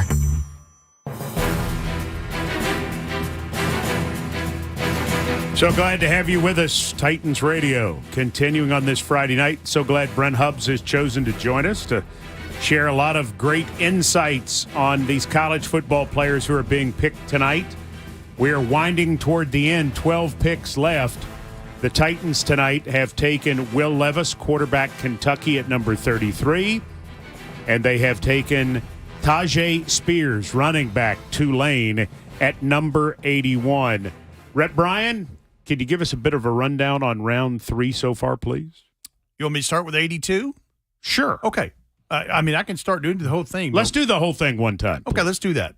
It started this round earlier tonight. 64th overall, the Chicago Bears take Zach Pickens, defensive tackle, South Carolina. Then the Eagles had back-to-back selections. They took a tackle, Tyler Steen from Alabama, and then a safety from Illinois, Sidney Brown. At number 67, the Denver Broncos took a linebacker, Drew Sanders, Arkansas. And then we saw the beginning of a run of University of Tennessee players, starting with number 68. The Detroit Lions take quarterback Hendon Hooker. Then the Texans take a wide receiver who also played in the Houston area, Tank Dell. Byron Young, defensive lineman from Alabama, goes to the Las Vegas Raiders. And at number 71, the New Orleans Saints, Kendre Miller, running back, TCU. And the Arizona Cardinals at 72 took a cornerback, Garrett Williams, out of Syracuse. And then another Tennessee player comes off the board as the New York Giants trade up at 73 and take Jalen Hyatt. Cedric Tillman, his teammate, wide receiver Tennessee, goes next at 74 to the Cleveland Browns. Then we go to pick 75. The Atlanta Falcons have an edge player, Zach Harrison, big, long player from Ohio State. The New England Patriots take a hybrid safety from Sacramento State, Marte Mapu. And then the Los Angeles Rams take a Tennessee volunteer. Rams have Byron Young, the linebacker from the Vols. The Green Bay Packers take another tight end this evening, Tucker Kraft, tight end from South Dakota State. The Indianapolis Colts take a speedy wide receiver, Josh Downs, from North Carolina. Then the Carolina Panthers trade into the 80th selection and take linebacker DJ Johnson from Oregon. The Tennessee Titans, they take Tajay Spears, running back, Tulane. And then pick 82, the Tampa Bay Buccaneers take Yaya Diaby, a giant defensive lineman from Louisville. The Broncos are on the board next at 83 and take quarterback Riley Moss from Iowa. And the Miami Dolphins pick up more speed. They already have Tyreek Hill. This time at 84, they take Devon Achane, running back, Texas A&M. At 85, the Chargers of Los Angeles take linebacker Deion Henley from Washington State. And then the Baltimore Ravens take him a linebacker. Makes a sense pick here, Trenton Simpson from Clemson. And then at 87, the San Francisco 49ers tab another secondary player, Jair Brown, I should say, from Penn State. And then at 88, the Jacksonville Jaguars just selected Auburn running back Tank Bigsby. All right, and Kobe Turner, defensive tackle, Wake Forest, goes at number 89 to the Los Angeles Rams. At 90, the Dallas Cowboys take DeMarvion Overshawn, inside linebacker from Texas. The Buffalo Bills are currently on the clock, and then it's Cincinnati, Pittsburgh, Arizona, Kansas City, Arizona, Washington, Cleveland, San Francisco, Las Vegas, San Francisco, and Minnesota. And that will wrap up round 3. And then tomorrow, starting with pick number 103 and going through pick 259, which is Mr. Irrelevant, and Houston has that selection at number 259. Last year's Mr. Irrelevant, pretty successful in Brock Purdy, Coach Mack. Oh, I mean, that's huge. I mean, all of a sudden, I mean, that's like finding an extra gift under the Christmas tree when you start to take the tree down. You know, when that starts to happen, and they did pretty good work on him. But he got the chance to play, and he went in there and played pretty well. Dorian Williams, inside linebacker, Tulane, goes 91 to Buffalo. He's another guy that was pretty impressive. No, a guy can cover. He and Overshawn, I had them rated right next to each other, and they're both cover linebackers is what they are. I mean, they can cover. They're longer linebackers, 6'1", 225, 228. They're exactly the same size, but they're space cover linebackers. So here we are awaiting the end of this round and then a full round tomorrow. We're going to get the schedule, we think, in 2 weeks. Everybody very excited about that. We may know the Titans game in London sooner than that. Because don't they usually put that out a couple of weeks before the regular? They sort of have the teasers. Mm-hmm. They have like the international games. The international games, sometimes the Thanksgiving games. Mm-hmm. Sometimes, they'll do that as sort of the entree to the full release of the schedule. And then the Thursday night regular season kickoff. The Thursday night regular season kickoff, which will be in Kansas City. And moving forward, too, at that same point, about the time we're going to get the schedule, that's May 10, 11, somewhere in there, that's where the Titans will have their rookie minicamp that weekend. They're already in OTAs right now. But at this point, all they're able to do is sort of do conditioning things and have meetings. Phase 1 of the OTA. Phase 1, and then phase 2. Was it about 4 hours in the building a day, something like that? Yeah. That's about right. And then phase 2, they start to be able to practice with their individual units. So the offense can practice with the offense and the defense can practice with the defense, but the two cannot practice against one another. And then you get into the final phase where they can, and then they have the mandatory minicamp. And then the football team basically breaks around June 15, only to return 5 weeks later to get this thing started. Colleges start earlier now, Brent. NCAA changed the rule. This has helped development of players, in my opinion, too. It used to be in the summer, the only person that was dealing with them was a strength coach. And they were running, stadium steps or up hills, sand pits, and all those things. The NCAA introduced a rule where you, on a limited number of hours during the week, a player, you can't use a football, but a player and his players and their position coach can meet. They can watch film together. They can get on the grass and walk through stuff and do some walkthroughs that way. It's doing two things. One, it's helping development. It's keeping coaches engaged. Two, it's helping young players, helping those freshmen who arrive midterm or arrive in summer school to learn from their coach and get adjusted to their position coach. I think it's a smart move by the NCAA. They did it in basketball for years. It took them forever to get there in football. I think it's helping guys be able to play earlier in their career in the college game. Well, that's huge, especially, if the coaches can, in the meeting room is big, especially for younger players, because it's as much a mental game as it is challenge them physically. But being able to go out and get some muscle memory through walkthroughs and just, to sketch things out with them. You don't need a ball out there to do that. I mean, any type of teaching that translates from a classroom and then you get on the grass and you need successive days of it. Do they have a limit on days that they can do it? It's a limit of hours. So if you want to do 30 minutes, 45 minutes, or an hour, and you want to do it over multiple days, you can. You can do basically all in one day. It's a set number of hours a week. Now, is it hours? How many days? Does it count 7 days a week? Is it 5 days to get the hours in? What is that? I think it's 5 days a week to get the hours in. So as it's a work week. As coaches, what you would have to do is you would have to schedule out, in increments as far as to what you do. But I mean, it's a great idea as long as it's consecutive and you don't have big gaps between learning sessions. No, you don't. And that's something that was introduced, and it's June and July. So when you get to August, everything is not just completely foreign to a player. Remember this, years ago, when Monty Kiffin came into the college game from Tampa, he was mortified by the fact, I can't deal with my players. So they got him in front of a camera, and he voiced and did video for the guys. Y'all go watch it on your own. You can watch tape, but I'm doing a voiceover of it to try to teach it to you. Everybody was doing that, so the NCAA said, look, let's just put that coach actually in the room with them so you can have some questions and learn and ask questions and develop that way. And you understand at that point, finally they got it, that these guys are all going to summer school anyway. Because to have a chance to stay on course with the number of hours that they need to make sure that they're progressing within a major towards a degree, they needed summer school.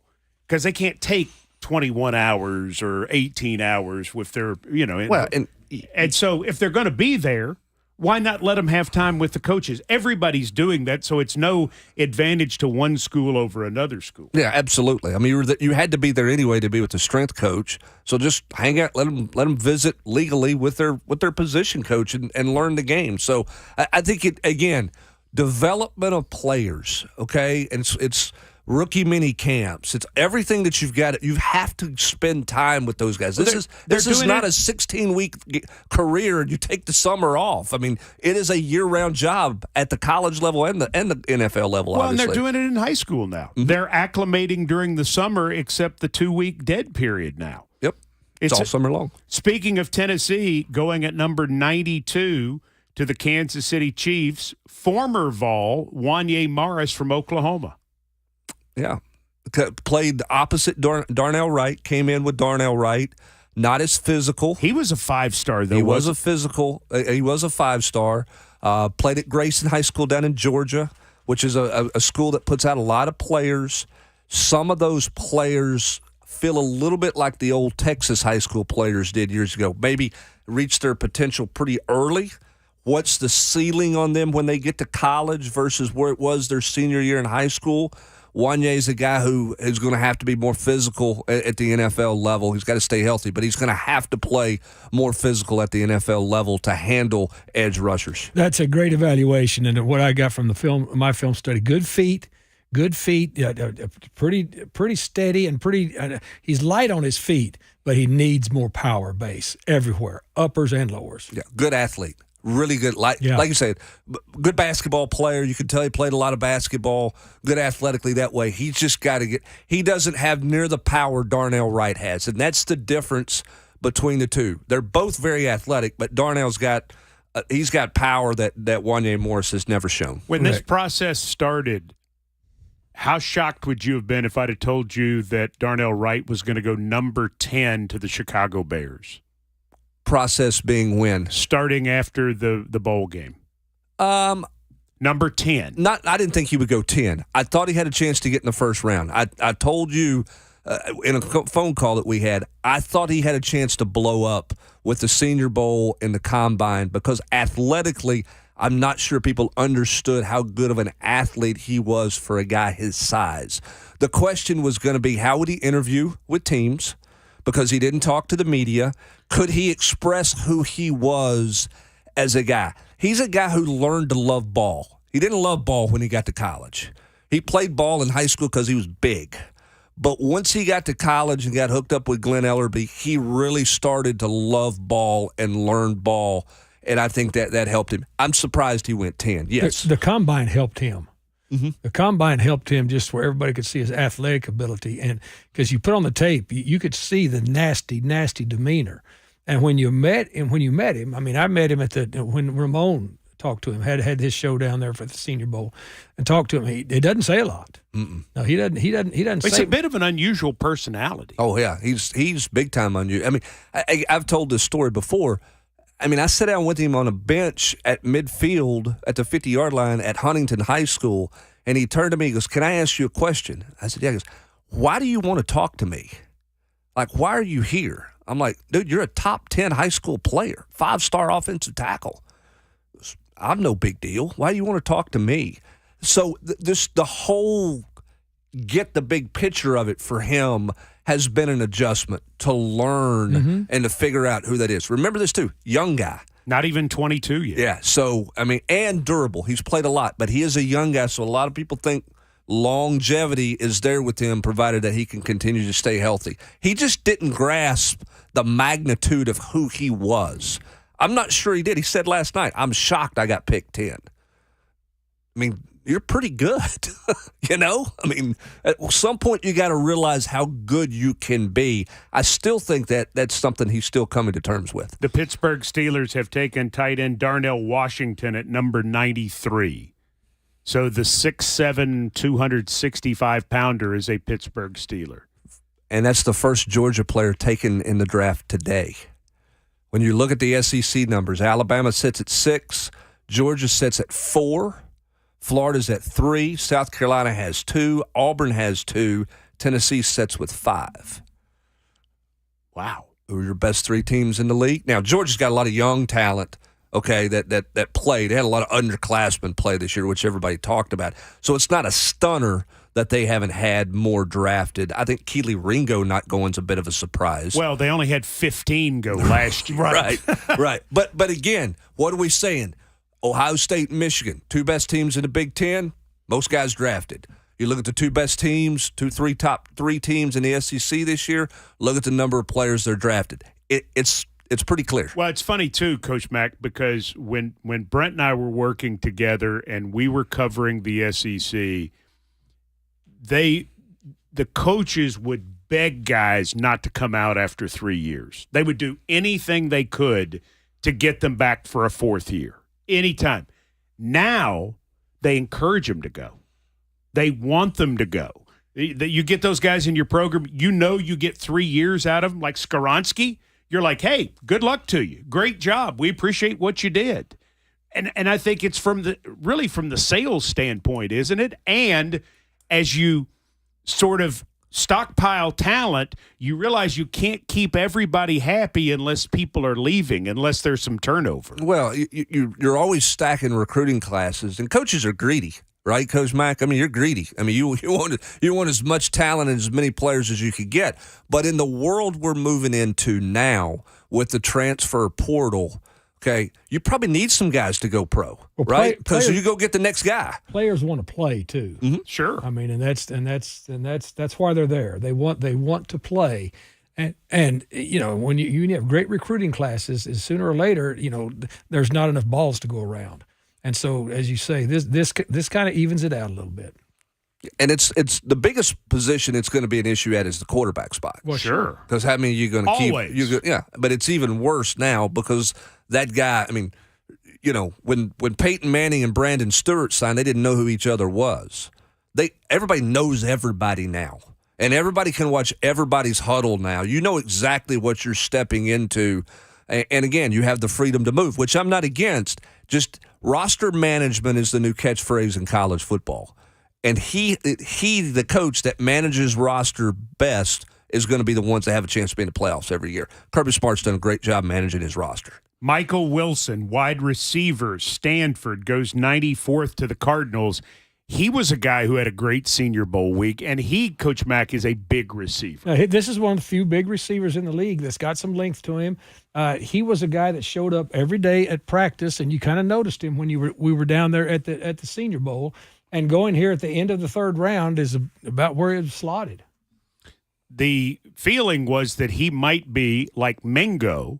Mingo went 39th, that somebody might love him enough to go up and get him, but I didn't see him as he's not as physical. Right. It is what Mingo was. He's not as physical as Mingo. Is he as polished? No. Yeah. Also hurt a good bit. He had some injuries, lower body injuries.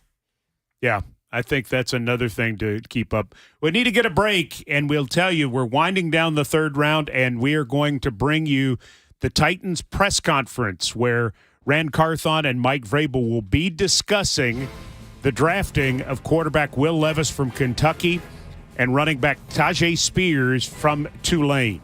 That's coming up as you listen to Titans Radio's coverage of the 2023 NFL Draft. The way teams are built every year happens here. Find out who the Titans could add when Titans Radio coverage of the 2023 NFL Draft continues in minutes. This is Titans Radio.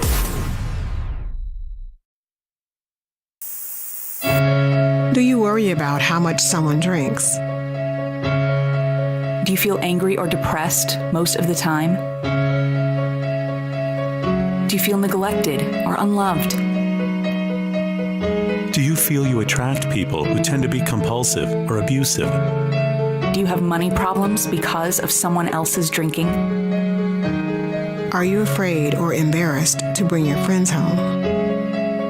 Do you feel that if the drinker loved you, she or he would stop drinking? If you answered yes to any of these questions, you are not alone. More than half of all adults have a family history of alcoholism. Not everyone trapped by alcohol is an alcoholic. Families and friends are suffering too. Al-Anon and Alateen can help. Call 1-866-200-0223 or visit alanon.org/help. I drive my bus in a busy city. That's why road safety is so important to me. I know that I must slow down and be extra careful when I make a wide turn. Buses need more room than cars. Everyone can help keep our roads safe. Next time you're driving, remember to give buses plenty of time and space to finish turning before driving ahead. Let's all plan to share the road safely. Learn how at www.sharetheroadsafely.gov.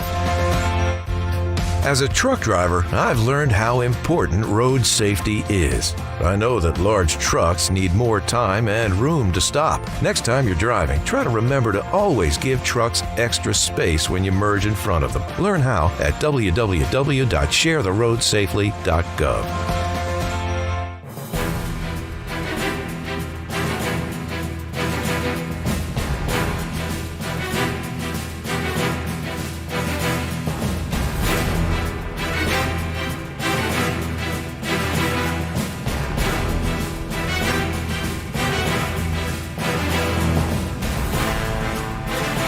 Winding toward the end of the third round, Titans Radio's coverage of the 2023 NFL Draft, presented by Farm Bureau Health Plans. Farm Bureau Health Plans has been serving members and protecting their health for 76 years. Learn about their Tennessee roots at fbhp.com. The pick is in at number 96 for Detroit.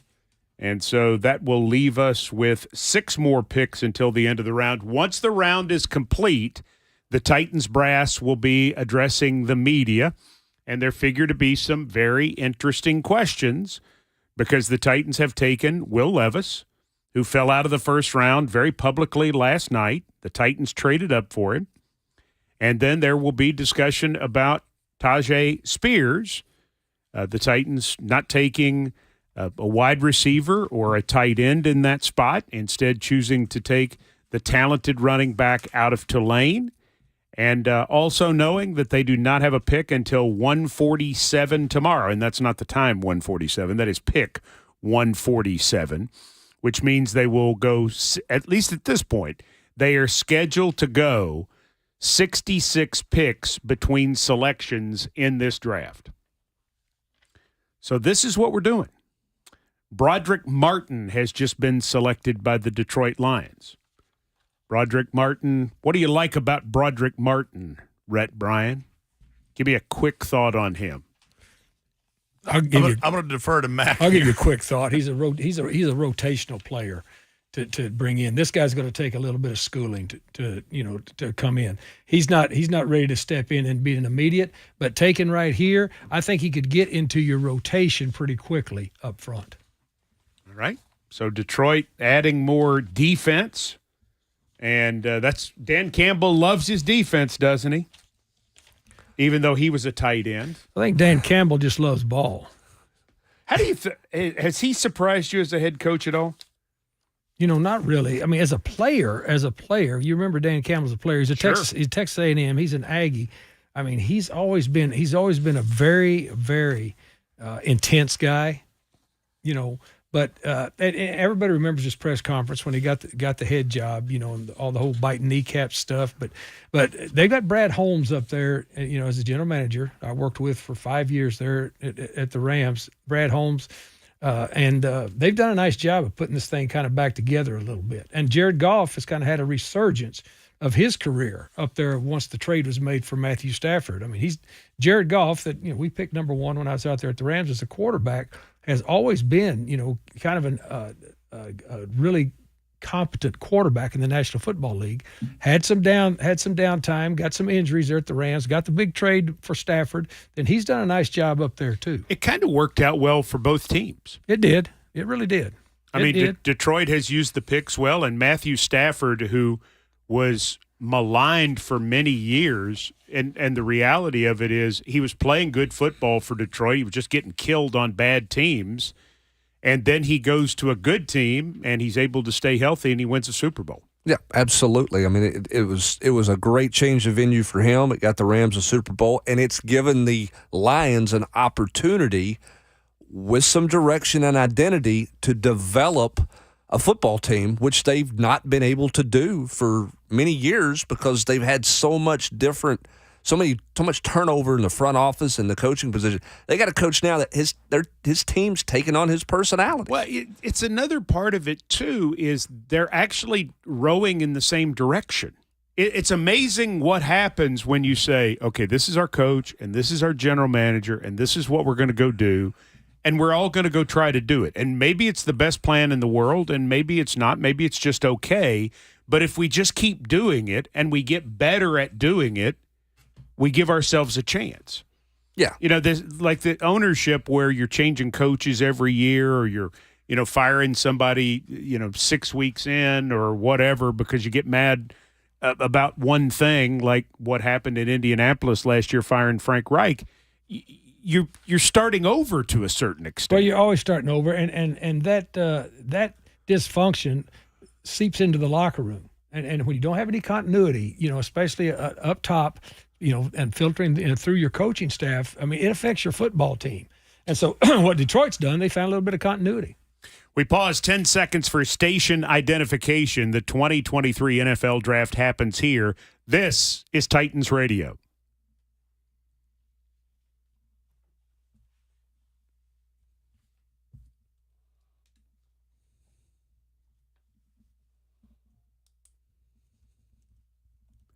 Pick 97 is now in the books. It is the Washington Commanders. And the Commanders, right here at the end of round 3, have selected center Ricky Stromberg from Arkansas. That sounds like a center from Arkansas, doesn't it? Good player, Ricky Stromberg. He is a good player. Played for a head coach who is an offensive lineman, and Sam Pittman, a good offensive line coach, and had a solid career there. They didn't have the year that they wanted to have, this season, but a guy who's played a lot of football, pretty highly regarded coming out of high school. He's originally from Tulsa, Oklahoma, and I think he is a football player who got much better, but with Sam Pittman's arrival in Fayetteville. Played in a lot of games, 44 starts, 46 played overall, 33 of them at center, 9 at right guard, 2 at left guard. Well, and I think we just got through talking about continuity with the Lions. Let's go to Arkansas. I think Sam's has brought a real identity to that program and some continuity to it. And they're going to play physical football down there. I mean, they play physical football on defense down there also. And Stromberg is a physical football player. He is. And again, the biggest thing Sam Pittman has done, I think, is he's made it known to everybody he wants to be there. Like Arkansas is his destination. That's his place. He's not passing through town. And I think that's been important for Arkansas as well. Now, we'll see. He's had some changeover in his staff here. We'll see how that plays out moving forward. But he has given them a spark and an identity because he has sold Arkansas very well as the head football coach, which they struggled with. He's not trying to just use it as a stepping stone to move off someplace else. Makes sense. Siaki Ikea, nose tackle, Baylor. 6'3", 335, has just gone to the Cleveland Browns at number 98. True nose tackle. He'll play a shade, which is between the guard and the center. This guy is a big front end loader down in the middle. In that center guard triangle, he's a guy that, he's not going to be much of a nifty pass rusher, but he's going to push the front of the pocket. If he gets on an edge, you've got a problem because he's a big, strong guy, but he can get down the middle of people in that center guard triangle and push that pocket back. When we watched him at the combine, you see him at the combine physically, this is a big, thick dude from the bottom up. And the bottom line, too, pardon the pun, is he played 37 snaps a game at 340 pounds. So that shows his conditioning is pretty doggone good. Let's get the 99th pick in the draft, the first for the 49ers. All of these tonight are compensatories.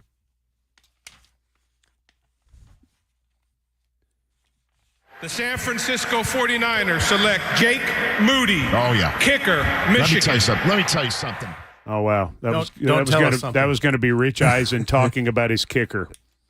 Tears will follow.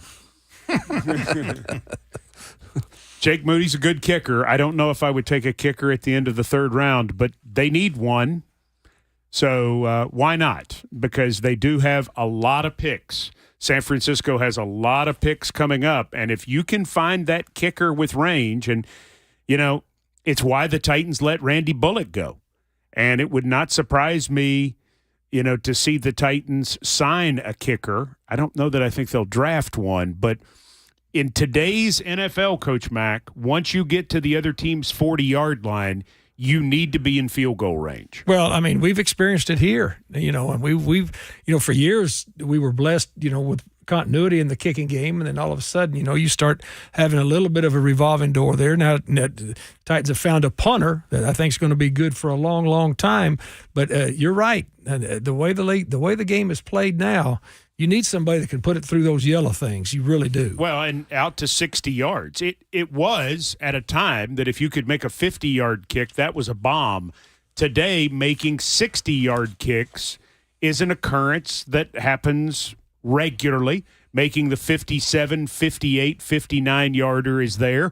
And the number one offensive stat in the National Football League is points per possession. If you can get yourself to the other team's 39-yard line, you're trying a 57-yard field goal because you're saying, hey, if we don't make it and you get the ball to 47, we don't care. We think we can stop you or we can get the ball back, and that's the way it goes. And to your point, three made field goals this year of over 50 yards, for Michigan. He was 29 of 35. 66 touchbacks as a place kick or as a kickoff guy.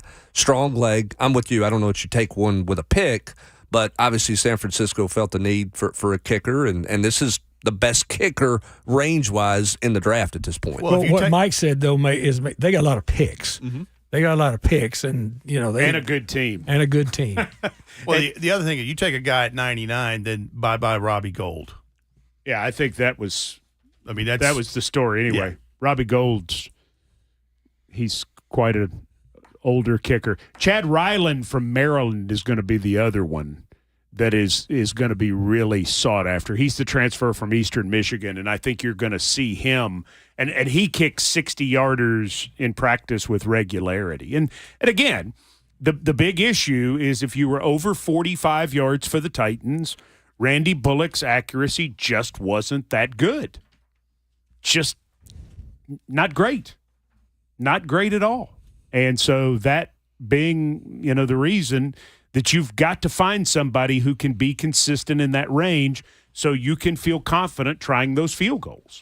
And if you can get a young guy, you're going to get him cheaper than you're paying a veteran. There's no question. Even if the veteran's making the minimum. So there's a financial benefit to it for the 49ers who are managing a roster that's really good, which means it's a roster that's got a lot of high salary. I'm very surprised that there hasn't been at least some rumor of movement on a Trey Lance trade.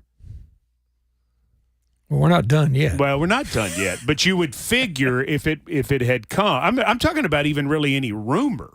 I'm not talking about it happening. Well, do you think that's because nobody's real sure of Brock Purdy's recovery and how long that's going to take? No, I mean, I don't think another team would care. I think they would be interested in Lance. I think they're concerned. There may be some concern with Lance's recovery from injury. Okay, that's fair. That's a good point you make. The question is, what's the price? Because San Francisco paid a crazy price to draft him. If you look at the draft chart, the draft valuation chart, they paid over 1,000 extra points to give up the picks to go get Trey Lance. So they paid an arm and a leg to be able to do that.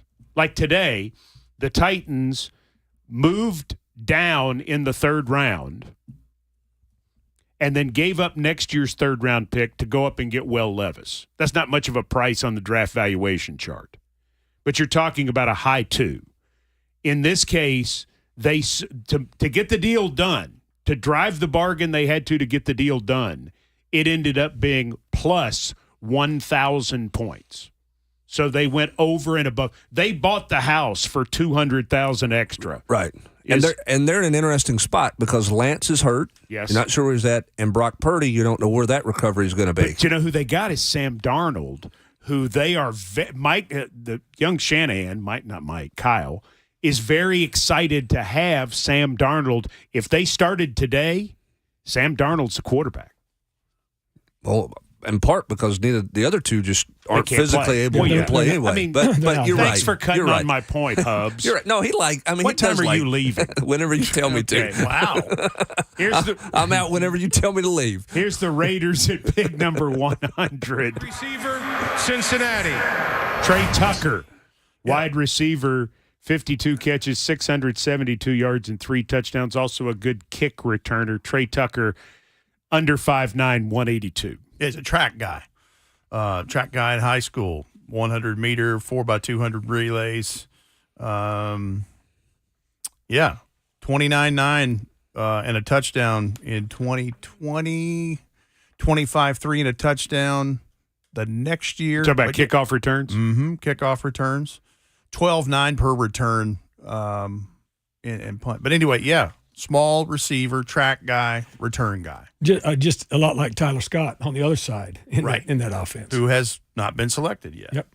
Pick number 101. This is San Francisco with their second compensatory And by the way, their third compensatory is 102, and that they have been given because the Titans hired Rand Carthon as their general manager as part of the incentivizing the growth of minority hiring and developing talent. Rand Carthon is number 102, and he's had a T-shirt printed up to – they may show it on TV. We'll see. But he's got a T-shirt that says 3-102 because that's what San Francisco got for him. This is 101, and it's Cameron Latu. Another tight end. Another tight end from Alabama. He was the best tight end I remember at Alabama in quite some time. I think they're all-time school leader in receiving touchdowns for a tight end, if I'm not mistaken. Good player. Coach Mack got to be more physical. Is that the knock? Oh, no, absolutely. I mean, he's a receiving tight end all the way. I mean, he's a flex-out guy. What he can do, though, he does a nice job of stacking linebackers when he's working against linebackers. But the physicality, the part of his game, he's not going to get all the free releases that he got, when he comes in the league. All right, so Minnesota actually now controls pick 102. So you can trade compensatories, and San Francisco has traded it to Minnesota. And so, again, this was the pick that was put on the books as a compensatory because the Titans hired Rand Carthon, originally belonging to the 49ers, which is where the Titans hired him away from. So this is going to end the third round. Minnesota's been very quiet. They have. I mean, what the original in the first round, what were they, the 27th pick? Is that what they had? 23. Okay, so they've been down there. Robert Smith is going to make the pick. Let's wrap up round 3 with our Smith. Hey, it's great to be here tonight. I just want to dedicate this pick in the memory of some Viking greats that we've lost here recently. Longtime member of the personnel department, Frank Gilliam. Earlier in the year, Bud Grant. Coach, of course. It's hard to believe it's been 5 years. Freddie Zamberletti, trainer for the Minnesota Vikings, starting in 1961 when the organization first began until 2011. And then, of course, the man who drafted me 30 years ago. It's been almost 7 years since we lost Dennis Green. They were all great Vikings. Let's find out who that next great Viking is going to be. With the 102nd and final pick of the evening.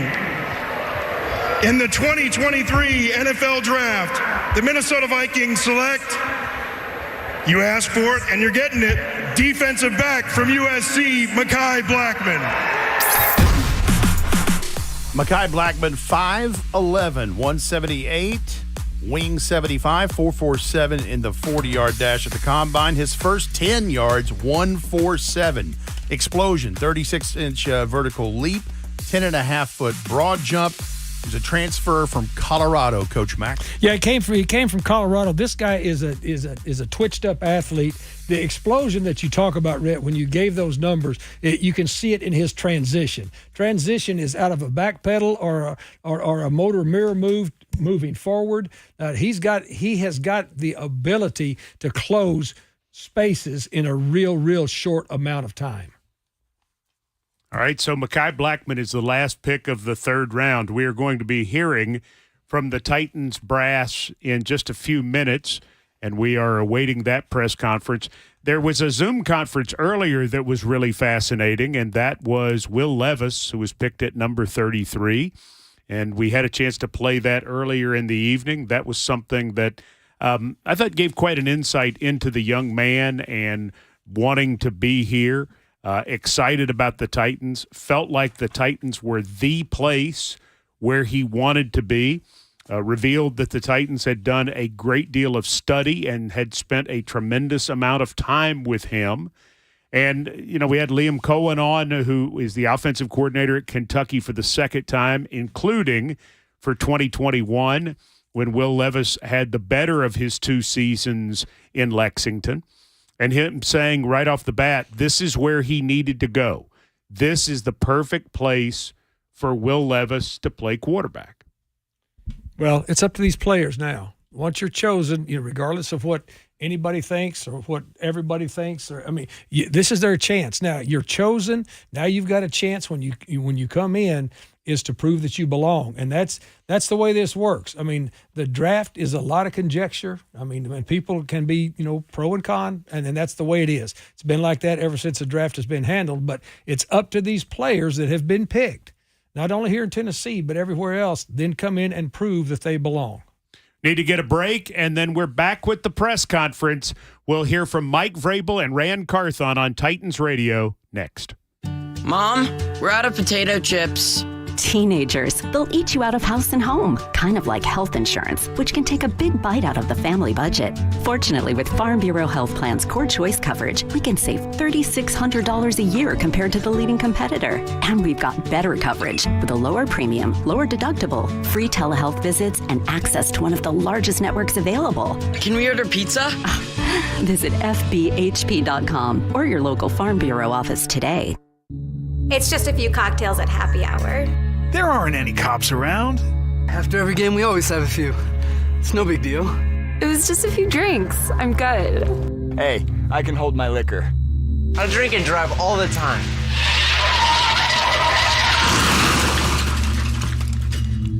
If you put away some drinks, put away your keys. Fans don't let fans drive drunk. Brought to you by the Tennessee Highway Safety Office. Fun is in full bloom, Tennessee, and the multiplier instant games are buzzing in.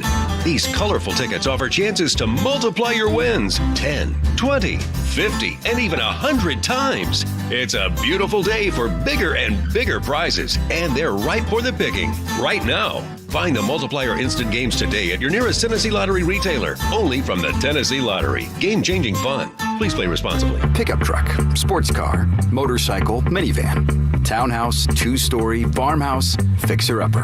What you drive and where you live is different for everyone, so it's important to have insurance that fits your needs and is just right for you.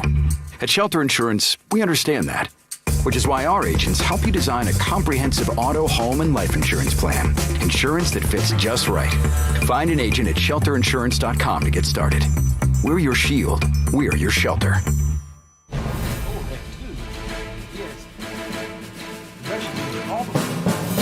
We welcome you back to Titans Radio's coverage of the 2023 NFL Draft. Titans brass speaking at Ascension St. Thomas Sports Park. Here's Mike Vrabel and Rand Carthon. Department, coaches, and then ultimately Rand and I, making decisions that we felt like helped the football team.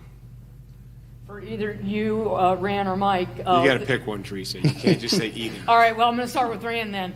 Rand, the decision to trade up 8 spots and go after Will Levis and make him your pick with Ryan under his in the last year of his deal is why move up? And is Levis going to be backing up Ryan, or how are you going to play this?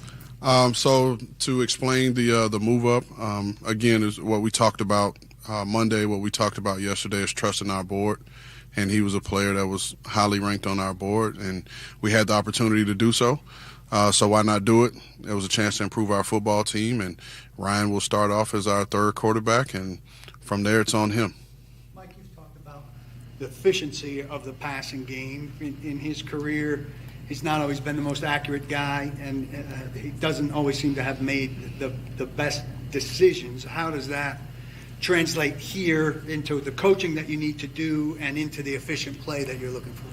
Well, when you look at completion percentage, 65%, 2 years in the SEC, what we felt like was over 30 drops that probably would have led to, closer to 70% completion. Every player that we bring in here is going to have a chance to improve and will have to improve. And again, the decision-making, toughness, accuracy are obviously things that we feel are critical with quarterbacks, and we think that the 3 that we have here are going to be able to do that. With Levis being available at 11 and you guys didn't take him, but then trading up to get him, was that just a value perspective, or is that someone that you earmarked as your quarterback? It's a value thing. Again, he's a player that, had we wanted to choose him at 11, We most certainly could have. Like we talked about last night, didn't expect for, Peter to be there. And he was a guy that we, highly coveted. So we were able to make that move and, happy that we were able to move up, to get a player like Will. So, again, just playing the board. We were just talking on the way here. It's we're playing the board game. We're rolling the dice and playing the board. So that's pretty much. Not been there? How high was Will at that point on your board? I mean, had Peter not been there, Will was amongst the conversation. So that's really all I can give on that right now. Mike, I may ask you. I think Ryan maybe misspoke. But he said that. I think you said that that Ryan would start off as a 3. I know you. I meant to say Will. Say Will. Ryan will be the starting quarterback on Monday. Malik will be the backup. Will be the third quarterback. And what I've told them is whatever happens after that will be up to the players. That's what it's always been here. That's what we always want it to be. Good catch, Jim. Competition will play itself out. Is there a scenario where you keep 3 quarterbacks through the season? Or? Of course. I mean, there's a million scenarios, that we'll have to work through. Between Rand and the staff and myself and everybody. I mean, that's, we just are starting the offseason. We're 2 weeks into the offseason program. Looking forward to phase 2 with the players that come on Monday, and then when we're able to get the rookies in here with rookie minicamp. You talked a lot about player development. How much for Tim and Charles now is Will kind of the project and something for them to have a big role in? That would never, whether it's Will or Tajay or Peter. Our coaches, again, it's ad nauseum. We've been here together for going on 6 years. They have to be great teachers. They have to be able to develop the players at their position, and then they have to be able to make a connection with them and hopefully inspire them to do their job better. That's what their job is, and they're gonna put in to each player as much as that player will allow us, and we'll coach them as hard as they'll allow us. And we're excited about the 3 players that we've added, as well as the new players that we added in free agency to be able to get to work with them on Monday. You mentioned adding speed frequently. When you look at this wide receiver group and some of the options available to you, what's behind not picking a receiver to this point? What's behind it? I mean, just the same thing that Rand discussed, is taking a look at our board and seeing where things are. We know we have needs. We come into each phase of player acquisition with needs. And it's certainly something that we're going to continue to target. And again, what the roster looks like today and what it's going to look like at the first part of September is probably a little different. What could you reasonably expect from a 5th-round receiver given the state of your receiving core? I think that there's been players throughout the history of the NFL draft that have contributed somewhat large success at every round. Whatever you say reasonable, I don't know what the number is. That's not how we want to approach this. We want to take a look at the board, see where things are, try to improve our football team, and I am going to speak for myself. I'm confident that we did that tonight. This franchise seems to have diminishing feelings about receivers. You traded A.J. Brown, you drafted Des Fitzpatrick, you played somebody like Cody Hollister last year. Are you dedicated to the passing game with productive players like you've talked about? Yeah, of course. We want to be able to throw the ball efficiently, be able to throw the ball down the field, be able to create X plays. And I'm confident that we'll continue to try to work on that, and we'll do it. Joe, did you have a question? Oh, you did? Yeah, Rand, you talk about bringing these QBs in for top 30 visits, getting them in front of you, and really diving into the person that the quarterback is. What did you see in Will when he came into this building that gives you guys confidence in moving up to grab him? Will's a diligent worker, extremely smart, extremely bright, puts a lot of the time in, to be a good quarterback. So you appreciate, his ability to pick up concepts and things quickly. And just who he is, he's hardwired, he's tough.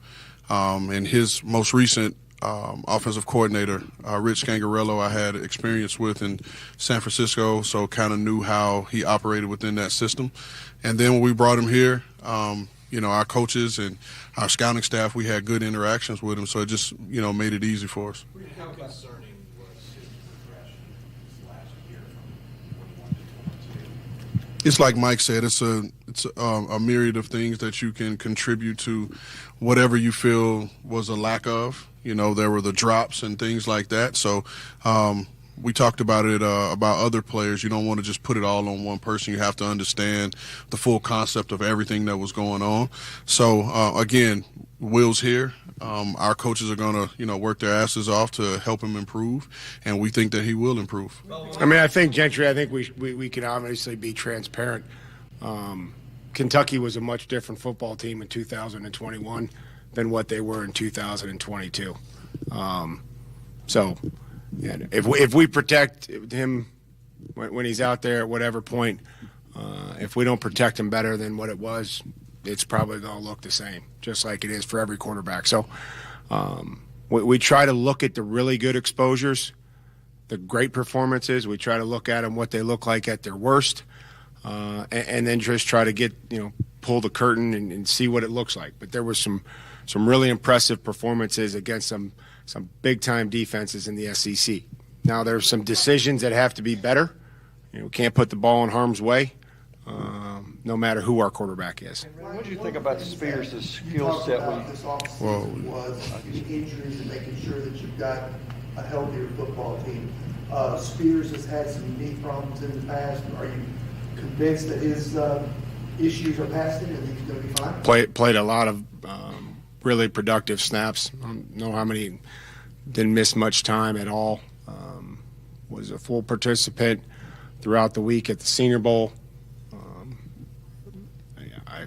I think both of us are comfortable with where we're at with Tajay and what his availability will be going forward. Now that may change, but feel good about where it is right now. That's where I was going, Rand, with you on Tajay. Just what stands out about his skill set when you watch him play, and how you feel like he is as a compliment to Derek? No, he's a 3-down runner. He can run between the tackles. He's elusive. He can make guys miss, as well as contribute in the passing game. He catches the ball well out of the backfield. He's a good route runner. Just another, guy that can do it all, for us, and you can put him in the game in any situation, and there'll be some production there. I just want to say something real quick. Today and as yesterday, these kids are living their dreams, right? Having their name called, realizing the dream and being drafted. And I don't want these, interactions between us to always feel like we got to take a negative turn. And, this should be a joyous moment for us to praise these kids. This is a moment these kids are going to see this, and this is a moment for them and their families to rejoice in, because it's only going to happen once. We joked, earlier about Jim and I joked earlier about me not being drafted. You know what I mean? And that's a moment, in my career I can never get back. Coach was drafted in the 3rd round. That's a moment he'll always remember. So let's keep that in mind, when we're talking about these kids and where they've come from and because a lot of these kids have overcome a lot, to get to this point. So let's keep that in mind in moments like this. There'll be other times to critique what they've done. These kids haven't even stepped on the NFL field yet, so let's keep that in mind. This is a moment for them and their families to have something to be proud of and enjoy this moment. Rand, could you circle to the wide receiver topic? Is the 5th round miracle pick plan the best way to get explosive at wide receiver and to give your quarterbacks dynamic receivers to go with trailing? Rolling the dice, playing the board. That's what we're doing. We're going to take the best available player in the 5th round. We hope that it's a receiver because we're going to continue to address our needs. And if we take a receiver in the 5th round, it's a player that we feel can contribute to our team. Like Coach said, it's players that have come into this league that have performed at high levels in all rounds of the draft. So we don't look at it as a 5th round guy that's not going to be able to come in here and contribute. Everybody that we bring here will have the opportunity to earn it on the grass. You have some receivers that you maybe had eyes on that went about 5 or 6 picks before you made that pick at 81? Is there a specific one? Well, the 2 from Tennessee. Yeah, I knew we were going there. Again, it's playing the board. They're, like we talked about yesterday, we're always fielding calls. We're always making calls to try to move around and, do things to improve our football team. And, we got to, take it as it comes. But we're always looking to improve our football team at every stance we get. Do you ever let need overtake the board at all? We play our board, and like go back to, yesterday, just so happened at a position of need, our best player was there. And so we were able to do that. So, and we're going to continue to do that. Again, if there was a camera full time in there, you would see the constant communication that we have going on between picks and understanding value and where, different people fall on our board within picks. So it's, this isn't, we don't go in locked in one spot, and that's how we're going to be. I imagine one of the advantages you're bringing Levis in here, you get to sit down and work through the interceptions and everything. How did that process go for you guys as far as him being able to explain what happened and what he could have done differently or anything along? Great. Had a lot of great exposure with Will, the combine, the pro day, here. I think that with any player, when there's a mistake, one, it's how you allow them to make mistakes. Can they explain it? Hey, here's what I was trying to do. It was, fourth down. I'm trying to, feel like I've got to force the ball in there. And if they can't explain it, well, then that's what you have to come in as a coach and figure out, why those things happen. And we did that with a lot of different situations with every quarterback is, whether it was situationally, third down, red zone, interceptions, times where we felt like that was a bad decision. We did that with all the quarterbacks that we met with. Obviously, Ryan's been through this a lot, in his career. He knows the lay of the land. What kind of message and how do you want the league to approach the fact that another quarterback's been brought into the group? That's our job, is to bring in competition at every position. That's not it's not a secret. I hope that by now that everybody understands that we have to prove our value to this football team each and every day. And I've said that to every player on our football team, to every coach, and that's what our goal is. And they're going to come in and compete, and the players ultimately will determine their role. And probably tonight, still some work to do, looking at the board and in the morning, but how you think it stacks up as far as needs that you have now and maybe what's left? I think, Coach said it as we were leaving the draft room talking to the staff. Tomorrow's where the fun begins. Tomorrow, and to steal what Coach said, our scouts in the room tomorrow is their day. And our coaching staff and our scouts have put in a ton of work. I feel really confident in the work that they've done and the players that they've identified for us as, future picks or future unsigned free agents. So I really feel really good about where we are in the process and have the utmost confidence in our coaches and scouts. You kind of touched on both you guys followed your own path to the league, like these guys have. What advice do you give some of these guys that they're heading the league for the first time? Everything's new, probably overwhelming at first. How do you try to get them to settle in and get comfortable? For me, it's fairly simple. Put your head down and work, and just, eliminate the distractions. It's really that simple in my mind when you come in and you're young. It's all about putting in the work and learning as much as possible and take advantage of the resources. Prior to me coming here, Coach has brought in a lot of resources for these guys, both on and off the field, that are going to make them better people, better players. Players not only here but just around the league, you have to just take advantage of those resources, and apply your work ethic to it. If the NFL draft is the best night of their NFL career, they're not going to have a very good career. When you talk about Levis developing, what do you see him progressing into? Is there any trait that reminds you of somebody else, or does he remind you of anybody you've encountered? I'll say him developing into that's all on him. I can have all the predictions, all the comparisons, but if he doesn't come in and put in the work, which I believe he will, then all my predictions will be for naught. It's just like I just said, just come in, put your head down and work. I believe he'll do that. So what he becomes in his career is totally up to him. You talked at the Combine, though, about how important those comps were. and painting that picture. Who's the picture? You tell me, Paul. Well, I mean, I'm just saying from a standpoint, I'll say it this way: our comps that we give, are usually within our draft room to kind of paint the picture for us. I think Will Levis is Will Levis, and I think that's the best he's going to be is the best Will Levis. So, extremely happy for him. Had a really cool, conversation with him. As soon as we called, it was, you could hear it. It's really a cool story. He literally had just walked in his home from traveling back from Kansas City, and bags in the foyer. Yeah, bags in the foyer. Still hadn't even, And I just kind of told him, he was telling me about his travels. I was like, hey, none of that means anything because we're bringing you to Nashville, But, to answer your question, we can say and call him everybody, you want to. But I think in the grand scheme of things, he's going to be the best Will Levis. I know, Rand, you talked about staying in contact with Ryan and communicating with him all the way through. Do you have to even let him know you're going there, or have you communicated with him any since that pick, and how do you want him to approach his job moving forward? I let Coach, you spoke. Reached out to Ryan. Those things happen pretty fast.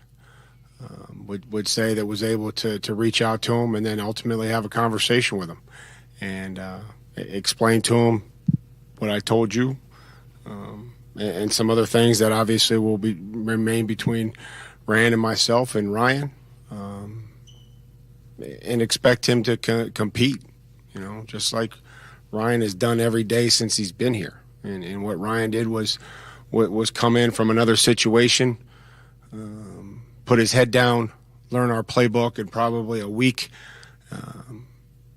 push the starting quarterback in his own way, prove to the football team that he was ready, and then when given the opportunity, took advantage of it. And I would expect him to continue to do that, be the consummate pro, compete for his job, and I would tell and expect Malik and Will to do the same thing. Thanks, guys. Appreciate it. Head coach Mike Vrabel, general manager Rand Carthon getting questions, and we knew it would come because the Will Levis situation was so publicized last night when he fell, and there were rumors in many circles immediately after the draft that the Titans were one of the teams trying desperately to trade back into the first round in order to pick him. There were rumors earlier in the day that they were trying to trade up with Pittsburgh or Arizona to be able to take him. So I don't think it surprised anybody that Tennessee was the team to pick him, but he has been a polarizing figure really over the last couple of years in this area. As Kentucky had a really good year in 2021, not so good in 2022, and yet they came into it with a lot of hype. And I think if you're Vrabel and you're Carthon, you have to deal with it head on. Well, sure. I mean, that's what you have to do. And then the players have to come in here and prove that they're National Football League players, just like every player that was drafted in the last 2 days. And so, I mean, there's nothing unusual. I mean, it's the draft. And I mean, there's going to be people are going to like it, people are not going to like it. It's got to play out on the field. Everything has to play out on the field. Sooner or later, there's nothing hidden in the National Football League, Mike, because you've got to play games. You got to play games, but the first thing you've got to do is find your players in training camp, and those guys have to earn their spots. And the rest of it doesn't matter. It's how you come in and earn your spots that matters. But the Titans did use capital to go get him and showed that they really wanted him. That was the player that they were targeting to go get. We've heard from some people on the other side, including Kentucky offensive coordinator Liam Cohen, who coached him, say this is where he needs to be, that this is a perfect match. If it is, and if this works, it is an absolute home run for the Tennessee Titans, particularly from the financial standpoint, Rhett. Which is something that has been an emphasis and a point of emphasis all of 2023. We've seen them have to move players, and some of those were, maybe going to be designated for that already. They had to clean up a lot of things in this salary cap. And when you're thinking about 2020, beyond 2023, and you're looking at the numbers, they look like they're going to have quite a bit of money. And if they've got a rookie quarterback on top of that. If they have a rookie second-round quarterback who, again, the promised amount of money for the period figures to be right around $9.6 million for 4 years. Right. And if that's what you're paying a quarterback for 4 years and he ends up being a quality starter, then, I mean, it's much like what happened with Philadelphia with Jalen Hurts. It is a big, big deal. If it doesn't, then you have to go looking again, and it hits you right in the kneecaps. I mean, not getting the quarterback situation right is a tough situation. Every time you swing, you know you can miss, and you just hope you make unbelievable contact. That's what they're hoping tonight, and what they believe with the drafting and the trading up for, first of all, and then the drafting of Will Levis. So you've seen it. So, I've seen it. Yeah, so you've seen how all of this works and how all of this goes down. What is different, Brent Hubbs, about this from what you do on a day-to-day basis that jumps out the most? Well, you're not getting as many players. Okay, I mean, I've said this all the time. You know, for a college head coach, the most prized thing that he has is 25 scholarships a year. If you get enough of those right, then you're going to make a lot of money and you're going to be a successful college coach. The same holds true for the NFL. You just don't have as many picks to work with.